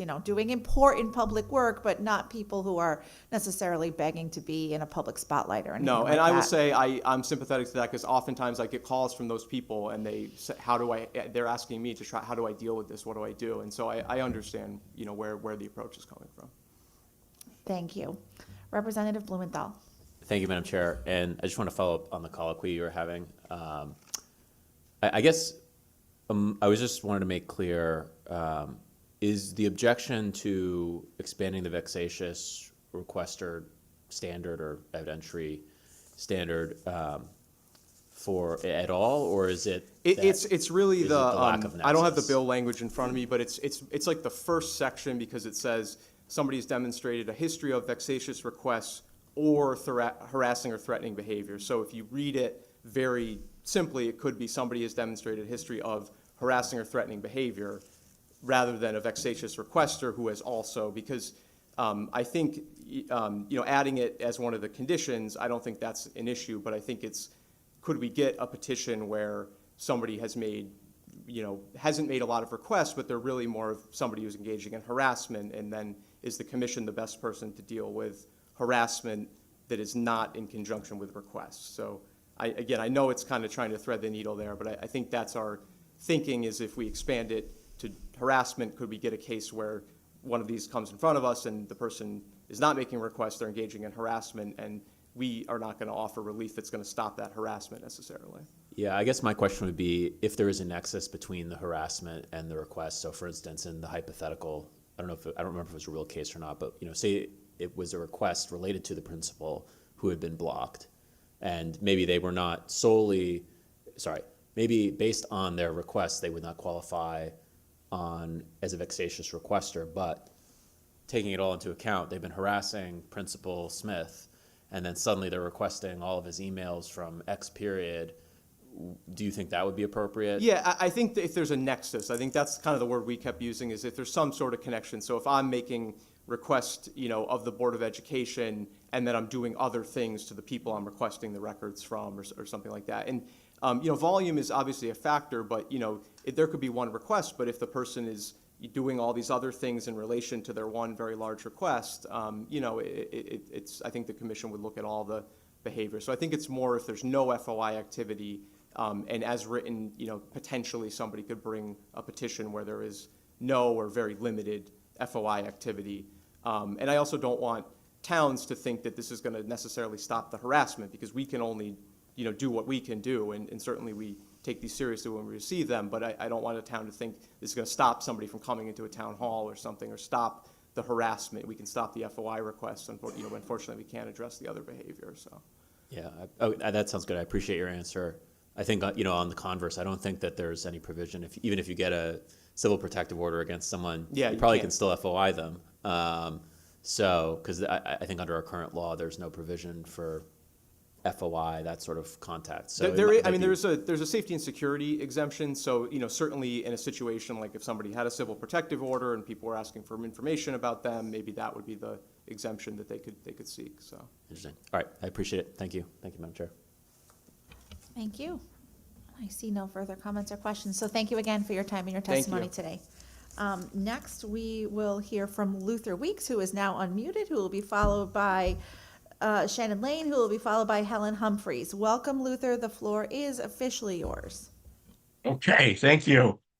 Chairs and members of the committee, my name is Luther Weeks from Glastonbury, a computer scientist and an executive director of Connecticut Voters Count. I'm opposed to Section 28B of HB 5001 and SB 394. I attach myself to the testimony of all those who have opposed HB 5001 Section 28B. I will add that weekly we hear of hacks into private and public systems. When it comes to elections, there are federal cybersecurity groups working on supporting states with the challenges of securing elections, such as CISA, the Cybersecurity Infrastructure Agencies. They are all being cut by the federal government. Connecticut, like other states, needs more help with securing elections, not less. When it comes to elections, without voter verified paper ballots, it is impossible to provide useful post-election audits of all votes. Unlike my friend Ben Fuller, I do not think another study is needed, only a survey of existing studies. Such surveys should include the study by Denise Merrill, which included comments by Alex Schwartzman, the former head of the Yukon Voter Center, and include the authorized public test of an internet voting system in Washington, D.C. several years ago. In summary, it was a disaster. Unfortunately, the lesson learned by vendors is that they should never allow another such test. This is a flawed concept. Please remove it from the bill. I'm also now going to address SB 394. My written testimony is essentially a copy of my testimony on SB 1232 from last year. The text of the bill has not changed significantly, so my objections and suggestions remain. Since 2009, I have been in frequent, highly technical discussion of risk-limiting audits. I generally favor the concept of risk-limiting audits, but I'm opposed to this bill as it is insufficiently detailed. It provides no guarantees of transparency, the scientific required for a true RLA, election forceability, nor funds to plan and implement RLAs. I doubt there's time and expertise available to detail and add necessary changes in this session. More work is needed from local and national RLA experts. RLAs involve detailed technical and computational issues. They are not as simple as looking at marks on ballots and just counting votes. Officials, candidates, and the public and the SEC need to know exactly what is expected. Just like we need paper ballots to avoid trusting voting machines and software, we need transparency and public verifiability to judge and convince that all the counting and calculating required for RLAs is accurate. Especially in close contests, RLAs require a central authority to judge the results. Okay, just one more comment. Procedures alone are insufficient. We need laws and rules. Procedures in Connecticut are not enforceable. Thank you. Thank you. Thank you for your time and your testimony today. I don't see any questions or comments, but good to see you, and thank you again for your testimony. Thank you. Next, we will hear from Dr. Shannon Lane, who will be followed by Helen Humphreys, who will be followed by Robert Thorson. Welcome. Shannon, the floor is yours. Great. Thank you so much. Sorry. Thank you, Senator Flexer, Representative Blumenthal, Representative Master Francesco, and the rest of the committee. My name is Shannon Lane, and I am a social worker. I'm the director of the Nancy A. Humphreys Institute for Political Social Work at the University of Connecticut. I'm not representing UConn today. I spend a lot of my time, as you all do, thinking about voting. Throughout my careers, I've written books about it, educated people about voting, from first graders to graduate students, supported voter engagement efforts in communities, worked on campaigns, and had my own name on the ballot twice. But the most important ways I've learned about elections has been my experience as a local elections official in Bethany, Connecticut. Yes, half of the population of Bethany is here today. I've been a poll worker, a registrar, a deputy registrar, and an assistant registrar in Bethany over the last 10 years. I believe really strongly, based on that experience, that we need to make elections accessible to all who are eligible to vote. And part of what I want to emphasize in terms of HB 5001 and the other legislation you're considering regarding absentee ballots is the need to simplify the absentee ballot process. I absolutely agree with the town clerks who spoke earlier. It is heartbreaking when you're counting ballots. I counted more than 1,000 ballots on election day in 2020, and to have to set aside ballots because people did everything else right, but they forgot to put the ballot inside the inside envelope before they put the inside envelope in the outside envelope. and have to set those aside is heartbreaking. And also in Connecticut, we have no process right now to cure your ballot, and so there's no way to let those people know that their ballot wasn't accepted and give them an opportunity to come in and make those changes. Before the constitutional amendment passed 2 years ago, I wrote an op-ed in the Connecticut Mirror that I linked to in my written testimony. And in that op-ed, and now I wanted to call particular attention to the benefits of absentee ballots for people with disabilities and their caregivers. I imagine, as most of you at some point will yourself struggle with issues that keep you from getting around well or take care of family members who struggle to get around well. And making sure that absentee balloting is available to all of those people is very significant. What we know is that early voting does not particularly help people with disabilities, but no excuse absentee voting does. And I also just wanted to add that as I've been thinking about this testimony this week, there's a poll that just came out 2 days ago that showed that if you ask people in the United States their priorities related to voting, the largest group of those people, more than half, prioritize ensuring that everybody who is eligible gets to vote is their most important concern when it comes to elections. And just finally, as a local elections worker, there are 3 other bills that you are looking at today that involve creating task forces. HB 5530 specifically includes representation by town clerks and registrars, but the other 2, 464 and 395, don't. The complex nature of our elections in Connecticut at the local level really need to have registrars and town clerks at the table helping to make these decisions. Thank you. Thank you for your time and your testimony today. I don't see any questions or comments from members of the committee, but thank you again for your testimony. Next, we will hear from Helen Humphreys, who will be followed by Robert Thorson, who will be followed by Chris Vanderhoof. Welcome, Helen. The floor is yours. Thank you very much. Members of the GAE committee, thank you for the opportunity to speak on a number of bills today. My name is Helen Humphreys. I'm the senior organizer and communications coordinator for the Connecticut Citizen Action Group, which is a grassroots community-focused organization that represents thousands of members across the state.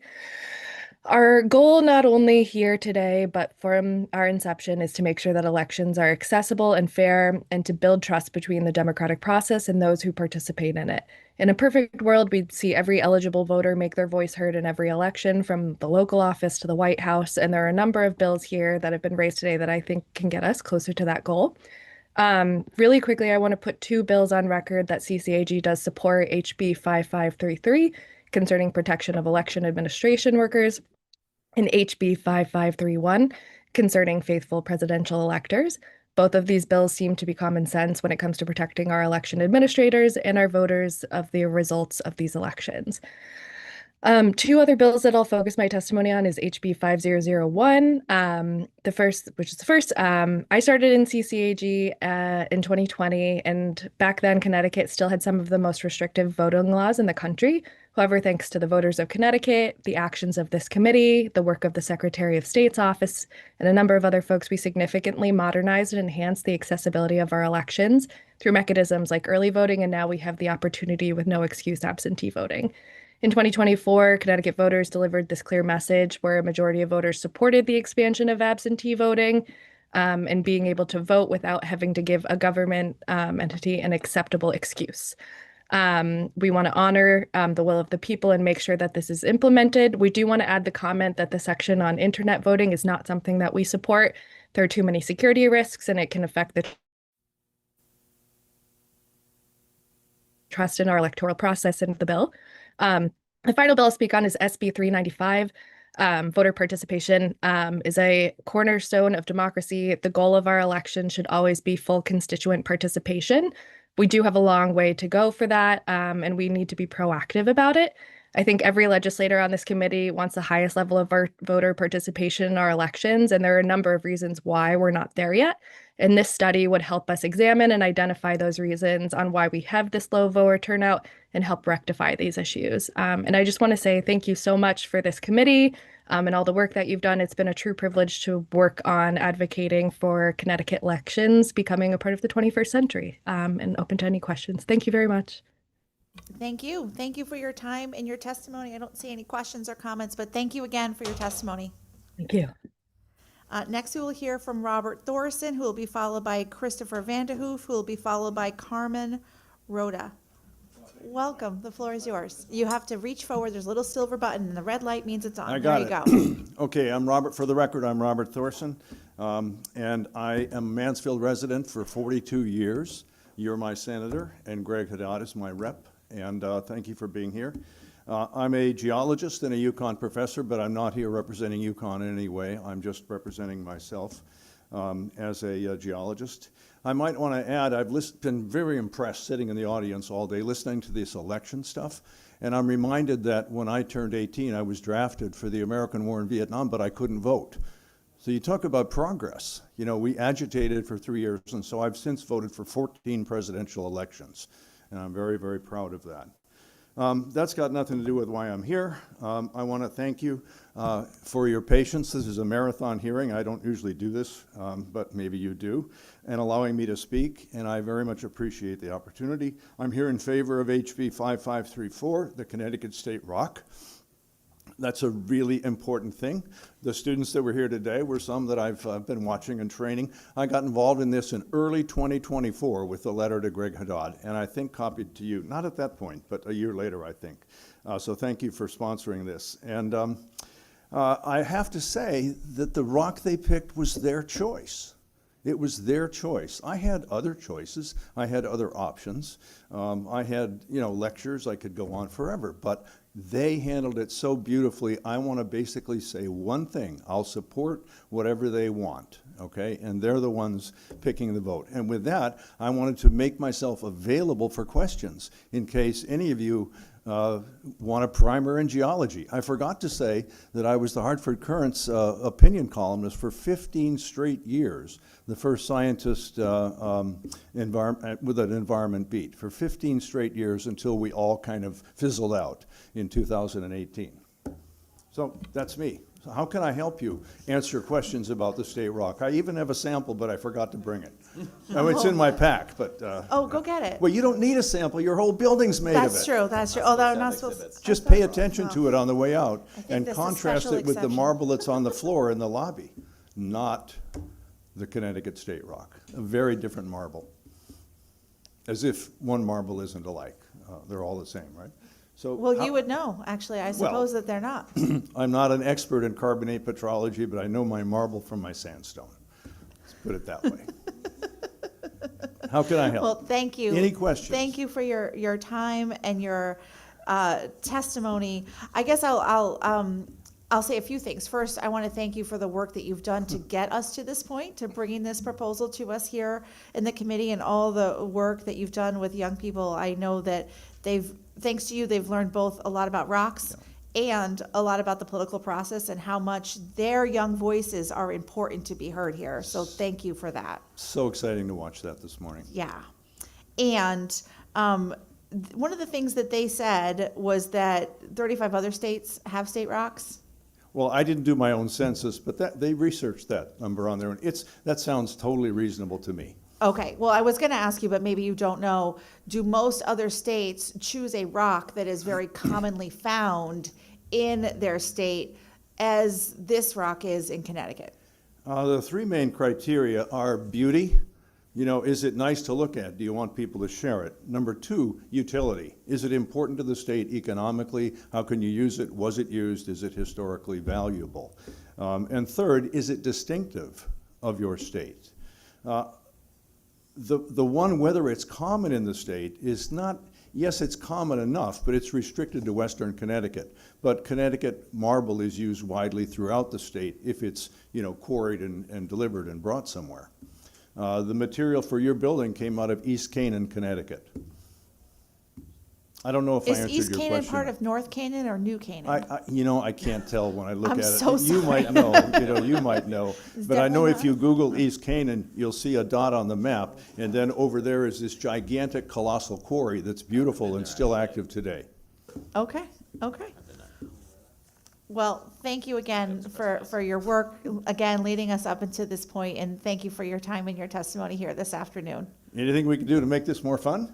You did a lot, I gotta say. You've brought a lot of levity to Okay, well, your please, testimony in the when you day. leave the building, fondle the outside of the building. It might be the state rock if you vote and have it that way.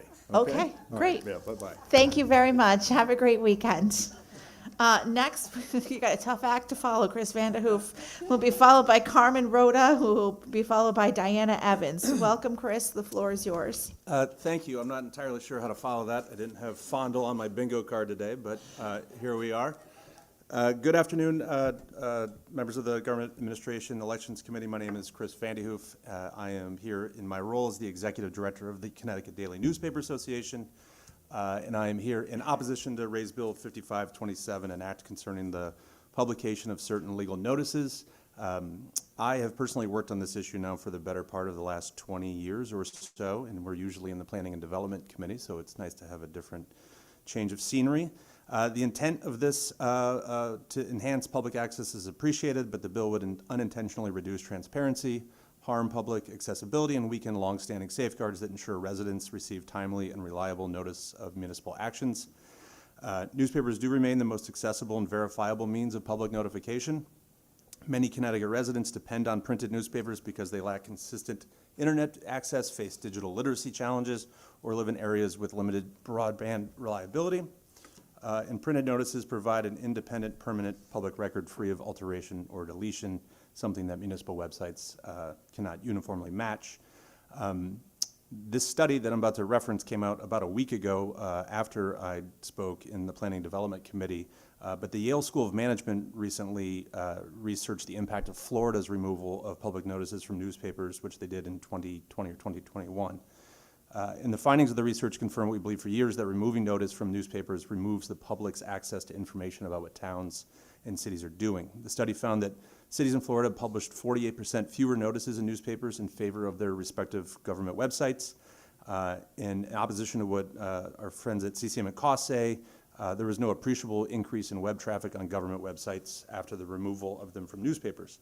The School of Management studied YouTube transcripts and public meetings and found a 16% decrease in the number of citizens speaking at these meetings. And one of the most concerning aspects is from the removal of notices from newspapers in Florida was there was a 35% increase in approved commercial zoning permits, consistent with reduced opposition to new development. An increase of more than a third of commercial zoning permits is directly correlated to the reduction of public notices in newspapers. Municipal websites vary significantly in quality, staffing, and technical stability. There could be outages, outdated platforms, inconsistent posting practices, et cetera. Once a notice is in a newspaper, it will always have been in that newspaper. We are opposed to taking them out of the newspaper. We think that they should be on municipal websites, in newspapers.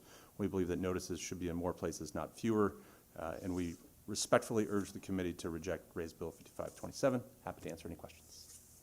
Thank you. Thank you for your time and your testimony. The study that you referenced, did you submit that with written testimony? I believe so, yes. Okay, great. Any questions or comments? Thank you again for your testimony. Thank you. Have a great weekend. You too. Next, we will hear from Carmen Rhoda, who will be followed by Diana Evans, who will be followed by David Pettigrew. Good afternoon, welcome. Senator. The floor is yours. Thank you. Good afternoon, Senator Flexler, Representative Blumenthal, and members of the Government Administration and Election Committee. I'm here today to strongly urge you to fully support Senate Bill 458 to designate May as Progressive Supranuclear Palsy (PSP) Awareness Month. This devastating illness is rare, but the greater tragedy is how little awareness exists, especially within the medical field. The lack of understanding has caused irreparable harm to my wife Veronica and our family. Approximately 20,000 Americans, 1 in every 100,000 people over the age of 60, are living with PSP.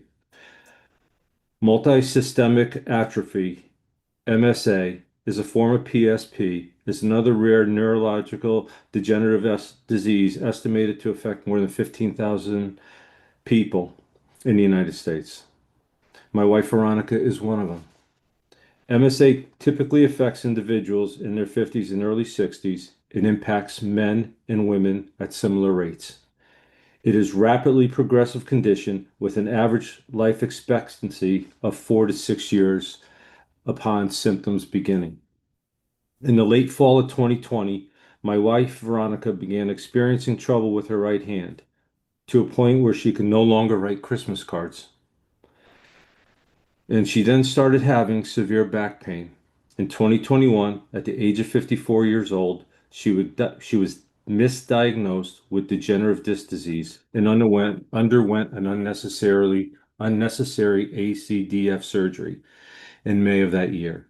In June 28 of 2021, her body went into a severe spasm and her pain became unbearable. She was rushed to the hospital and was again misdiagnosed, this time with complex regional pain syndrome. From June of 2021 through December of 2021, she spent a total of 8 weeks in the hospital, made 18 trips to the emergency room, and was prescribed numerous pain medications, all because medical professionals did not recognize or understand the signs of PSP and its related disorders. In late 2023, Veronica was diagnosed with Parkinson's, and only in early of 2024, she finally received an accurate diagnosis, PSP, specifically MSA. Today, Veronica is a 59-year-old woman who is fully disabled and currently receiving home hospice care. Veronica can only walk with help from her aide, our children, or myself. She struggles using her hands, speaking, and swallowing. Veronica, currently 70 pounds, now relies on a feeding tube to receive the nutrition she needs to survive. She has lost her independence, every ounce of it, to PSP and specifically MSA. Every visit to the emergency department continues to be a challenge. We often have to educate the medical team about her condition prior to them helping her, just to avoid unnecessary tests, procedures, delays. Sadly, our family is not alone in this experience. Families across the country are facing the same challenges. Our family spends more than $50,000 a year on caregiving, adaptive equipment, nutrition, and therapies to help Veronica maintain what little quality of life she has left. We do this without complaint or hesitation, but families like ours need your help. We need awareness, medical education, and policy change.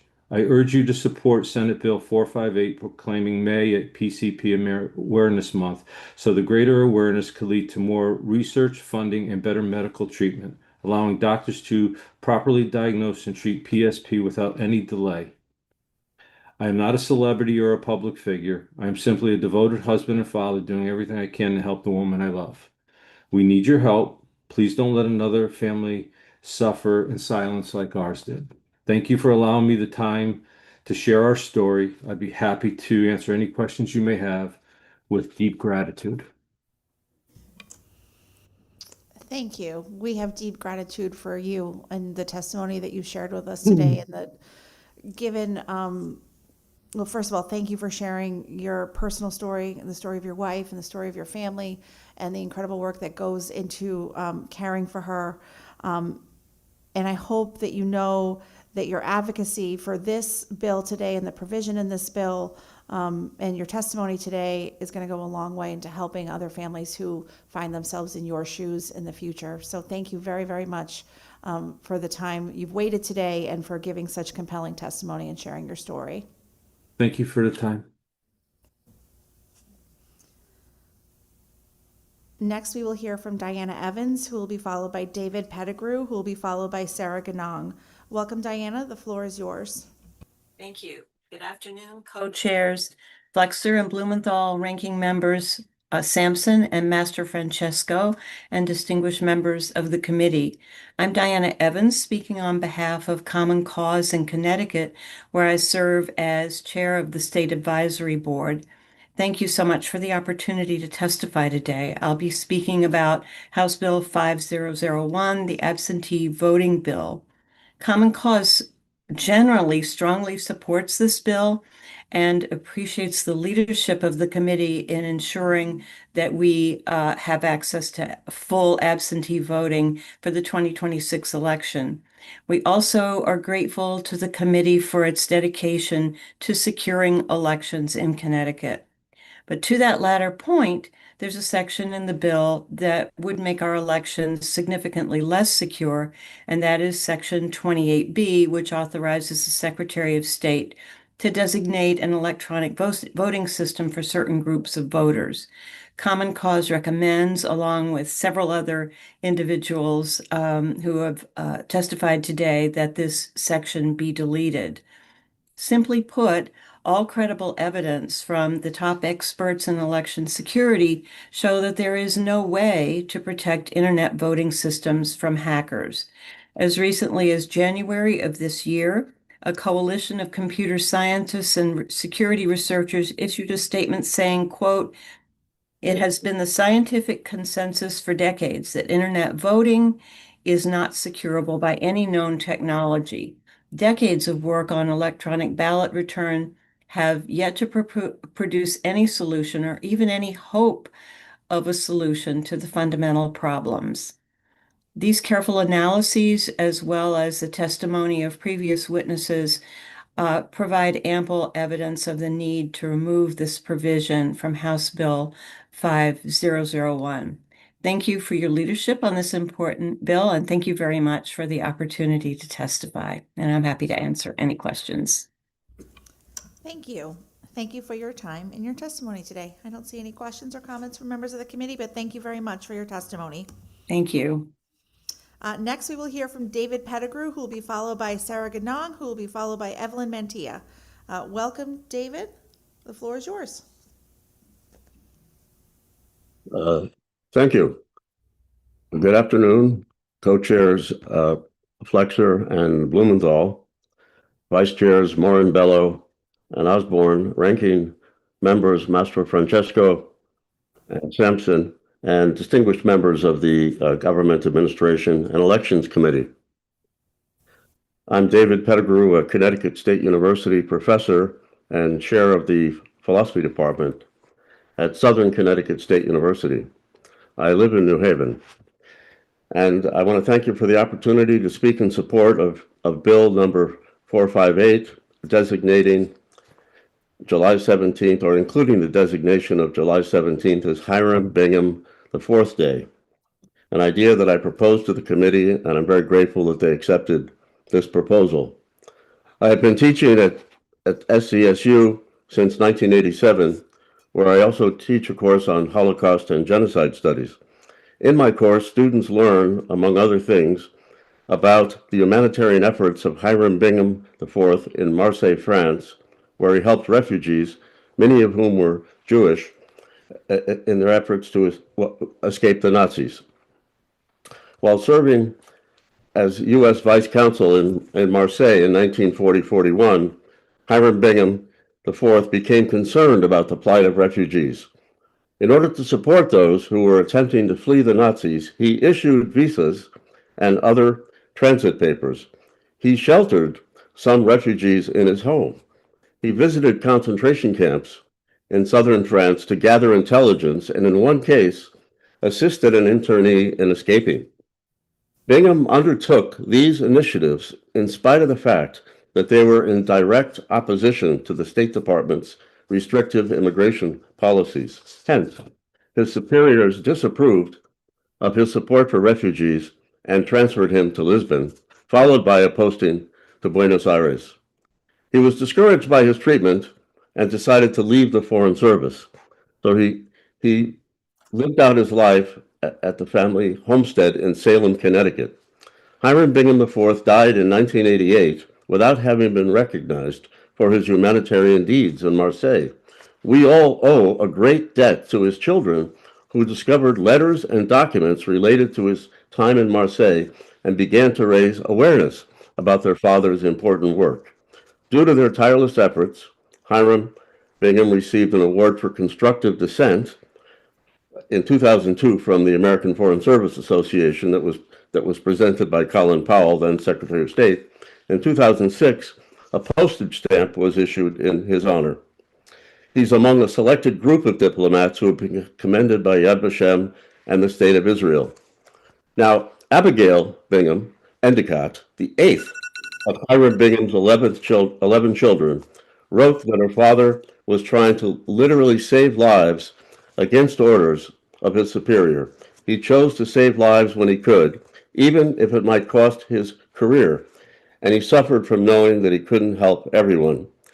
Well, let me conclude by saying that Abigail and her brother Kim, who lives in Colchester, asked me to convey how grateful they are for your consideration of this bill that would establish Hiram Bingham IV Day in their father's memory, which would encourage educators to include information about Bingham in their classes so students can learn about his selfless dedication to resisting anti-Semitism and xenophobia.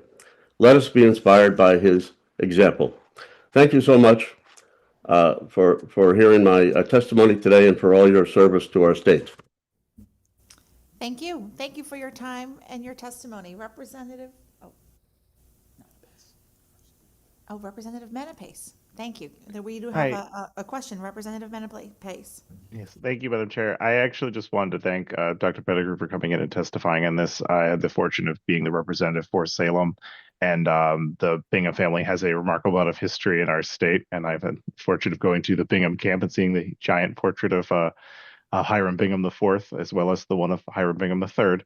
And I just want to be how poignant I feel like this is because of the great tie-in, as you're saying. This is something that I have taught units on the Holocaust, and I have mentioned, Hiram Bingham IV on this, and it is something of like, this is a person who simply lives like one town over from us, or whereas, and there's really not a lot of knowledge, not from just students, but from other educators as well, that this has ever really happened. So I really just wanted to commend you and thank you for raising this issue for us, and I'm really happy that this is going to go forward.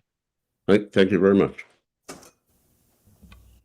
Thank you, Representative, and thank you again for your time and your testimony here today. Next, we will hear from Sarah Ganong, who will be followed by Evelyn Mantilla, who will be followed by Tyler Mack. Welcome, Sarah. The floor is yours. Great. Thank you, Senator, and good afternoon, everyone. My name is Sarah. I'm the State Director of Connecticut Working Families Power, and our organization is a member of the 100% Democracy Coalition. Glad to be testifying here today in support of Senate Bill 395, an act concerning increasing voter participation. In recent years, we've seen our state take strong steps towards expanding the right and access to voting here in Connecticut, including early voting, expanded mail voting, and expanded absentee voting, but we must go further. Senate Bill 395 would create a task force to study how an increase in voter participation in our state can benefit our communities, our state, our voters, and our children, including studying what measures have been taken in other states and other democracies around the world to do the same. Possible policy opportunities that could be studied under the task force and then proposed for future legislation already exist in many other states, and we can learn a lot from them. Those opportunities include, but certainly aren't limited to, expanding civic education in our K through 12 curriculum, as well as in public universities with state funding opportunities, allowing pre-registration of younger individuals at 16 and 17 years old to prepare them to vote, extending automatic voter registration to even further state agencies, expanding mail voting, and allowing all citizens to vote, including everyone with a felony conviction and all those who are currently incarcerated, among, again, many other potential policy opportunities. We have an opportunity as a state to take a leadership role in the country, and the bill would also allow any interested municipalities to take leadership roles and study and implement expanded voting opportunities as well in their communities. In Connecticut, we should not be satisfied with participation rates that are so skewed, particularly between municipal and presidential elections, for example, and which leaves so many people out of the voting process. It will ultimately be up to you all in the legislature to determine which changes will be made. The task force would simply put forward a study and various ideas so that the legislature has enough information to be able to determine what policies should move forward. Thank you so much for your time and attention to this and many other important matters today, and happy to take related questions. Thank you. Thank you for your time and your testimony. I don't see any questions or comments from members of the committee, but thank you again for your testimony today. Next, we will hear from Evelyn Mantilla, who will be followed by Tyler Mack, who will be followed by William Palowi. I hope I said that right, but if I didn't, William can correct me. So welcome, Evelyn. When you're ready, the floor is yours. Thank you. Thank you, Senator. Good afternoon, Senator Flexer, Representative Blumenthal, and all the members of the Government Administration and Elections Committee. My name, for the record, is Evelyn Mantilla, and I am here today to support Senate Bill 395.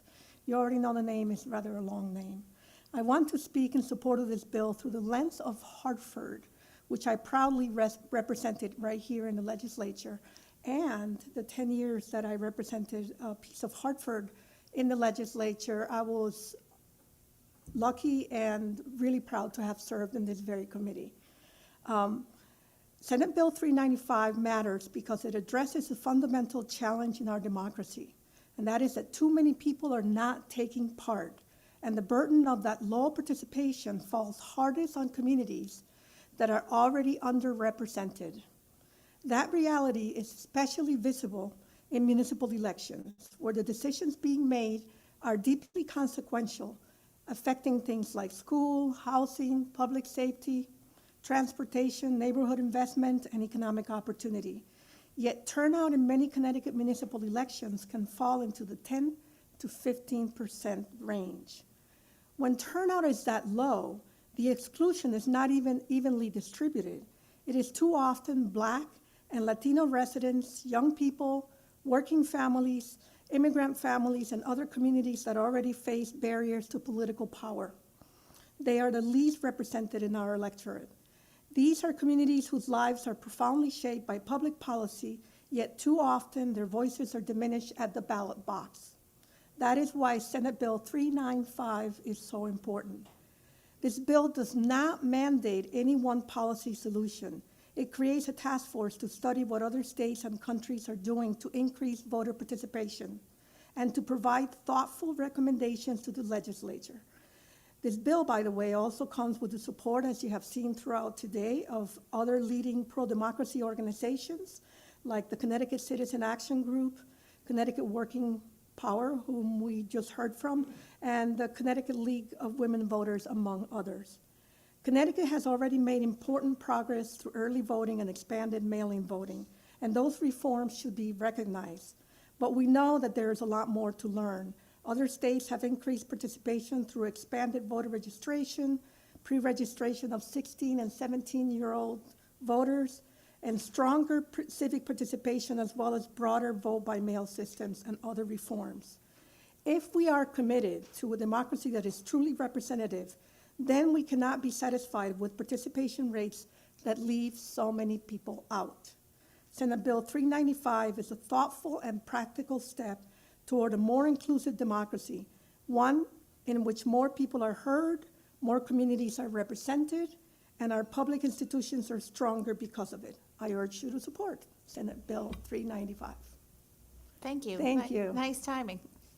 Thank you for your time. I practiced it. Yes, I'm sure that's true. Thank you for your time and your testimony here today. I don't see any questions or comments, but thank you again for your Madam testimony. Next, we will hear from Tyler Mack, who will be followed by William Palawi, who will be followed by Ryan Burns. Welcome, Tyler. The floor is yours. Good afternoon, distinguished members of the Government Administration and Election Committee. My name is Tyler Mack, and I serve as the Policy and Advocacy Strategist to the Connecticut Project Action Fund. We at the Connecticut Project Action Fund believe that any eligible Connecticut voter who is willing to take the time and undertake the responsibility to vote should be able to make their voice heard, even if they can't make it to their specific polling location on Election Day. That is why we are in favor of HB 5001. Working class people often work multiple jobs, manage unpredictable schedules, or are running around trying to make ends meet. For many people, it's hard to stand in line and vote on a certain day. All voters, and especially working class voters, need options that allow them to vote in whatever way matches their lifestyle. Absentee voting is one of those helpful options that makes the ballot box more accessible and fair for working class voters. It is important to note that many Connecticut residents support absentee voting for all. In 2024, over 800,000 residents voted for the legislature to create this very legislation. We are grateful that the General Assembly heard the Connecticut residents loud and clear and are now being responsive to what they need and have demanded. This is the time to strengthen our democracy and make our election system accessible to everyone who wants to participate. We believe Connecticut's absentee voting system should be equal access throughout the state, simple to use, and secure. By adopting House Bill 5001, the General Assembly will help strengthen our democracy by ensuring that everyone will have the ability to vote for who they want to represent them. The Connecticut Project Action Fund is appreciative for your work on this topic and urges the committee to pass this important and necessary bill. Thank you. Thank you. Thank you for your time and your testimony today. Next, we will hear from William Palawi, who will be followed by Ryan Burns, who will be followed by Andrew Starzewski. William, are you here? I don't see William in person or online. No, William. Okay. Well, I'll never know, William, if I said your name wrong or not. Next, we will hear from Ryan Burns, who will be followed by Andrew Starzewski, who will be followed by Joellen Leon. Welcome, Ryan. The floor is yours. Thank you. Co-chairs Flexer and Blumenthal, ranking member Sampson and Mastro Francesco, vice chairs Honig, Morinbello, and Osborne. My name is Ryan Burns, and I'm the executive director and general counsel of the State Elections Enforcement Commission. I have submitted written testimony concerning SB 461 and 467, as well as HB 5529 and 5530. But I'm here today to speak about HB 5001. The Commission takes no position regarding the policy of universal absentee balloting, but does want to make clear that if it is passed, it will have a significant impact on the resources of the State Elections Enforcement Commission. Investigations involving the misuse and manipulation of absentee ballots are among the most resource-intensive matters before the Commission. In one case, SEEK personnel reviewed more than 14,000 documents, engaged in hundreds of hours of in-person work and field work, and examined extensive security footage. In some instances, comprising hundreds of hours in a single building. These matters are not only complex, but carry significant public consequence. Over the years, SEEK investigations into absentee ballot malfeasance have resulted in dozens of referrals to criminal authorities, leading to state and federal indictments and convictions. Increasing the use of absentee ballots will increase the complexity of these investigations. When we go in and look at the expansion of absentee balloting in a single place where we're doing an investigation, we will take every single document related to that absentee ballot election. So reviewing every absentee ballot in a city when the number of ballots doubles or triples will massively increase the complexity of our investigations. Second, an increase in absentee ballot use will inevitably generate corresponding increase in complaints, again, increasing the drain on SEEK resources. Finally, expanding absentee balloting without providing SEEK additional resources will impede the agency's ability to resolve cases within the statutorily required timeframes. The time it takes SEEK to complete investigations has been an area of both public and legislative concern, and we have been diligent in trying to increase the speed in which we resolve those cases due to that concern. If we see a great increase in the complexity and volume of cases received concerning absentee balloting, we concern that that will backslide and we will not be able to resolve those complaints in that period of time. In short, while SEEK will continue to fill its statutory obligations, the committee should be aware that expanding absentee ballot access without significantly amplifying the investigative and enforcement demands and resources of the agency will result in significant hardship for SEEK. And therefore, we ask that the committee consider that in any passage of this bill. Happy to take any questions. Thank you. Thank you for your time and your testimony today. I have a few questions. So this committee has been looking at proposals around expanded access to absentee ballots for several years. You probably can understand that it took years to get the constitutional amendment passed, and obviously we're contemplating the statutory change that correlates with that constitutional amendment. But I'm a little surprised by your testimony, frankly, because one of the arguments that we heard over the years while people were advocating for this change was that if you take the power from the bad actors, if you will, away by making absentee ballots accessible universally, you will have less of those types of concerns with regard to their usage and the political operatives that your agency is often charged with investigating. And frankly, in the past, and this is not your fault, in the past, I think some people would view that your agency has been slow to engage in some of those investigations. I would be among those. But I'm just trying to understand what is your evidence that this is going to result in more cause for concern about the use of these absentee ballots, other than the fact this is a central place where you get complaints under existing law? So the concern, again, is twofold. One, if a complaint is filed concerning widespread manipulation in any particular municipality, it's just the volume of evidence we would have to review would expand accordingly and increasing exponentially the complexity of that investigation.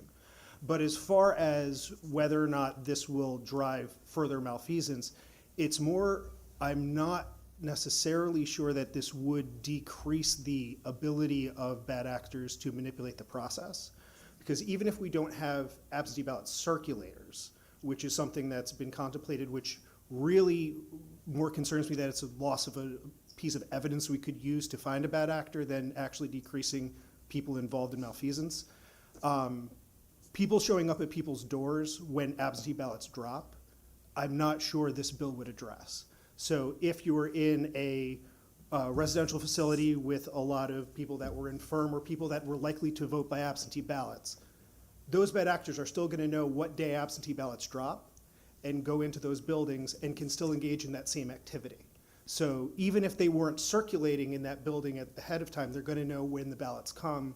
It's just removing one piece of evidence in our puzzle. So what about the proposal that some people have asked us to add to these bills today, which is that political operatives are not allowed to touch absentee ballot applications, right? Existing law says that candidates, other political operatives can't touch absentee ballots.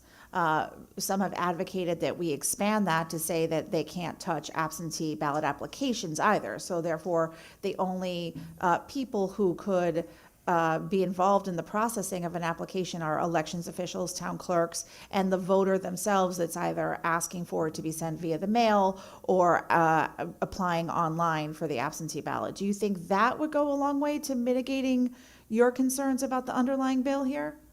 My concern is it would lose a piece of evidence without changing behavior. So right now we have individuals that engage in illegal conduct while harvesting absentee ballots or influencing people while they're filling out that document. If we get rid of the circulators on the front end, it makes it harder for us to identify those people that are malactors on the back end.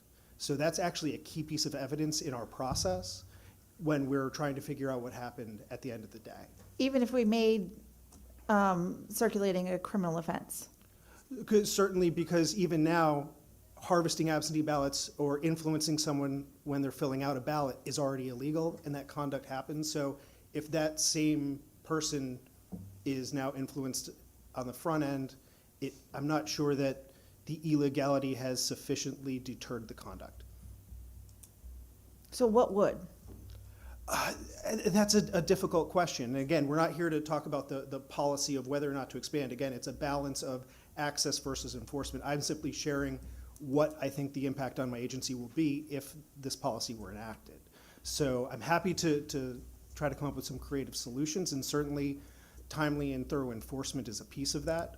While we're discussing it, I certainly acknowledge that the public perception of SEEK's slow response on some of these has been a part of that problem, and certainly that's something that we are addressing and have addressed in some sense.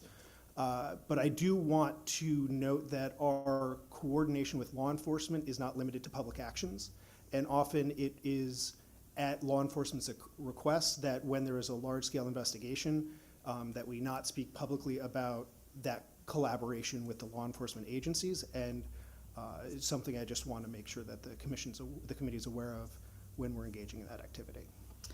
Do you have any knowledge of what the law is in other states and what similar agencies in other jurisdictions? I do not personally. In fact, there's many states that don't have a separate enforcement commission Right. to do this. It's largely left to either criminal authorities or occasionally to an attorney general's office. So I don't have specific knowledge on that. Okay, thank you. Representative Blumenthal. Thank you, Madam Chair, and thanks for your testimony. I had a few questions about your testimony. Am I correct that you're feeling that there will be more investigations or more complex investigations based on the passage of 5001 is just based on the fact that there will be more absentee ballots generally? That's correct. Okay, and have you done any like statistical research on other states that have passed absentee voting for all or something similar, and whether they had more or fewer investigations before and after?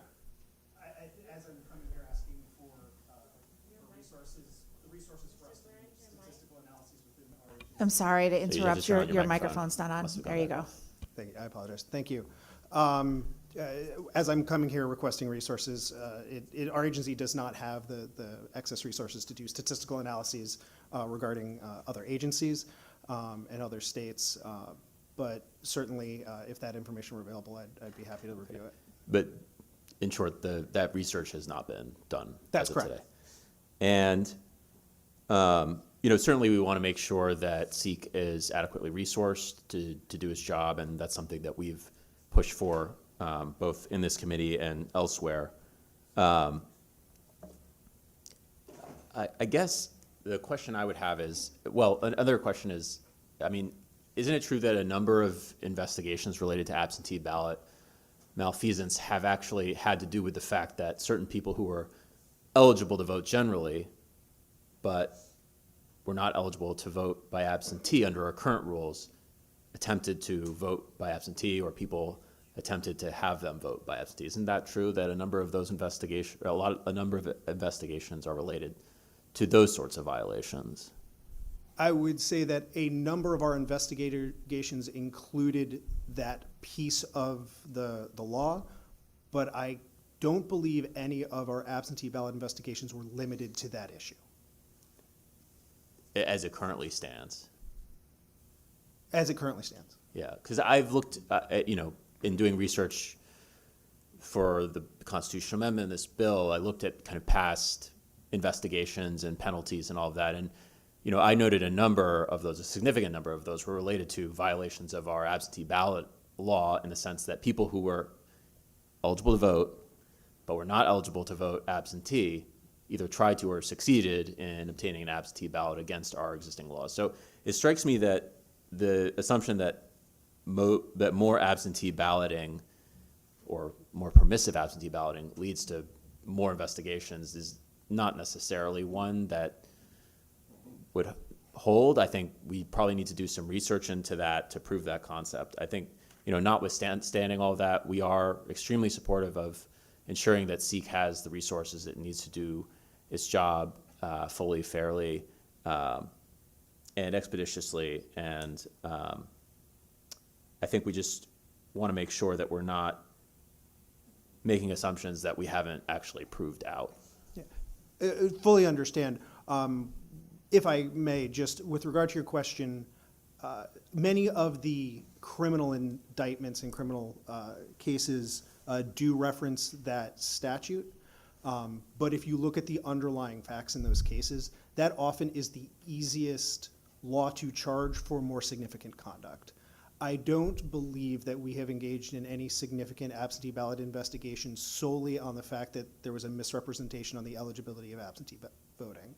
I believe that is often the easiest way to charge a case that may involve more significant conduct that was more difficult to prove. Okay, I would be interested in seeing that, because this is just based on my recollection. Sure. What I recall seeing is relatively minor penalties and conduct associated with these sort of cases in the past. And so, I just think we want to make sure that if we're going to be making a claim that we're going to be seeing more investigations, I'd like to see that proved out. And I'm not aware of it from the research that we've been provided based on other states. Certainly It doesn't have to be predictive necessarily, but I would just want to see a little more basis for that if we're going to be making those assumptions. So, Understood. any further questions? I'm sorry, I'm not sharing, but I guess I am now. Any further questions from the committee? Seeing none, we thank you for your time and your testimony and your work on behalf of the people of the state.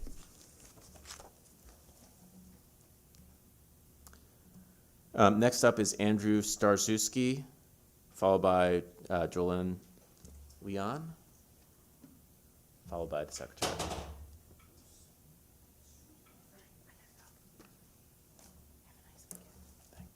Hello, I'm Andrew Starchevsky.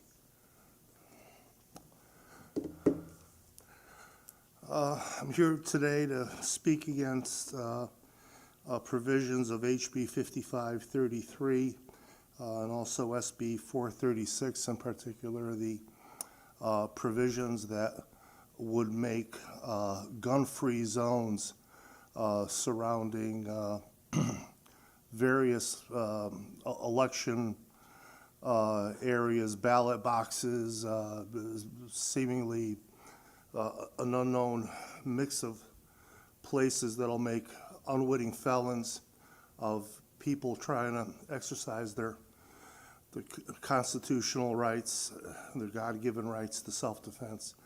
Back when the Constitution was being signed, they included a Bill of Rights. Alexander Hamilton and Mrs.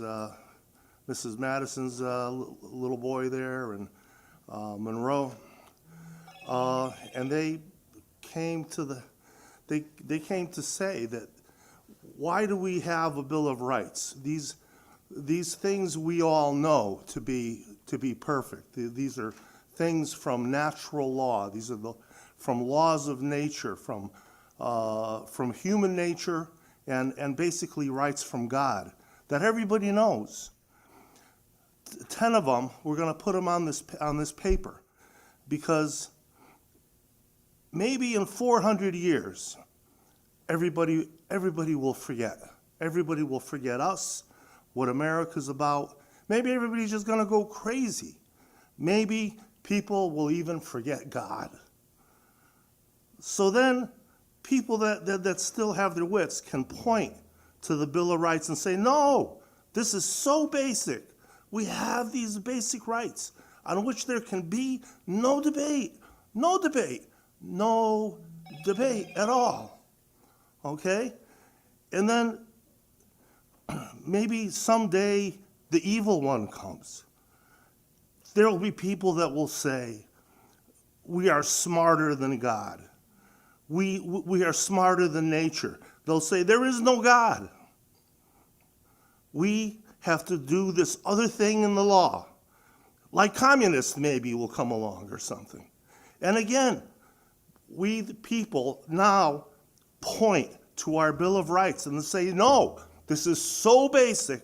This is something you cannot take out of the nature of man. We have these basic rights, and there's nothing to debate. There can be no debate at all. No debate. Okay? So please, you people, please you tell me, why must I come here for 33 years? For 33 years I come to this building, okay, to petition my own government for my own God-given and inalienable rights that I already have. Please tell me, why do I have to plead for what is already mine? To keep these simple blessings of liberty which we are guaranteed. English is my second language. I am a legal immigrant citizen, and my greatest boast has always been that now I too am an American citizen, that I am free of the communism that I was born to, the oppression, that we, me and my family, that we surrendered everything that we had, everything, to come here, and now to be chased down and pursued by the same evil. having to come here like this every year to plead for my liberty is not part of the deal that anyone bargained for. Nobody signed up for this. This is not the promise of America. Criminals shake their heads and they laugh at you. They laugh at you. They think that you can pass a law that they will obey. They will not. The criminals mock you.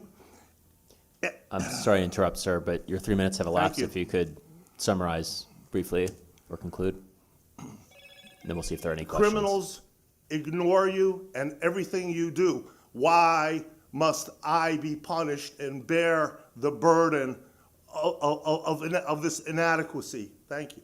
Thank you, sir. Are there any questions from the committee? We thank you for being with us here today and for your passionate testimony.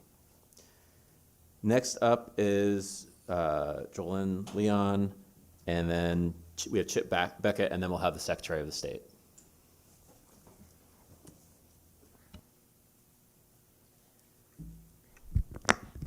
Good afternoon, Representative Blumenthal and members of the GAE committee. Thank you so much for providing me the opportunity to speak today. My name is Joellen Leon, and I serve as the Director of the Foundation for Fair Contracting of Connecticut. The foundation works to promote compliance with Connecticut's prevailing wage laws and to ensure accountability on taxpayer-funded public construction projects across our state. I'm here today to speak in support of Senate Bill 471. Prevailing wage laws exist to ensure that public construction projects are performed under fair and lawful labor standards. Those standards include not only proper wage classifications, but also the appropriate use of registered apprentices within the construction workforce. When apprenticeship programs are used correctly, they create a structured pathway for individuals to enter the trades, receive proper training, and build long-term careers. Registered apprenticeship programs approved by the Department of Labor establish clear training requirements, progressive wage schedules, and supervision standards that ensure apprentices receive meaningful on-the-job instruction. Senate Bill 471 helps reinforce the role that registered apprenticeship programs should play on prevailing wage projects. By requiring contractors performing work on these projects to participate in state-registered apprenticeship programs and demonstrate that they are graduating apprentices over time, the bill helps ensure that public construction dollars are also supporting workforce development. From the foundation's perspective, this bill also promotes greater accountability. Too often, we see situations where workers are classified as apprentices but are not enrolled in a registered program or are not receiving the structured training required by law. When that happens, it undermines legitimate apprenticeship programs and can lead to misclassification and wage violations. Senate Bill 471 is an important step towards strengthening both workforce development and compliance on public works projects. However, we believe the bill can be strengthened by clarifying how apprentice wage rates are applied under the prevailing wage law. To avoid confusion or misinterpretation, we respectfully recommend that the committee amend Section D, lines 93 through 96 of the bill to read, "The Labor Commissioner shall adopt the rate of wages on an hourly basis in accordance with the provisions of this section and Section 31-76C and the amount at the journeyman rate of payment contributions and member benefits." Including the 4 words "at the journeyman rate" would provide important clarity and help ensure that apprentices are compensated appropriately within the prevailing wage framework. At the Foundation of Fair Contracting, we see firsthand how clarity in the law improves compliance and reduces disputes on job sites. This small clarification would help reinforce the integrity of both the prevailing wage system and registered apprenticeship programs. It is for these reasons that we urge the committee to support Senate Bill 471 with our recommended changes. Thank you. Thank you, Joellen. It's good to see you. Good to see you too. Did you submit written testimony with that recommended change? I did, and we had several other affiliates of the FSC support that same requested language change. Great, thanks. I just want to make sure we had it in the record. And I won't ask any questions, but I'll just say I think that this bill generally, I don't know if anyone's commented on before from the committee, but I think it's an important measure to make good on this promise we've been making that, these are jobs that one can earn a good living in and make a career of and support a family on. And even more than that, we need these people. Exactly. And so, we've talked about how these jobs are so necessary, and then we're not ensuring that we're actually making the qualified people to do them. Exactly. And so I think it's incumbent on us to ensure that that's happening. And you know what? These are some of the few jobs that may be left after the AI revolution. So Exactly. we better ensure that there's plenty qualified people to keep the trades true. going. It's true. And to make sure that they're paid fairly. Exactly. So, thank you. Thank you very much. Yep, thank you. Appreciate it. Chip.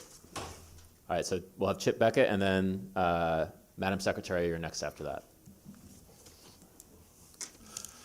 Good afternoon, Chairman, Representative Blumenthal, and other members of the GAE committee. My name is Chip Beckett. I'm chairman of the Independent Party of Connecticut. I'm testifying in support of House Bill 5434, but do have some wording suggestions. Lines 27 and 139 to 40 allow someone to use the same name party as a statewide minor party that does not have a candidate line on that ballot. This creates confusion about what either party stands for. I would suggest that no one can use the name of a statewide minor party if that statewide minor party is on any ballot in the state, rather than just the ballot being discussed. A possible definition of a statewide minor party would be having a secured ballot line for at least one statewide office and 25% of the ballot lines for the Senate and the House of the General Assembly. Secondly, Connecticut has fusion voting to allow candidates to flavor their record and their outlook, which is often useful to voters in deciding who they care to support. Approximately half of all voters are not affiliated with either major party and aren't always happy with either major party's traditional perceived outlook. Fusion voting helps direct voters to candidates that they most favor. The petition process is cumbersome to potential candidates and to statewide minor parties, to say nothing of the workload on the Secretary of State's office. I've been approached by many serving members of the current General Assembly that would like a cross endorsement but can't because there was not a previous petition for that line for their minor party that they want to have cross endorsed. We would like to see the statewide minor parties be exempt from petition requirements so all candidates can flavor their record and outlook by endorsement by statewide minor parties. Thank you. Thank you. And did you submit your testimony in written form as well? I did not, but I will write it and send it in. Thanks very much. It looks like you have a question. Senator Honig. Hi, Chet. Nice to see you. And nice to see you, Paul. Thank you. Would you expect that if you did get the statewide minor party designation without the petitioning requirement, that you would have a lot more candidates in General Assembly elections in particular? I think we would have some more. We currently have, I think, 22 senators that we've cross-endorsed, or at least had that line for, and I think there's 65 or 67 House members. So it would increase to some degree, but okay. And probably not more than double, because that would be everybody. And how would it affect you in municipal elections? Is that also important to you? It is important. We got asked for the first time last time if we could cross-endorse people or endorse people, and I think especially in municipal elections, we see people that really want to change their community that are frozen out of either major party. They're perhaps unaffiliated or some minor party, and they really don't have a way to get involved because the petition process puts you so far down on the list that they really don't have a chance to influence what people say or do. So I think it is something coming about, especially as we see half the electorate not being affiliated with either major party. I think it's important that we have some other voices. And do you think we'd run into a situation where there would be like so many candidates on the ballot that it would be confusing to voters for, if we had this kind of designation? I think the voters are smarter than that, but I also think that's why the statewide minor party, I came up with that language, because I think it gives a chance to say we've already petitioned for, 50 spots. So, we're a real player. We're not one or two seats that we've petitioned for, and now we're trying to just nominate people inadvertently. Thank you. Thank you, Mr. Chair. Thank you, Mr. Vice Chair. Further questions from the committee? Seeing none, thank you very much, and Thank you. please do make sure you get that testimony in so we can make any changes we need to the bill. Yes, sir. And I think it looks like we don't have anyone else in the room, and I think the secretary is coming to us virtually. So, Madam Secretary, if you're on the line, whenever you're ready, you may begin.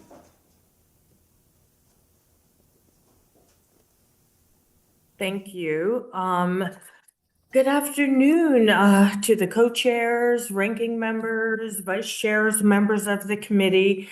I'm so sorry I can't be there in person. I would cancel almost every event to be there to talk about election bills except our poll worker appreciation event. So I'm in the senior center in Brookfield right now, but I do have some of my colleagues in the room. You have quite a few proposals before you today, so we have submitted written testimony on 11 of those bills. We've offered some technical fixes and some suggestions to SB 394, 459, 461, and 464. We've also outlined our concerns related to HB 5001, in particular with regard to absentee ballots.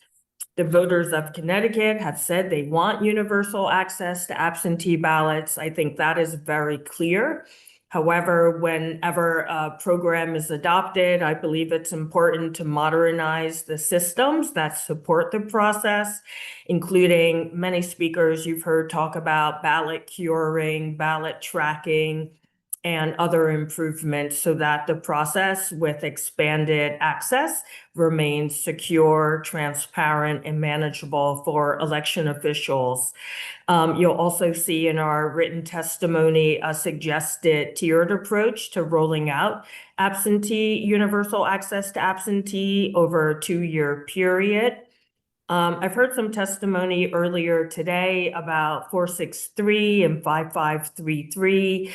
People were concerned that the bill would require you to know where every drop box is located, or when election, particularly a referenda, were happening.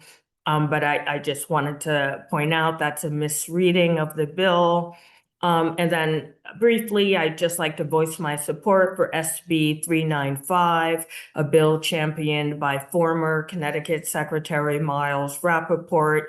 You've also heard people talk about that bill earlier. In this role as secretary, you learn very quickly how civic education and engagement connect with voter participation and voter confidence. So I urge adoption to anything that would allow municipalities to pilot civic engagement efforts. You've been there a long time. I will stop now, but I'm happy to answer any questions. Thank you, Madam Secretary. And we've got 2 other members of your office here in person, and if you all could just identify yourselves for the record before we get into questions, because I'm sure that you'll be supplying some of the answers. Thank you. Gabe Rosenberg, I'm the Chief of Staff and General Counsel for the Secretary. Thank you. I'm Anna Posniak. I am the Assistant Elections Director. Thank you, and nice to see you all. Questions from the committee? Wow, you really may be getting It's been great being here. Well, we certainly appreciate you being there for the poll workers. They should be feeling appreciated because certainly they are by this committee, and they should be based on all of their excellent work. I guess, would you mind just getting into a little bit? You spoke as to the what you saw as a misreading of the provision in 5533 related to firearms around polling locations and sensitive election sites. Could you just tell us briefly kind of what the motivation is there, and also, to the extent you can, why you think there is a misreading of that's been in some of the testimony regarding the need to know where every election site is and when an election is happening? Certainly, Mr. Chair, and I will kick this to Mr. Rosenberg. But I will say in general, I've heard a lot of conversation about for those bills and other bills about, has anything ever happened? Have people express concerns, etc. I feel very strongly that the time to legislate is before there is a bad action and not after. And I know through my work with the election workforce, including I'm in Brookfield, Connecticut for the poll worker event, and I was speaking with the registrars about some of this legislation today. And, what I have heard consistently from 2024 onwards is a growing concern by election workers in general that they don't know what to expect. They feel nervous. So even if there has been no documented violence here in Connecticut yet, they are very fearful that something could happen. And I think we have to take those concerns seriously. And I will ask, with your indulgence, for Mr. Rosenberg, because he's been dealing with all the legal issues around those bills, to fill you in a little bit on that front. Thank you, Madam Secretary. There's two reasons why that particular issue is not a concern. One is that, as Representative Blumenthal mentioned earlier, that in order to be in violation of this law, you have to know that you're breaking it. That you have to know that you're not permitted by law to be where you are with a firearm. The second thing, and this is specifically to the drop boxes, is that this law is modeled after the Gun-Free School Zone Act, and it has the same exceptions. And this came up in Congress when the Gun-Free School Zone Act came up in Congress. And one of the exceptions is that if you're passing an election site, in this case a school in the original act, only for as long, if you're in that zone, only for as long as necessary as it is to pass through it to do your regular business, that you're not in violation of this this legislation. Thank you very much, Mr. Rosenberg, ably explained. Further questions or comment from the committee? Well, we thank you all for being here and for sticking it out with us. Thank you, Madam Secretary, for zooming in. And thank you for all your work in service of the voters of the state. Thank you to the committee as well. Have a good evening. Too. And is there anyone else in the room who would like to testify who has not testified already? Seeing no one, I will declare this public hearing of the Government Administration and Elections Committee closed. Thank you, everyone who's testified, and to our